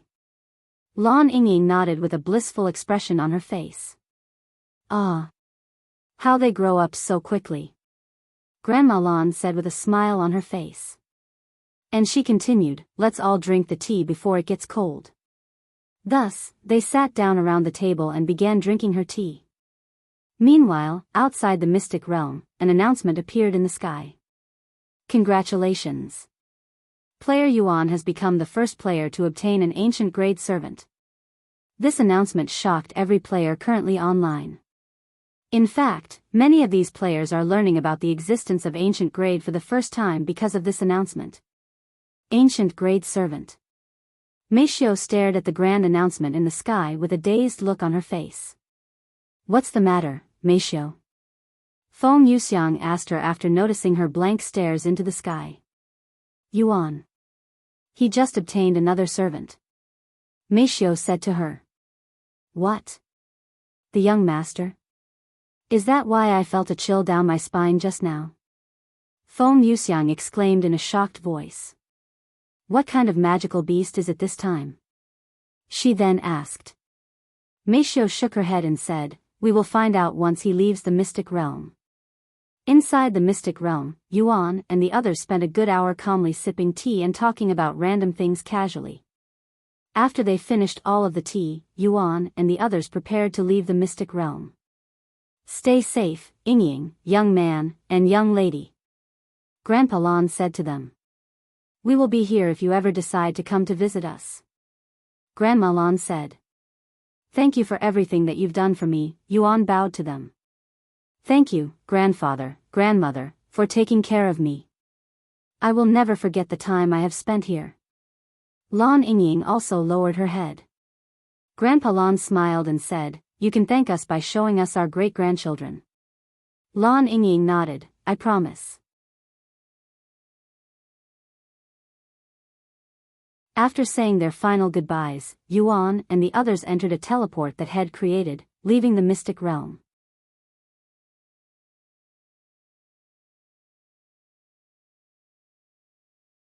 Chapter 385 Mystic Realm Results. After entering the portal, Yuan, Wang Xiuying, and Lan Yingying appeared outside the mystic realm. So this is the outside world. Lan Yingying mumbled in a dazed voice as she looked at the desolate area and the people gathered outside. Meanwhile, Yuan and Wang Xiuying were bombarded with notifications. You have obtained a massive amount of spiritual energy from the mystic realm. You have enough qi for a breakthrough. You have reached second level Spirit Master, plus 11,000 stats. You have reached third level Spirit Master, plus 12,000 stats. You have reached fourth level Spirit Master, plus 13,000 stats. You have reached ninth level Spirit Master, plus 18,000 stats. Yuan's cultivation stopped at the peak of Spirit Master after leaving the mystic realm, whilst Wang Xiuying's cultivation entered 5th level Spirit Warrior. As for Lan Yingying, her cultivation base remained the same. Brother Yuan. Young Master. Two figures could be seen flying in their direction shortly after they left the mystic realm. Xiao Hua. Feng Feng. It's been a while. Yuan greeted them. Young Master, is it true that you'd accepted a servant? Feng Yuxiang immediately asked him, and she turned to look at the beauty standing beside him. You're a divine beast? Feng Yuxiang could immediately tell, as divine beasts have a distinct aura and smell that could easily be noticed by other divine beasts. I am. Lan Yingying nodded calmly. Are you okay, Brother Yuan? Xiao Hua asked him after her initial shock, as Yuan's cultivation base suddenly leaped all the way to the peak of Spirit Master. Yes, I am fine. Yuan nodded. Sometime later, Senior Nya approached them and said, sorry to intrude on your reunion, but I would like to announce the results. Please go back to your sect in the meantime. And young man, I would like to speak with you afterward. Okay. Yuan nodded. I will see you later, Wang Xiuying, Yuan said to her before going back to the sect. See you later. It was fun playing with you. As Yuan walked back to the Dragon Essence Temple, everybody there stared at him with serious frowns on their faces, looking like they were all in deep thoughts. Welcome back, disciple Yuan. Long Yijuan said to him after he returned. I cannot wait to see the results. Elder Shan chuckled. Once everyone was back in their own sect, Senior Nya hovered above them and said, first and foremost, let me start by saying that this year's Mystic Realm was completely unexpected and full of unexplainable phenomenons that have never happened before. In other words, it was an unprecedented experience. However, such is the nature of the cultivation world. Therefore, I will continue to rank the sects based on the points the participants have accumulated during the time they were inside, even if it was cut short. Senior Nya then turned to look at the mystic realm and began making some weird hand signals. Reveal. He shouted. A moment later, a list of sect names and numbers appeared in front of the mystic realm for all to see. Rank 1, Dragon Essence Temple, 9,999,999 points. Rank 2, Medicine Valley, 5,032 points. Rank 3, Heaven and Earth Palace, 1,512 points. Rank 4, Azure Phoenix Sect, 641 points. Rank 5, Heavenly Melody Academy, 357 points. Rank 6, Grand Sword Mountain, 240 points. Rank 7, Three Poisons Manor, 101 points. Rank 8, Fallen Saber Sect, 88 points. Rank 9, Xianxia Academy, 72 points. Rank 10, Pink Garden Paradise, 69 points. What kind of result is that? The sect masters there exclaimed after seeing this unexpected result. How on earth did the Dragon Essence Temple amass 10 million points whilst the others couldn't even break 5 digits? And how did the Medicine Valley achieve second place, beating the Heaven and Earth Palace that is now kicked all the way to the third place? Furthermore, there were sects in the top 10 that weren't even top 50 before. This year's Mystic Realm, what a mess. The sect masters there shook their heads at the results that were hard to swallow. Of course, many of the sect masters there were unable to accept this result. Senior Nya. There's clearly something wrong with the results. Look at the Dragon Essence Temple. How could they have possibly achieved 10 million points in such a short time? The highest points recorded in history were only 10,000 points. Their points are 1,000 times higher, which is clearly impossible. Senior Nya looked at the scoreboard with narrowed eyes. Indeed, the results looked a bit ridiculous even for him. However, if Disciple Yuan was the one who opened the Mystic Pagoda which hasn't been opened since forever, it would make sense why they'd managed to obtain so many points. As for the Medicine Valley, their disciple was following Disciple Yuan, which could be the reason for her unusually high points despite being alone. What do you guys think? Senior Nya asked the people behind the crystal balls. Who cares about the results? It doesn't affect us, anyway. Just get on with it so we can take that genius to the spirit heavens. I agree. The results are final. There's nothing we can do at this point. The elders all agreed. Senior Nya nodded and said to the people on the ground, the results are final. If you don't like the results, you can fix it next time. The sect masters' hearts dropped after hearing the verdict, especially the sects that used to be top 10 but didn't even make the top 50 this year because someone had killed their disciples before they could earn any points. As for the sects that used to be top 100 but now within the top 10, they were obviously ecstatic about the results. However, out of everyone there, nobody was more ecstatic than Yuan and the Dragon Essence Temple, as the results had far exceeded their expectations by reaching first place. Ha ha ha ha. We did it. You did it, Disciple Yuan. The Dragon Essence Temple has returned to being first again after so long.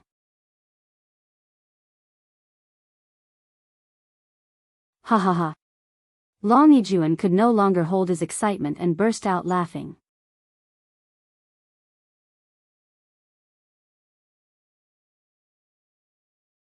Chapter 386 Picking 3 Individuals. Sometime later, after Yuan eventually calmed down, Senior Nya said to everyone there, the Mystic Realm has officially ended. I will now pick 3 people to come to the spirit heavens with me. The sect masters and the disciples swallowed nervously. A moment later, Senior Nya approached the Dragon Essence Temple first with the crystal balls floating around him. Greetings, Senior Nya. Yuan and the other sect elders greeted him respectfully. Senior Nya nodded and said, first and foremost, allow me to congratulate the Dragon Essence Temple for obtaining the first place in the Mystic Realm. Thank you, Senior Nya. However, this is all due to the effort of our disciples, mostly Disciple Yuan, our most recent and talented disciple. Yuan said. Yes. I can see that. Senior Nya turned to look at Yuan and continued with a smile on his face. Would you like to come with me to the spirit heaven, young man? You will get the ability to pick whichever of the 7 spirit academies you would like to join. Furthermore, we will fully support your cultivation path by giving you near unlimited resources, and we can even guarantee you that spirit heaven will not be your last stop. Spirit King. No, I will guarantee you that as long as you follow me, you will be able to attain Spirit Emperor in the future. The other participants watched as Senior Nia extended his hand for Yuan with envy in their gazes. However, to everybody's surprise, Yuan shook his head and said, "Thank you for the offer, Senior Nia, but I will have to decline your offer to go with you to the spirit heaven." What? Senior Nia blinked his eyes in a dazed manner, looking like he was in disbelief. Surely, he didn't just get refused, right? Long Yijuan and the others gasped in shock as well. How could you refuse? Do you have any idea how many people want to be in your shoes now? One of the crystal balls exclaimed. That's right. You cannot refuse this once-in-lifetime opportunity. If you don't come to the spirit heaven now, who knows when you'll get another chance? Sometime later, Senior Nia asked him, "May I ask you for the reason for your decision?" Yuan nodded in a calm manner and said, "I still have many things to do in the lower heavens, so I cannot leave just yet. Furthermore, I want to ascend to the spirit heaven with my own strength. I am going to challenge the stairway to heaven, after all." Stairway to heaven? Even if you are a heaven-defying genius, it's not guaranteed that you'll ascend the stairway. One of the crystal balls said. Indeed. Countless top geniuses have failed while less talented people have succeeded. It's really random. However, if we bring you with us, it's guaranteed that you'll ascend. Senior Nia then spoke, "You don't have to rush to a decision, young man. I can remain in the lower heavens for another week, so you have all that time to decide."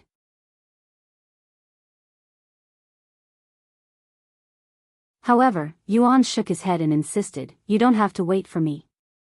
I have already made a decision. I will not ascend to the spirit heaven, not right now or in a week." A perplexed expression appeared on Senior Ni's face. As much as he wanted to bring Yuan with him to the spirit heaven, it was not as though he could force him. Even if he wanted to drag Yuan to the spirit heaven with him, he wouldn't act so shamelessly even if it's the last thing he does. "It is unfortunate, but if you don't want to come with me, I will have no choice but to find someone else. Don't regret this decision, young man." Senior Nia no longer paid attention to Yuan and flew away. What? You're just going to let him get away so easily? Grab him if you have to. One of the crystal balls said. If you want to take him by force, by all means, get your ass down here and try it yourself. Senior Nia coldly snorted. Meanwhile, the other participants stared at Yuan as though they were looking at a fool. What kind of idiot would possibly refuse such an opportunity? Does he not care about his cultivation career? He's even such a genius. What a damn waste of talent. Fuck me. A feminine voice resounded from the crystal balls, cursing in a graceful tone. Are you sure about this? Long Yijuan asked him afterward. I am sure. Yuan nodded without any regret in his heart. After leaving the Dragon Essence Temple, Senior Nia went to the Heaven and Earth Palace. Greetings, Senior Nia. The sect master and the disciples greeted him respectfully. Senior Nia nodded before turning to look at a certain individual in the group. You. What's your name? Senior Nia asked him. Lightning Emperor. The handsome young man responded with a smile on his face. Lightning Emperor? Senior Nia raised his eyebrows, wondering what kind of parents would give their own child such a ridiculous name. But he didn't think too much about it and nodded, okay. Would you like to come with me to the spirit heaven? I have seen your talents in the mystic realm, and they're definitely remarkable. I am willing. Lightning Emperor quickly responded. Good. Senior Nia nodded his head before flying to another location. Congratulations, Junior Apprentice Brother Lightning Emperor, on your advancement. Don't forget about us when you go to the spirit heaven. The other disciples quickly congratulated him. Thank you, everybody. Lightning Emperor bowed to them with a wide smile on his face. A few moments later, Senior Nia asked another participant to follow him to the spirit heaven, and to no one's surprise, that participant immediately accepted, which should be the normal response in such a situation. Now, for the third person, Senior Nia swept the crowd with a profound gaze until it landed on a pretty young lady. He then flew to her and asked her, Do you want to come with me to the spirit heaven? Huh? Are you talking to me? Wang Xiuying pointed at herself when he noticed Senior Nia staring directly at her. Yes. You. Senior Nia confirmed with a nod of his head.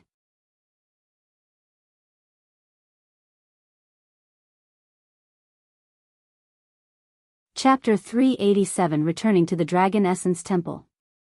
Do you want to follow me to the spirit heaven? Senior Nia asked Wang Xiuying again. Wang Xiuying was speechless since she didn't think that she would get the chance. She then turned to look at Yuan in the distance. As much as I want to stay down here and play with you, I have something more important to do, she said inwardly. Wang Xiuying returned to Senior Nia and asked him, if I go to the spirit heaven, I will get to pick a sect to join, right? That's right. You can join any of the 7 spirit academies, he confirmed. Then out of these 7 spirit academies, are there any of them that focus on medicine? Senior Nia nodded and said, looks like you'll have a new disciple, Elder Mu. One of the crystal balls then spoke, my spirit healing academy is the top medicine sect in the spirit heaven that has over 10,000 alchemy apprentices and 1,000 alchemy masters. If you wish to join my sect, you will need to be proficient and passionate in the field of medicine. I want to join. Wang Xiuying quickly said. Good. But you should know one more thing. Although you have been given the right to join our sect, you have yet to qualify, as our sect is a bit special, so you are still required to take our disciple examination. Are you okay with that? I am okay with that. Wang Xiuying quickly responded. Then it's decided. I will see you when you get up here. Once Senior Nia has picked 3 people that will be following him to the spirit heaven, he said to them, congratulations to everyone that has been chosen. I will give you all 7 days to prepare for your departure. Soon after, Senior Nia dismissed everyone there. However, right as the sects began leaving, another phenomenon occurred at the mystic realm, as people could be seen coming out of the gates. What the heck? Who are those people? The sects there were puzzled by this, as was Senior Nia and the others in the spirit heaven. These people were clearly not participants, so they could only be the natives inside the mystic realm. Ha ha ha. It's true. It's really true. We can finally leave the mystic realm. Thank the new master of the mystic realm. Thank the Lord. The people that just came out of the mystic realm quickly began rejoicing in their freedom. Seeing this, Senior Nia approached these mystic realm natives and asked them what was going on. How did you guys leave the mystic realm? Senior Nia asked them. How? The mystic realm has a new master. And this person decided to give us freedom. Now anybody can leave the mystic realm. The natives explained to him. Heavens. Senior Nia mumbled in a dazed voice. Just who is this new master of the mystic realm? And why would he make this change that might affect the world?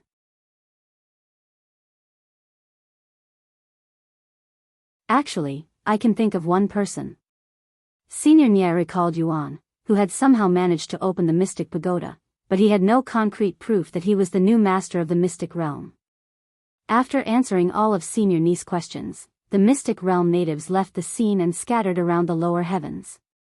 Sometime later, Yuan said to the others, we're going to return to the Dragon Essence Temple now. Yuan quickly said, please wait a moment. I would like to speak with my friend one last time before she leaves. Yuan nodded. Yuan then approached Wang Xiuying and said to her, congratulations on ascending. Hee. It's all thanks to you, Yuan. Wang Xiuying said with a bright smile on her face. Unfortunately, this means we cannot play together for a while, but I will definitely go to the spirit heaven in the future, so let's play again then, Yuan said to her with his hands extended. Wang Xiuying shook his hand and nodded, yes. I will see you in the spirit heaven. Sometime later, Wang Xiuying left the scene with her sect and Yuan returned to the others. Let's return to the sect now. Yuan said, and the others brought out their flying treasures. We don't really have enough room for everyone here. Elder Xian said. Let's talk later, young master. Feng Yuxiang said to him before turning into a small ball of flame and going inside his body. Xiaohua also entered her necklace shortly later. The others then looked at Lan Yingying, wondering if she'll be doing something similar. Do you also want to enter my body? Yuan asked her, thinking that she also had the capability. However, Lan Yingying shook her head and said, I do not know how to do that. This is the best I can do. She then transformed into her serpent form, yet it was different from her usual form. Unlike her large beast form, Lan Yingying had transformed into a small and slender snake before wrapping herself around Yuan's wrist, turning into a bracelet of sorts. Wow! Elder Shan mumbled in a dazed voice, as she has never seen anything like this before. Are we all ready to leave? Long Yijuan asked them a moment later. Yes. Once everyone there was on a flying treasure, they took off into the sky and returned to the Dragon Essence Temple. A few hours later, they arrived at the sect. The three of you can go back to your living quarters for now to rest. We'll contact you again in 3 days. Long Yijuan said to the disciples. Yes, Sect Master. They nodded. Good work at the Mystic Realm, all of you. Elder Xian said. Yes. Great work indeed. Disciple Yuan, please wait for a moment. Long Yijuan stopped him right as he reached the door. And he said, the Dragon Temple will be opened in a week from now. I understand. Thank you, Sect Master. Yuan said to him before returning to his own living quarters with Meisho. After the disciples left, Long Yijuan sat down in his seat in an exhausted manner. What an experience it has been. He sighed.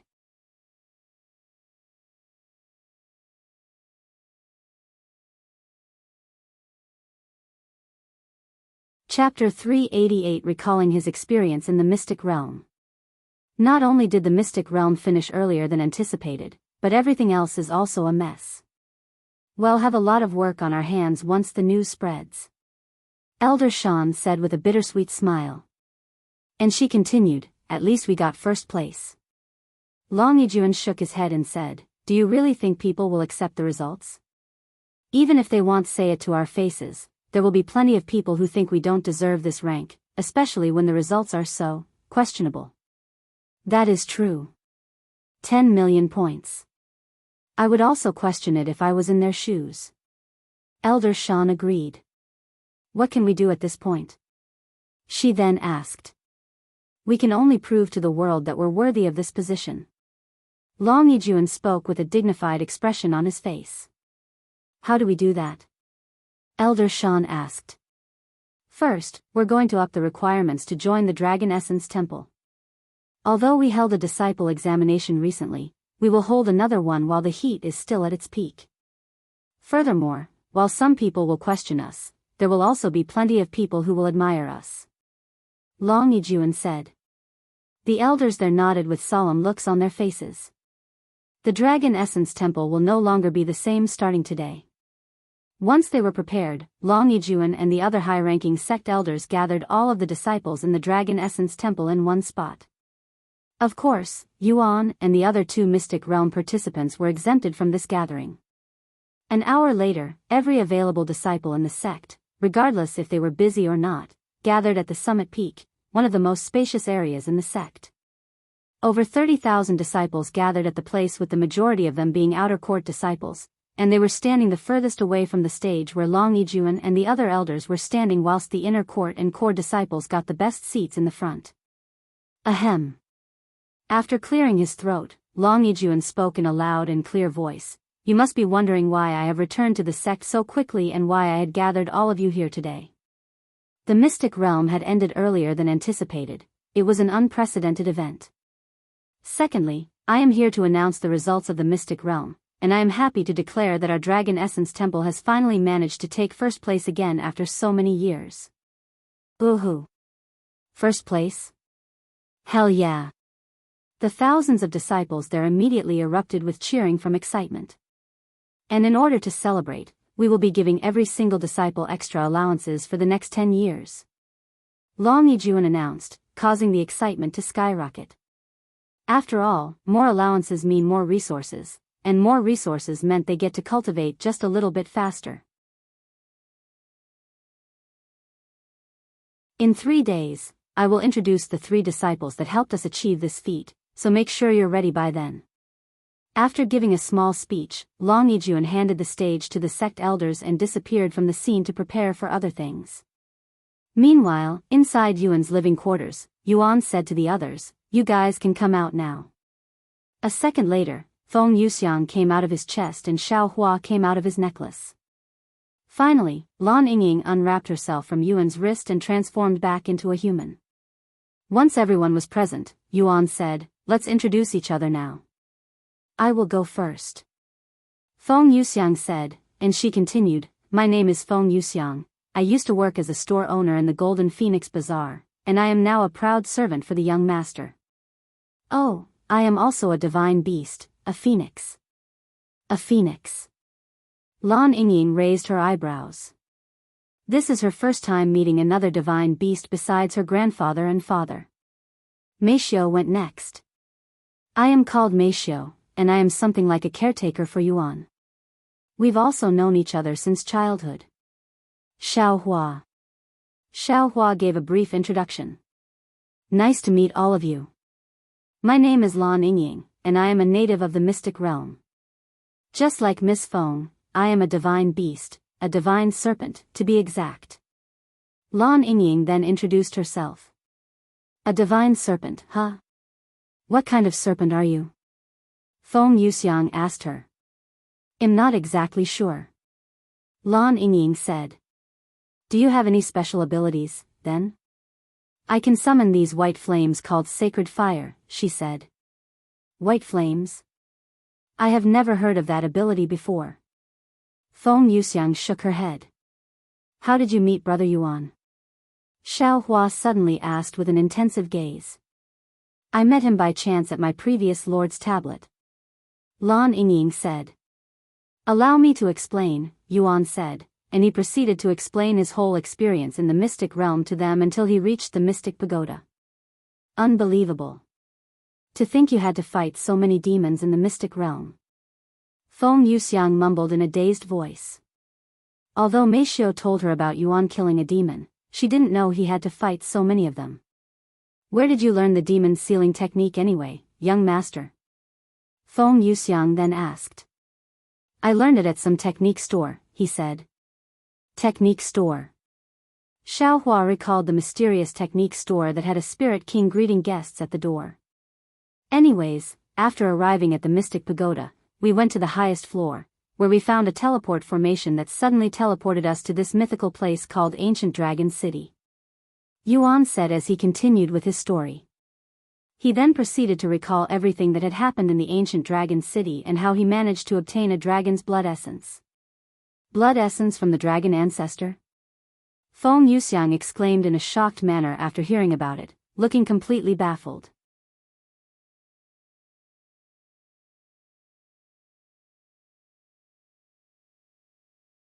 Chapter 389 Blood Essence. "Why, young master, by dragon ancestor, do you mean that dragon ancestor?" Feng Yuxiang asked him in a trembling voice. Yuan raised his eyebrows and spoke, "Do you know the dragon ancestor?" "If it's the same dragon ancestor you're talking about, of course, I know him." "Oh, but it's not like I know him personally. He's just incredibly famous in the upper heavens," Feng Yuxiang said. "Oh? Tell me more," Yuan said, his eyes filled with interest. Feng Yuxiang nodded and said, "The dragon ancestor is one of the oldest divine beasts in existence who has existed ever since the primordial era, the earliest known era, and the dragon ancestor has built multiple empires and powerful families across the 9 heavens. He's so incredibly powerful and famous that many people revere the dragon ancestor as their god." "Many families across the 9 heavens, huh? I think it's the same dragon ancestor since that's what the royal family told me as well," Yuan said. "Heavens. You really obtained the dragon ancestor's blood essence?" "Not just his blood, but his blood essence. This is a priceless treasure even in the upper heavens, young master. I have no doubt that even gods would start a war for it." "What's the difference between regular blood and blood essence?" Yuan asked her. "The phoenix blood I gave you is considered regular blood since I can offer it quite easily. Blood essence, however, requires tedious effort and the individual's longevity to create. Huh? Does that mean it'll take away your life? Yuan's eyes widened. That's right. Feng Yuxiang nodded, and she continued, blood essence requires one to sacrifice their longevity, and to cultivators, their longevity is extremely important, almost sacred, so you can imagine why blood essence is incredibly rare. Even true immortals that have indefinite longevity would not create blood essence carelessly because it could affect their cultivation, and that would be disastrous even if they lose a single level. I see. Yuan mumbled. This makes me wonder. Why would the dragon ancestor risk so much to create his blood essence? Feng Yuxiang pondered. After a moment of silence, Yuan asked, should I consume the blood essence? Feng Yuxiang instantly stopped her thoughts and looked at him with wide eyes. Absolutely not. She loudly exclaimed, startling everyone in the room. I'm sorry for shouting at you like that, young master, but you must not consume the blood essence because your body cannot handle it. The dragon ancestor is a godlike being at the peak of the cultivation world, and its blood essence would obviously contain an immense amount of energy. It would be like an ant trying to drink all of the water in an ocean. Feng Yuxiang said. Actually, can I take a look at the blood essence? Yuan nodded and retrieved his dragon spatial ring before taking out the bottle and showing it to her. Feng Yuxiang narrowed her eyes at the single drop of blood with a pondering look on her serious face. After a moment of silence, she spoke, even considering your abnormal talents, you shouldn't consume this blood essence until you're at least a spirit emperor, young master, because it will definitely kill you in an instant. Spirit emperor? The blood essence is that powerful? Yuan's jaw dropped. How long would it take him to reach spirit emperor? He cannot even imagine.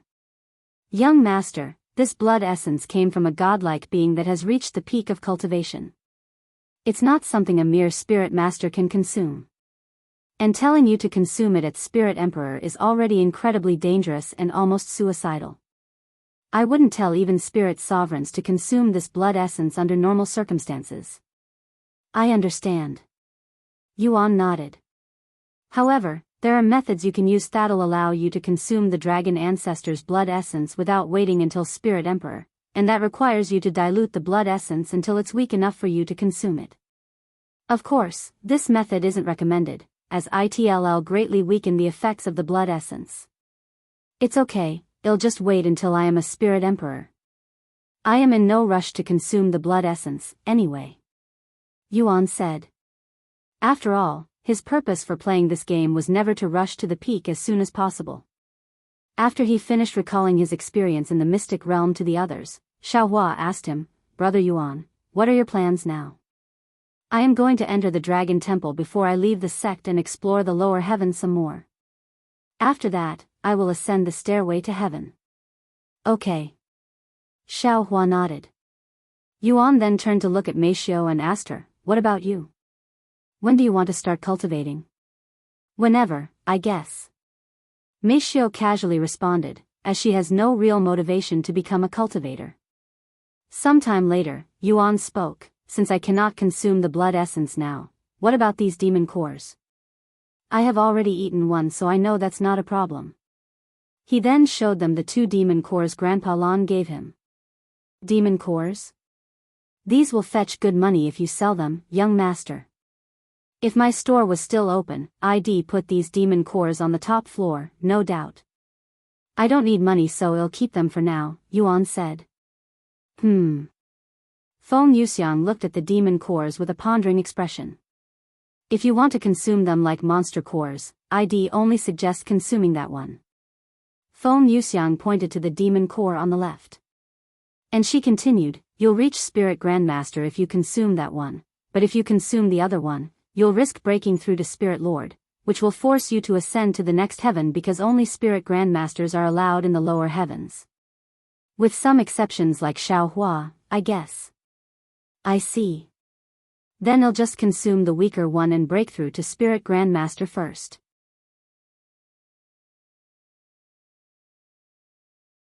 Yuan said before taking that demon core and tossing it inside his mouth.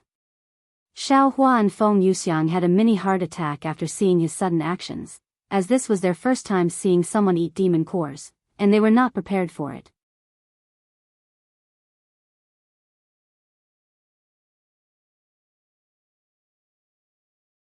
Chapter 390 Taking a Break. Heaven Refining Physique has activated. Qi has been absorbed from the demon core. You have absorbed enough Qi for a breakthrough. You have reached first level Spirit Grandmaster, plus 25,000 stats. Your body has cleansed the impurities from the demon core. Your skill perfect regeneration has improved slightly. You have absorbed enough Qi for a breakthrough. You have reached second level Spirit Grandmaster, plus 26,000 stats. You have absorbed enough Qi for a breakthrough. You have reached third level Spirit Grandmaster, plus 27,000 stats, Yuan's. Cultivation soared all the way to the third level Spirit Grandmaster after consuming the demon core. Heavens, young master. You're almost at my level. At this rate, you'll definitely surpass me. Feng Yuxiang mumbled in a dazed voice as the aura of a Spirit Grandmaster emitted from Yuan's body. Actually, if you consume the other demon core, you'll definitely surpass me. However, if you do that, Yuan smiled and said, I will leave the other demon core for when I don't have to worry about ascending in the spirit heaven. Sometime later, Yuan said, I'm going to take a good rest before I enter the Dragon Temple. Take a good rest, brother Yuan. You deserve it. Xiaohua said to him before returning to her necklace. I'll let you rest as well, young master. Call us if you need anything. Feng Yuxiang said. Thank you for everything. I look forward to working for you, my lord. Rest well. Lan Yingying said, turning herself into a bracelet on his wrist. What should we do now? Meishiu asked him. We can log off for the day, he said. Okay. I will start preparing for dinner. Meishiu said before logging off the game.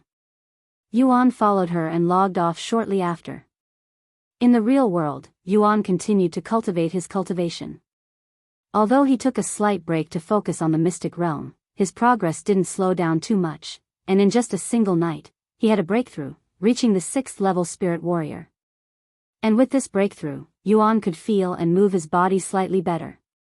It's only a matter of time now. Perhaps if I reach Spirit Master, I will be able to move properly again. Yuan used this motivation to help him cultivate through the night despite finding cultivation somewhat boring at times due to its repetitiveness. The following day, Yuan decided to skip and continue to improve his cultivation. And since Yuan wasn't playing, Meishiu also took a break, using her time to surf the internet for more information about the game and other things instead. There's already 5 billion people on this forum. It was only 4 billion just a week ago, and this doesn't even take into account those players who don't use this forum. This game sure is growing at a crazy rate. Meishiu mumbled to herself.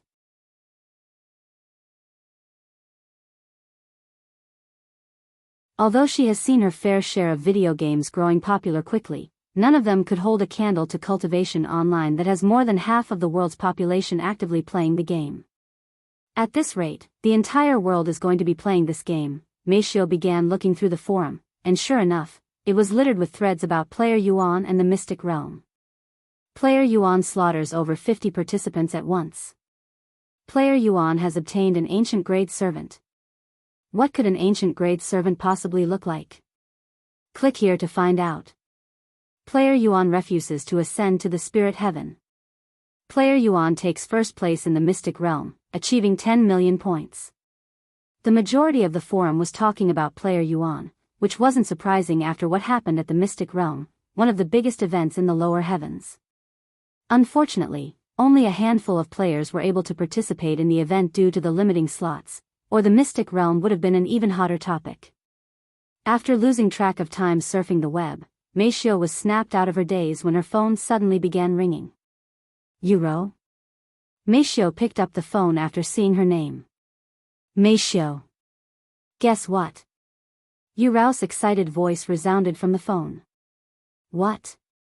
My father has announced to all of the players in the company that whoever meets the requirements to wield the frozen jade zither gets to use it. Yuro said. Is that something to be excited about? Meishiu asked. Of course. This means I will also have a chance to obtain it. Yuro said. But do you even have the time to play the game? Considering your schedule, it'll be incredibly hard if not outright impossible for you to beat the others who have much more time on their hands. Meishiu said. Hee. I kept the best news for last. Listen up, Meishiu. Because of Cultivation Online's massive popularity and potential, there have been a lot of students and even teachers skipping school just to play the game. Therefore, the principal has decided to cut school short this year. What? They can do that? Meishiu mumbled in a dazed voice. Of course, the principal asked all of the parents for approval, and to my surprise, the majority of parents agreed, since they also want their kids to start playing the game. Unbelievable.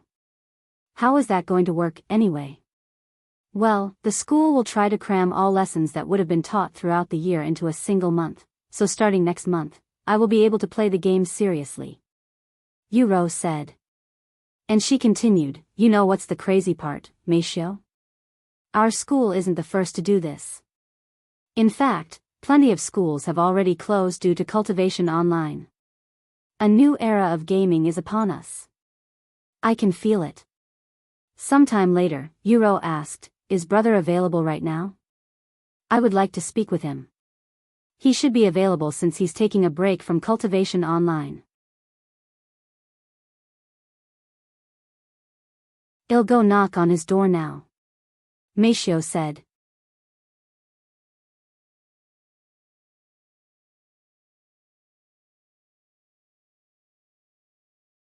Chapter 391 Family Assignment.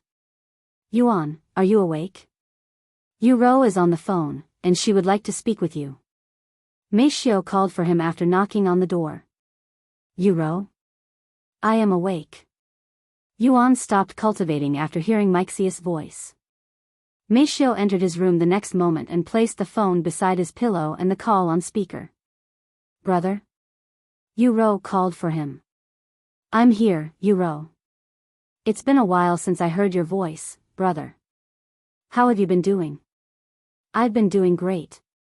That's good to hear. First and foremost, allow me to congratulate you on your victory during the Mystic Realm. I knew you'd crush the other participants. Thank you. It was a great experience in the Mystic Realm. Yuan said. I also heard that you managed to obtain an ancient grade servant. What kind of servant is it this time? Yuro then asked. Her name is Lan Yingying, and she's a divine beast like Feng Feng, but she's a divine serpent. Serpent? Does this mean she's a snake? I'm not good with snakes. Yuro spoke in a shaky voice. Don't worry, she won't bite. And she's usually in her human form, so you don't even realize that she's a snake most of the time. Oh, she can transform like Feng Feng? That's interesting. Can all divine beasts do that? I heard all magical beasts can transform into humans if they reach a certain cultivation base. I see. Can you tell me a little of what you experienced inside the Mystic Realm? After that, I will tell you some good news. Yuro said. Okay.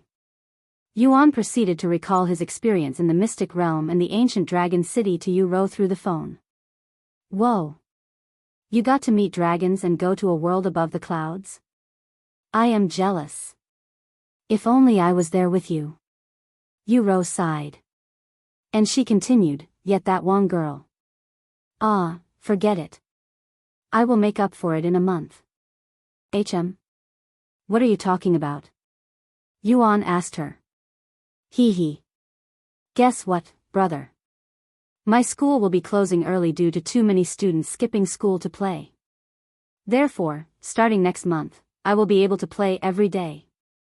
Yuro revealed. What? They can do that? Yuan was dumbfounded by this. Apparently. What are your plans now that there's no school? Yuan asked her. I am going to play seriously and try to be the first to obtain enough stats to use the frozen jade zither. Yuro said. The frozen jade zither? Yes. Father said whoever gets enough stats to wield it gets to use it. Yuan said. I see, the requirements.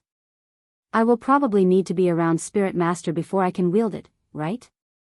Considering the requirements, yes, brother, since you're number one when it comes to cultivation, do you have any tips for your cute little sister that'll help me cultivate faster? Yuan asked him. Honestly, I don't even cultivate normally according to Xiaohua and the others.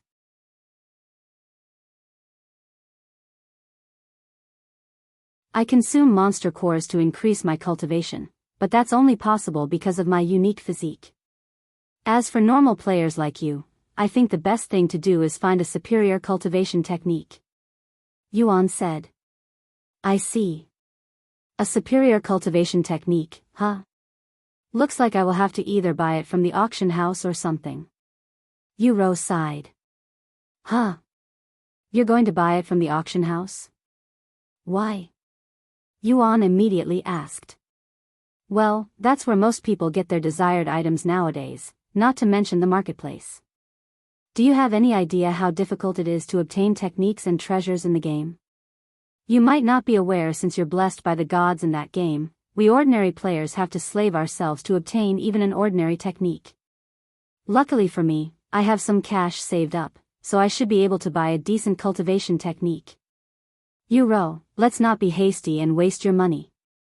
If you need a good cultivation technique, I will try to find one for you, and it'll be free.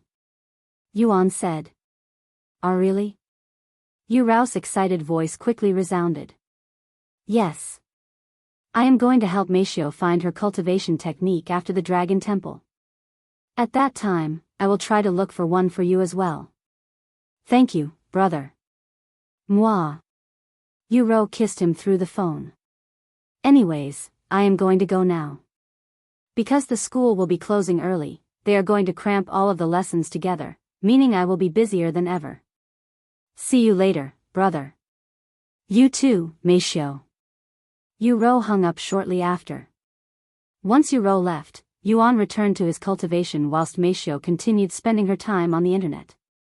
Meanwhile, inside Cultivation Online, a young lady knocked on the doors to Yuan's living quarters and patiently waited for him to come out. However, when nobody showed up even many minutes later, the young lady turned around and left his place, returning to her own home that was only next door. I wanted to congratulate him for taking first place in the mystic realm, but alas. Minli sighed. After spending some time inside her own room, Minli noticed her communication jade slip trembling. Somebody was trying to send a message to her. She activated the communication jade slip to hear the message. Minli, our parents have ordered you to meet with this disciple Yuan from the Dragon Essence Temple and make him join the Min family. Even if he already belongs to another family, do whatever you must to make him join us.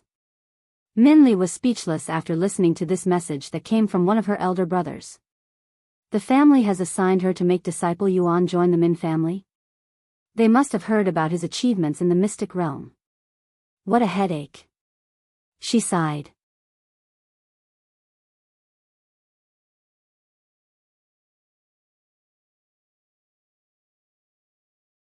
Chapter 392 Looking for Disciple Yuan. On the second day of Yuan's break, Minli tried to knock on his door again after her failed attempt the previous day, but alas, nobody answered. Could he be at the Dragon Pavilion? Thinking this, Minli went to the Dragon Pavilion to find him. Good morning, Fairy Min. Fairy Min, where are you going today? On her way to the Dragon Pavilion, the other disciples would approach her in hopes for something, anything at all. Once Shed arrived at the Dragon Pavilion, the disciples there also approached her, almost like she was a celebrity or something. Fairy Min, are you here to dine today? It's on me. Why don't you come with us, Fairy Min? I'm just here to look around. Minli said as she walked around the Dragon Pavilion, hoping to see a masked individual sitting at one of the tables. Unfortunately, she was unable to find Disciple Yuan anywhere in the Dragon Pavilion, so she decided to give up for the day and return to her own room to practice her cultivation. However, not long into her cultivation, Minli felt her communication jade slip tremble again. Have you spoken to Disciple Yuan yet? Our parents said they need you to report to them your progress every day. her elder brother asked her. Not yet. He's currently unavailable, so I cannot find him, much less speak with him. Minli relayed this message back to her elder brother. Not even a minute later, another message arrived. I don't want to hear any excuses. Every minute you're not speaking with him is every minute you're giving our competitors. Our parents really want Disciple Yuan. You know what will happen if you disappoint them, right? What am I supposed to do if he's not home and I don't know where to find him? Minli asked. Then find someone who does. Minli sighed, and she stopped her cultivation to go outside. Besides the sect master, who might know Disciple Yuan's location. It's not like I can just request an audience with the sect master to ask about Disciple Yuan. Minli sighed again. Oh, right.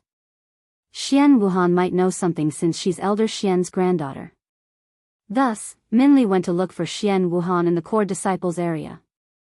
Normally, outer court disciples cannot go inside the inner court unless they were on a mission, but considering Minli's background, who would dare to refuse her entry? After reaching Xian Wuhan's living quarters, she knocked on the doors. A few moments later, Xian Wuhan came outside. Disciple Min? What are you doing here? Xian Wuhan asked her. Sorry if I am bothering you, but do you happen to know where Disciple Yuan is? I need to speak with him about some urgent matters. Minli said. Urgent matters? I don't know, but I can ask my grandpa. Give me a moment.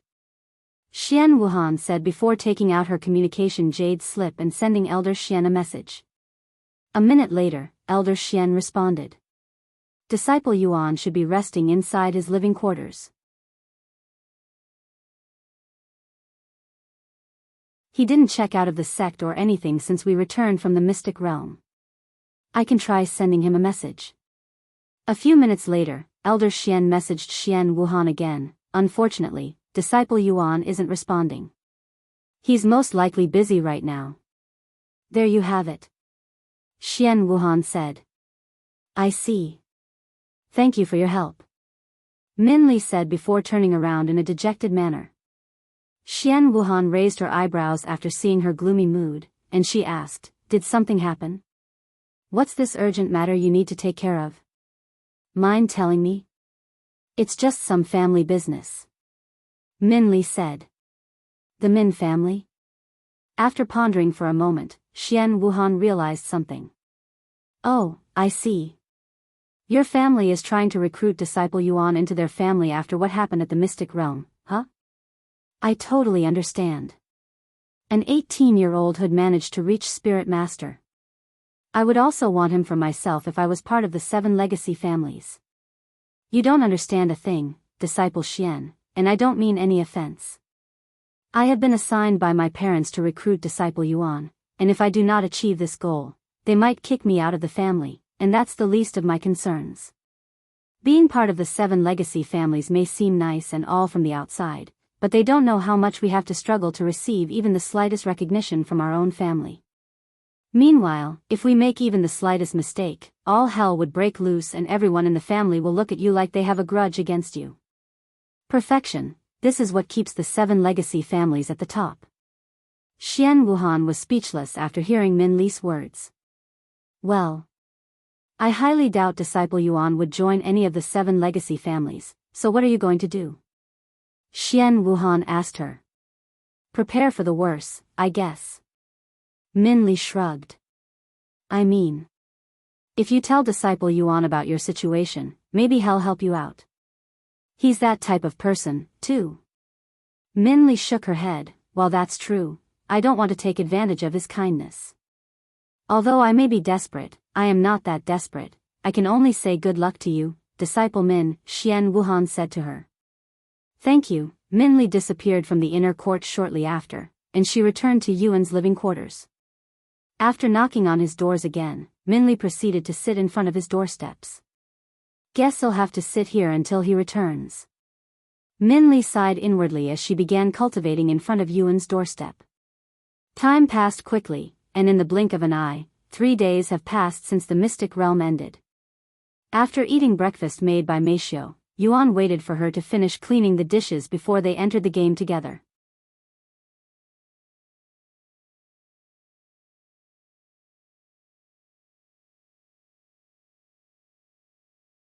Chapter 393 A Strict Family.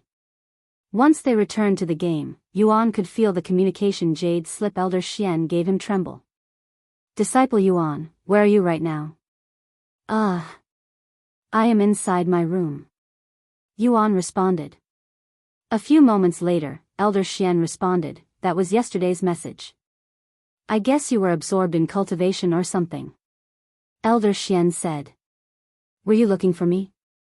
Yuan then asked. I am not the one who was looking for you. It was Disciple Min that wanted to speak with you. Elder Xian said to him. Disciple Min? Why? No clue, but it sounded like she really needed to speak with you. I understand. I will speak with her. Oh, right. The sect master said to gather at the summit peak this afternoon for your rewards.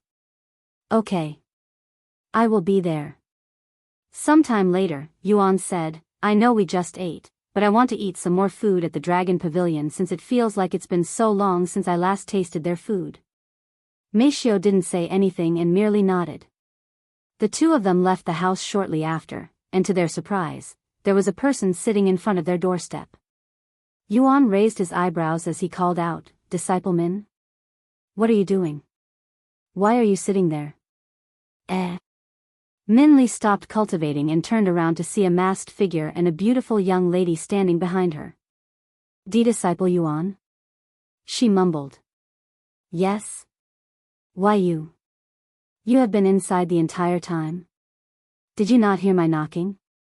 Sorry, I just came back. Yuan shook his head. And he continued, I hope you didn't wait for too long, not long. Only for 2 days. Minli said as she stood up. Anyways, don't worry about it. It's not your fault that I suddenly need to speak with you. I'm just glad that I don't have to wait a week to speak with you. Did something happen? Yuan then asked. Minli nodded and said, it's about my family, but let's talk somewhere more private if you don't mind.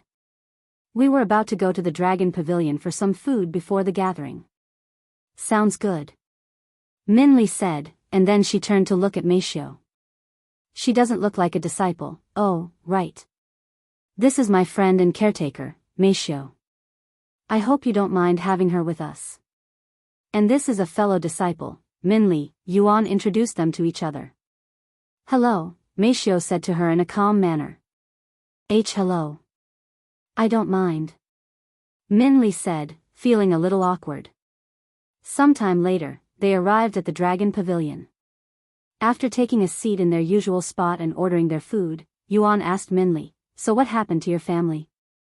Minli released a sigh before she spoke. Do you remember our conversation before? About you joining my family? Yes, I do. Yuan nodded. Well, now that my family knows of your existence because of the Mystic Realm, they have officially assigned me to recruit you into my family, and they have been bugging me since then. I see, so this is about that matter. I haven't told my family that I already tried to recruit you, so they're unaware of that for now. However, I am also scared to tell them that I had failed, as failure isn't accepted in the Min family. You see, being one of the 7 legacy families, our parents' expectations for us are extremely high. In their eyes, anything besides perfect is unacceptable, and failure is worse than death in some cases. What a strict family. But I can somehow relate. Yuan sighed. Disciple Yuan, I know you don't want to join any families, but can you at the very least follow me back to the Min family so they won't blame me too much for not being able to recruit you? Minli then asked him. If I don't show any results, they'll turn me into a laughing stock before selling me to another family. Please. I am begging you. Minli lowered her head and spoke in a pleading voice. Please raise your head, Disciple Min. I just have to meet your family and tell them I don't want to join their family, right? I don't mind. However, I won't be able to meet them right now. That's fine. I think. Minli said. When will you be able to meet them? She then asked. I don't know, but it will have to be after I leave the Dragon Essence Temple. Wait. You're going to leave the sect? Why? Min Li stared at him with wide eyes. I only joined this sect for the experience, and I think I already have plenty, he said. When are you planning to leave? And what are you going to do afterward? Well, I still have something to do in the sect, but I have no idea when I will finish it. Though, it's supposed to start in 4 days. After I leave the sect, I am going to explore the lower heaven some more before I ascend to spirit heaven through the stairway to heaven. Min Li was speechless. Of course, she has heard about Yuan refusing to follow Senior Nye back to spirit heaven. To think he'd rather climb to the next realm through his own efforts and not with the help of someone else, she cannot help but admire him for that, especially since she has been relying on her own family this entire time. If I had even a portion of his resolve, perhaps I wouldn't need to rely on the Min family to ascend, she thought to herself. Sometime later, the food they had ordered many minutes ago finally started to fill the table. Please enjoy your meal, seniors. If you need anything, I will be right over there. A familiar face said to them. Thank you, Disciple Chu, Yuan said to him. Let's talk more about your situation later, Disciple Min. For now, we should enjoy the food. Okay. Min Li nodded, and they began eating the food shortly after.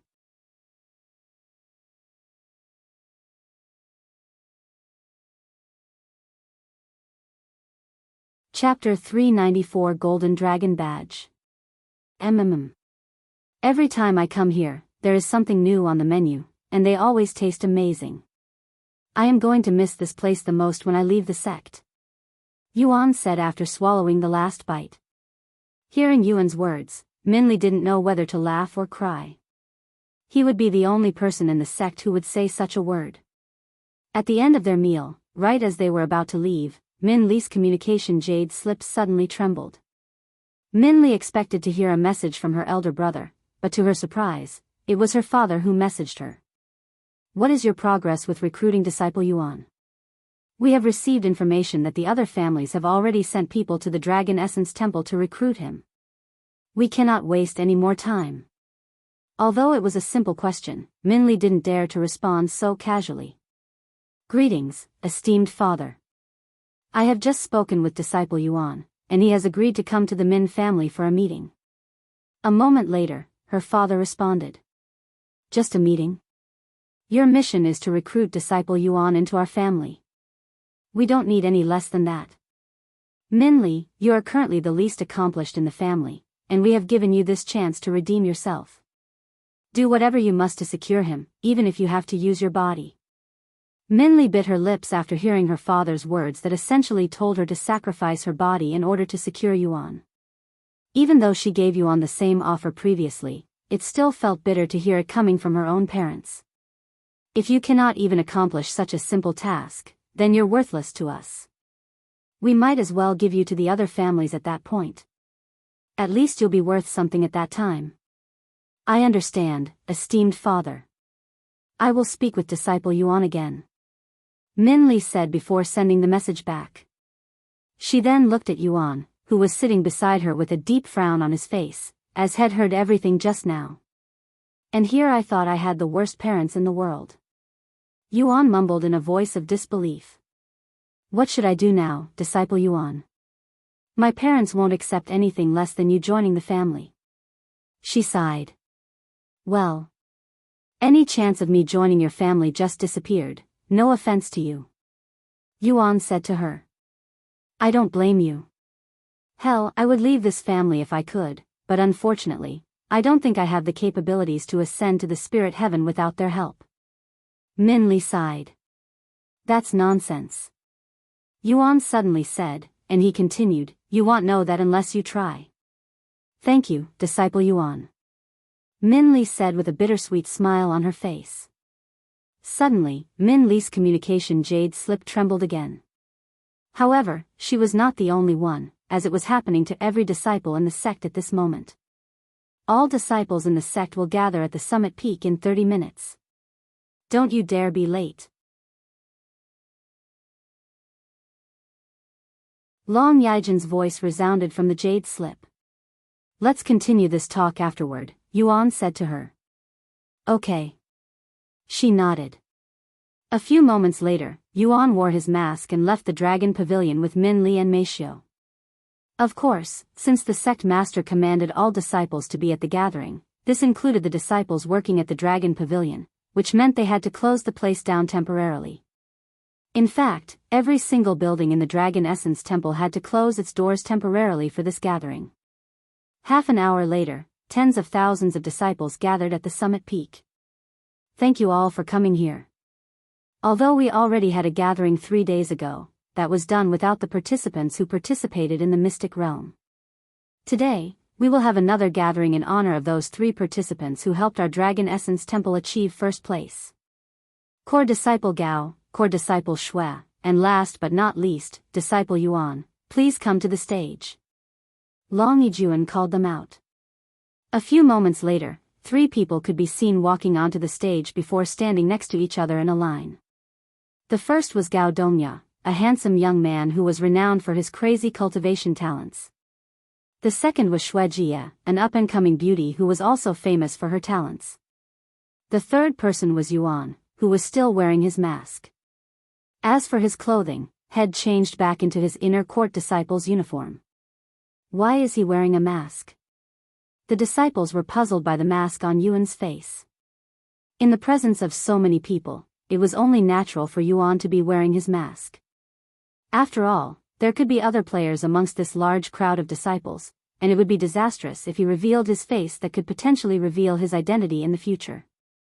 Today, the Dragon Essence Temple will be rewarding these 3 young heroes for their achievements in the mystic realm. Core Disciple Gao and Core Disciple Shui, step forward. Long Yijuan said to them. Gao Dongya and Xianxia quickly took a step forward. Long Yijuan then stood in front of them and handed each of them a golden badge.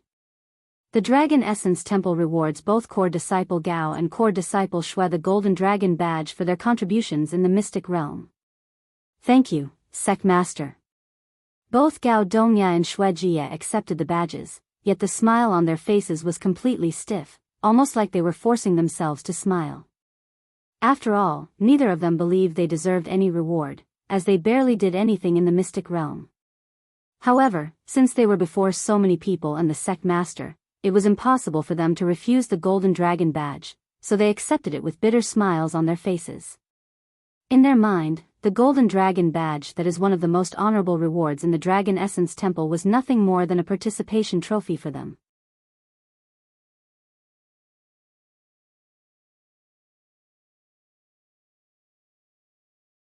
Chapter 395 Obsidian Dragon Medallion.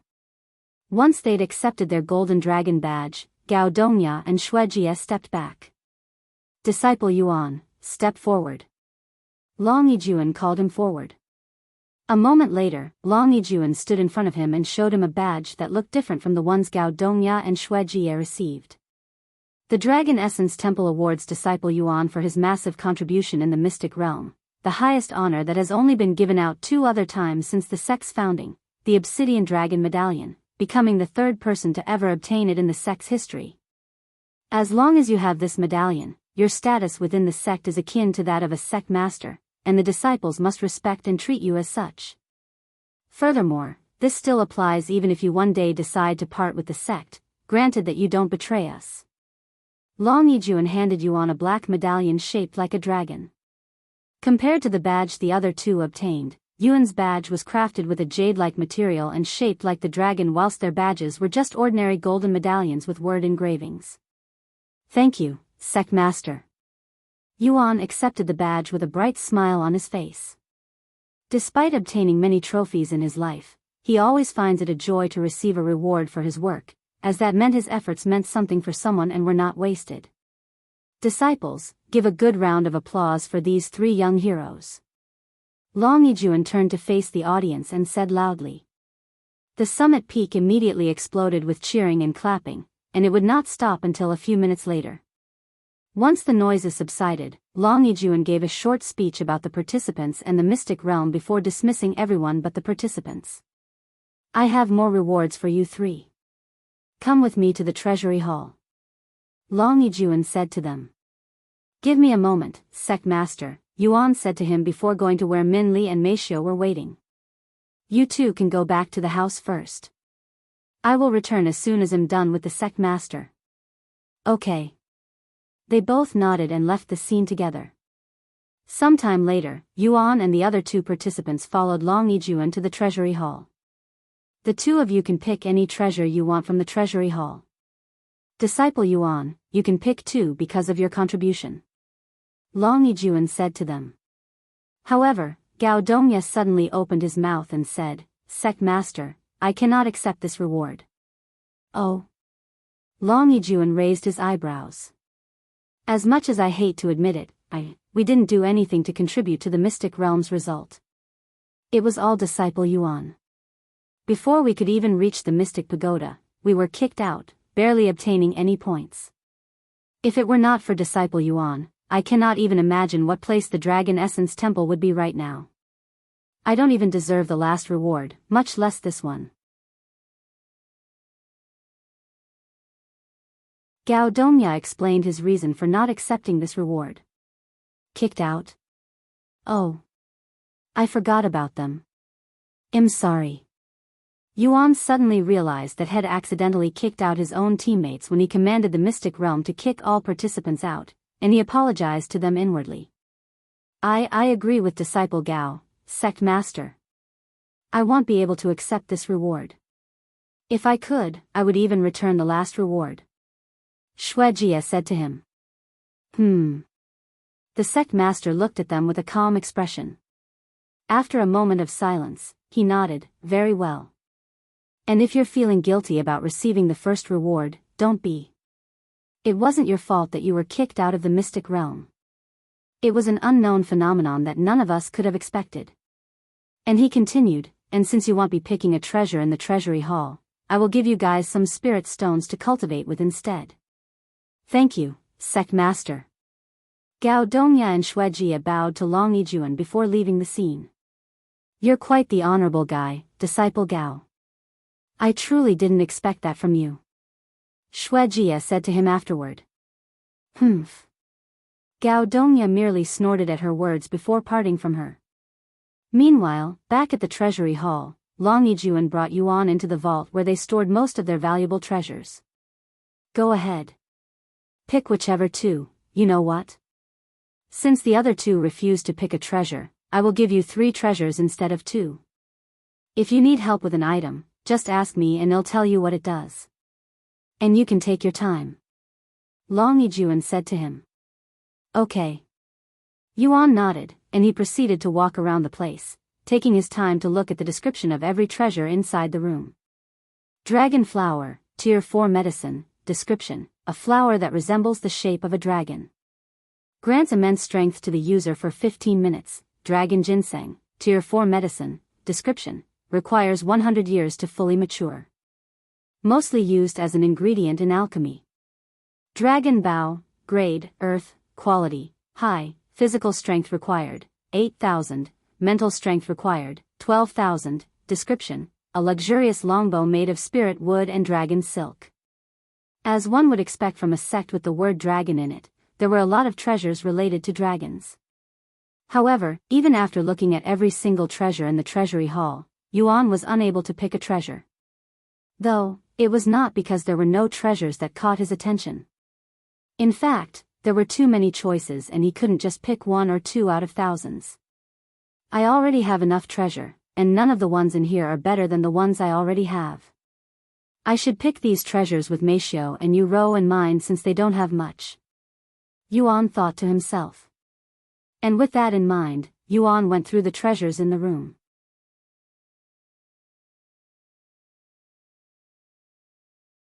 However, instead of thinking about what he wanted, he looked at the treasures as though he was choosing presents for Meisho and Yuro. Xiaohua, Feng Feng, Yingying, which of these treasures do you think would be suitable for Meisho and Yuro? Yuan decided to turn to the experts for help. Not only were they more experienced than him when it comes to treasures, but they were also females. You're tuning in to the Carefree Valley YouTube channel. Don't forget to subscribe and join us on this journey to catch the most captivating stories.